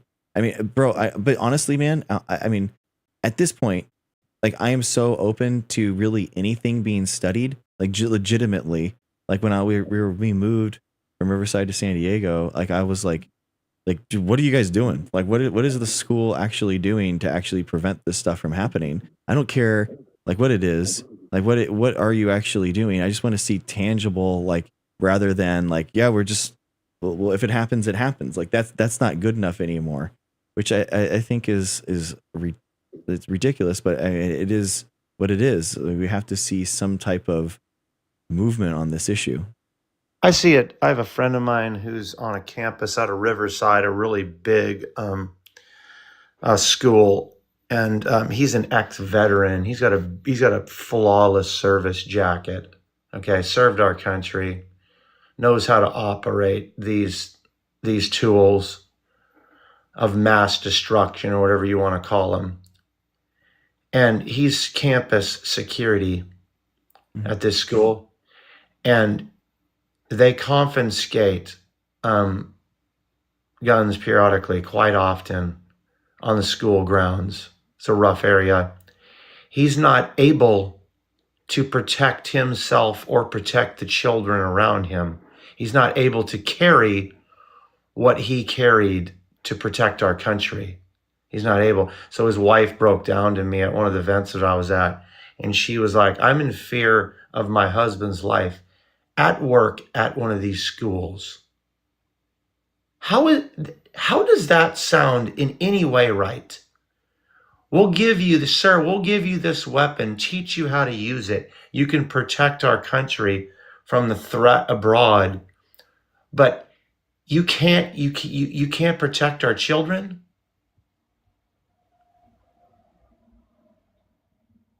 I don't know where I go from here, dude. I don't know. I don't understand. I mean, the studies that about armed guards and stuff, like for schools, isn't good. Like basically, what happens is that the armed person comes and encounters the guard that is armed, and basically, it actually increases the rate of them escalating it because there's no turning back anymore. So as soon as the guard encounters them, they know that, oh shit, I have to go forward and I have to use like whatever I had planned on using. So it just doesn't de-escalate the scenario, which is kind of like what you need in that scenario. You need someone that is like going to be able to temper it That's down. not the way it works, Greg. When you're taught how to stop a threat, you immediately stop that threat, and that threat right there is done, and you ask questions later. Okay?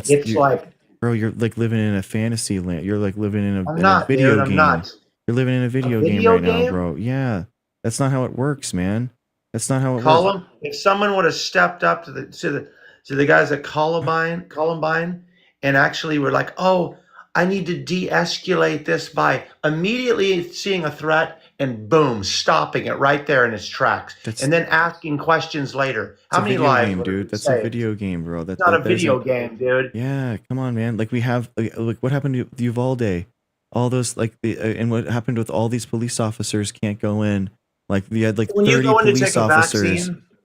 So when you go in to take a vaccine, do you take a little jab and go, I'm just going to take a little piece of this and maybe try to de-escalate the illness that's inside of me?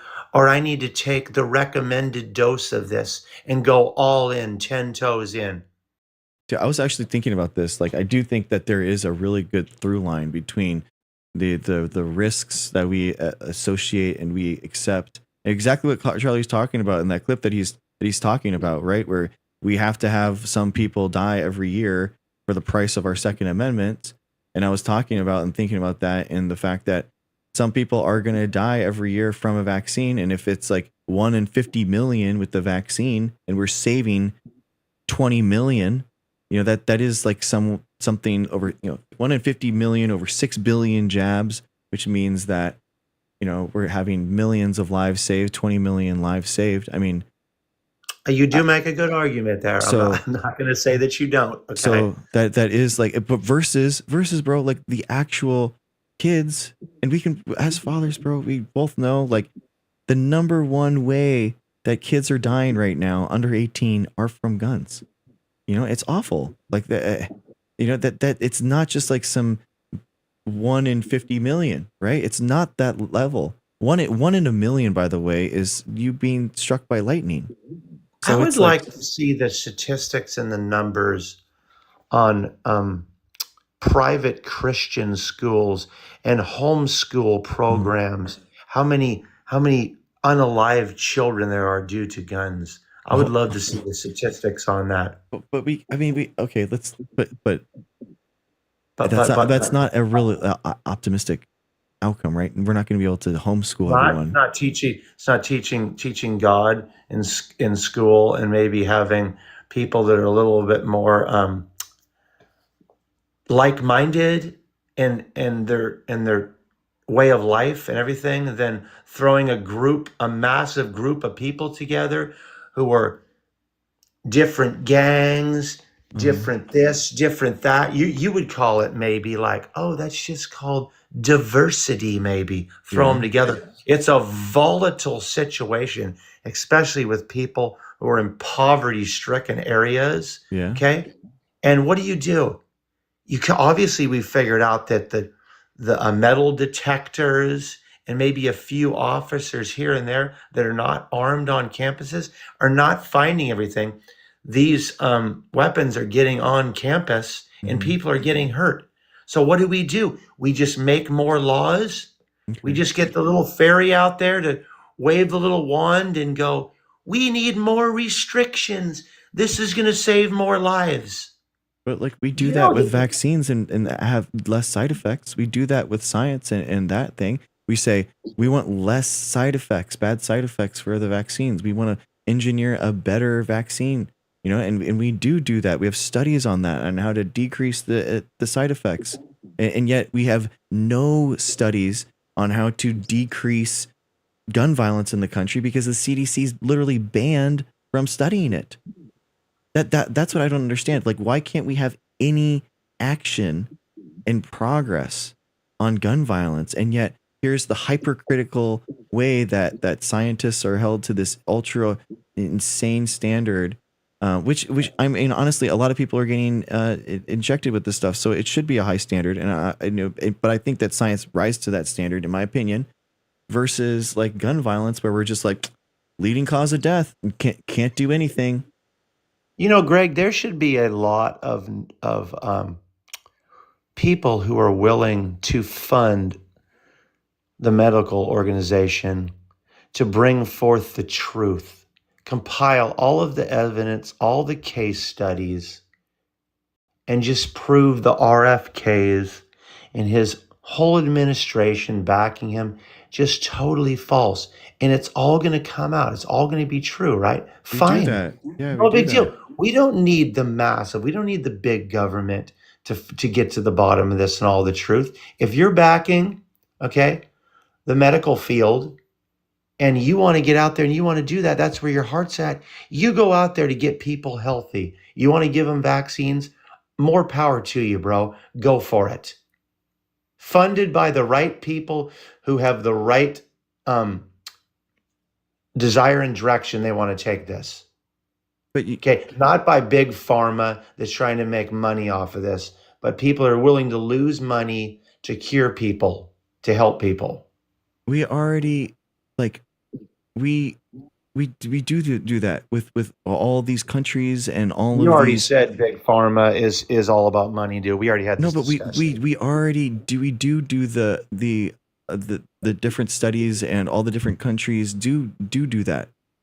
Like, they already do like study and make sure that it's not just the FDA and the pharmaceutical companies, that there's a lot of other entities in the world. This is the medical field. This is an ever learning. The knowledge is so vast. We learn more every single day, don't we? Have we learned everything about vaccines and sicknesses and illnesses? We're going to see new things coming out, okay, all the time. You talk about 1.2 2 million people being unalived from C19, an unprecedented amount of people. Yes, huge number. In 2004, because of men with men, we had 2 million unalivings.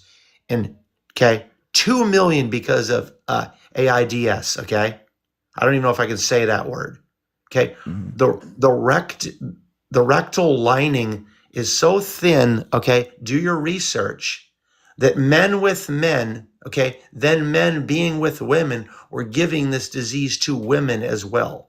There is no vaccine and no cure for AIDS, okay? You can slow down the spread of, HIV, but when it goes to AIDS, you might be able to suppress it, but there's no cure for it, correct? I don't even know what you're talking about. Like legitimately, What do you mean you don't know what I'm talking HIV. about? No, I don't know what you mean, dude. I don't. It's over 2 million people in 2004 unalived from it in the United States. That blows C19 out of the water. Why don't we talk about that? Because that's a marginalized community. What? I've never heard you talk about this on your platform. Of course, I don't. What are you talking about? Because that's a touchy subject, man.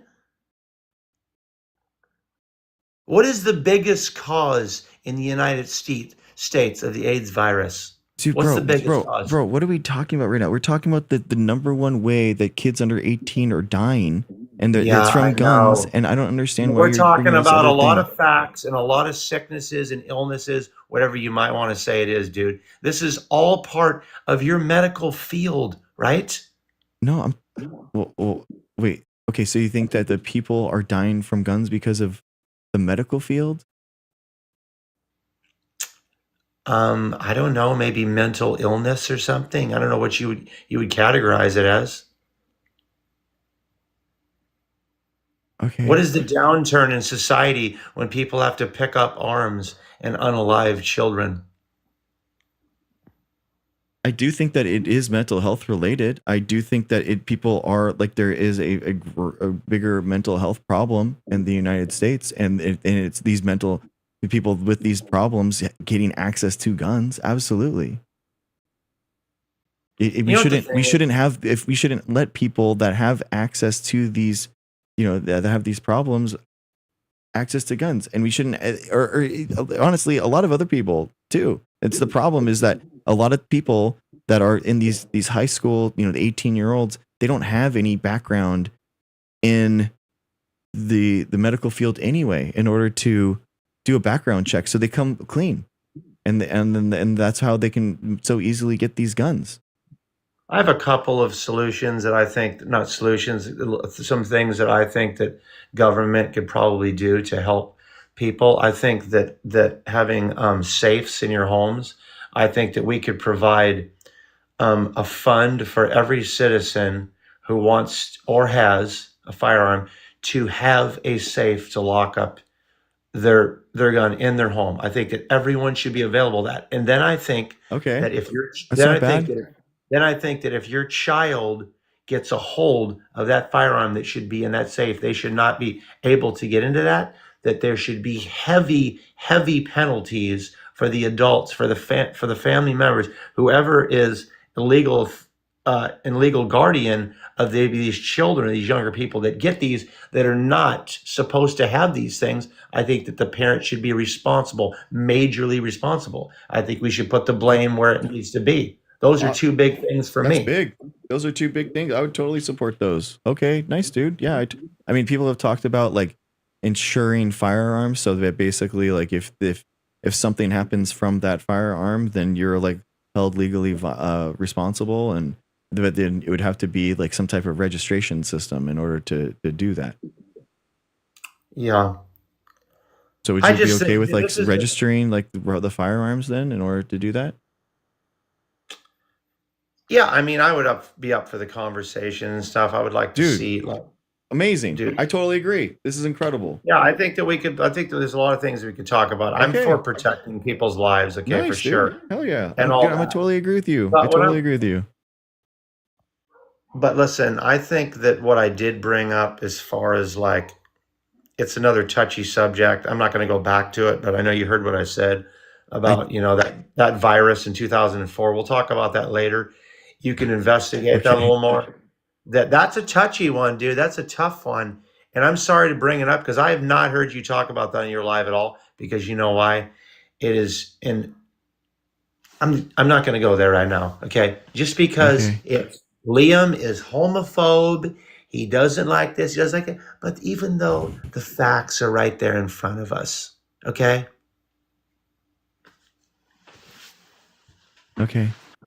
All right. I think that the focusing on the gun deaths and creating a common ground on that makes a lot more sense. And I think that we can all agree that the number one way that kids under 18 are dying are from guns right now. So there has to be some type of reform.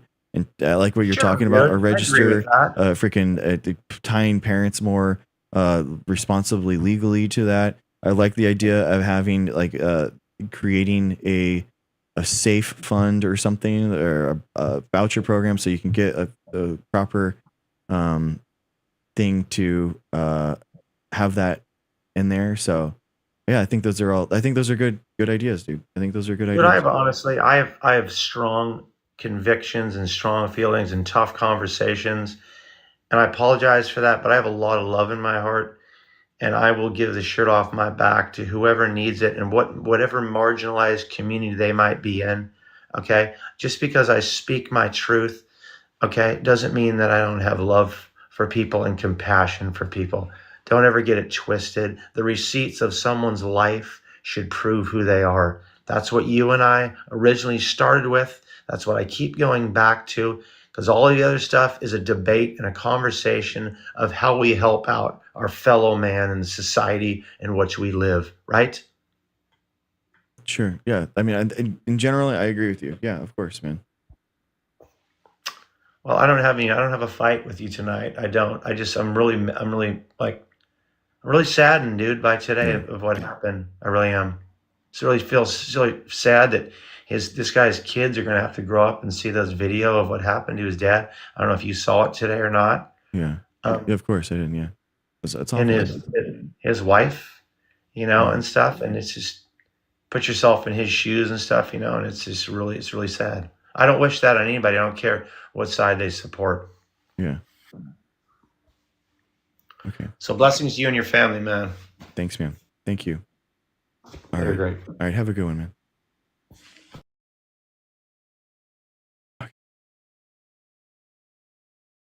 Debate talk. I guess I was doing he was talking about something AIDS related deaths or something. It's faulty. It's incorrect. It refers to the peak AIDS related mortality that occurred around. Do you know this? Around they're conflating SARS and AIDS.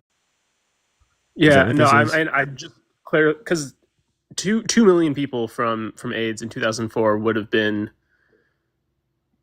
like massive. That would have been national news for for years. I just looked it up. Apparently, it was 13,000 people who passed away from AIDS in 2004. So I have no idea where he in the United States. So I don't know where he got that number from. I don't know if he was conflating like worldwide numbers with U.S. deaths for like HIV/AIDS, and then utilizing the number of U.S. deaths due to C19. Mm-hmm. So that's kind of what it sounded like. I didn't dig in further, but my guess is that he was saying 1.2 million in the United States for COVID-19. Yeah, it's the conflation of the AIDS and SARS one. So SARS one, like yeah. No single virus caused that problem. So yeah, that was. I genuinely, I put together maybe at the end what he was talking about, and I was like, what? I like legitimately when he was saying it, I was like, what? What the hell? Yeah, that was it, because I was like, there's absolutely no way. Yeah, like a secret 2 million that just died. Yeah. Okay. All right. That I thought. Okay. Well, thank you for that. Yeah. No worries. I was just like, There's no way. Like that needs some pushback. Yeah. I didn't understand what he was talking about, but I'm happy. Thanks for jumping on and because it didn't make any sense during it. So, okay. Yeah, for sure. No, I that was the first time I'd ever encountered that or heard about it. So there we go. All right. Thanks. All right. Thanks, man. Appreciate you.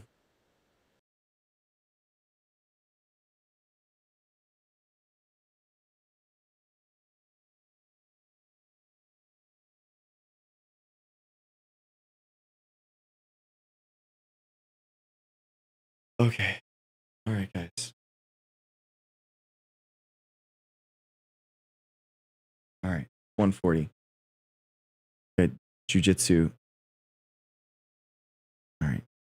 All right, guys. You guys just need to chill a little bit. It's okay. It's okay.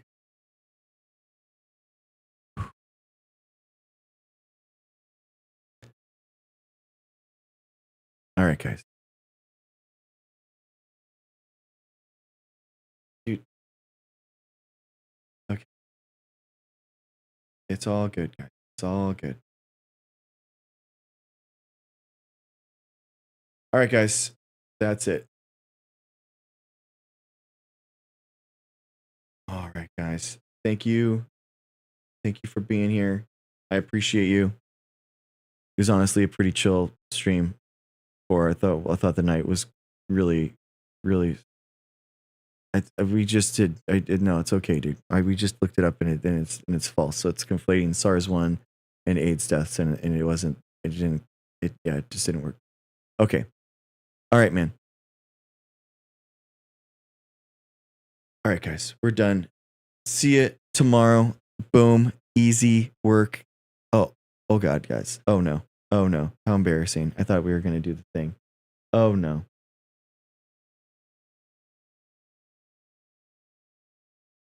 Boom. This. Boom. See you. Boom. Tomorrow, 9:00. Same time. See you tomorrow. Peace. Have a good one.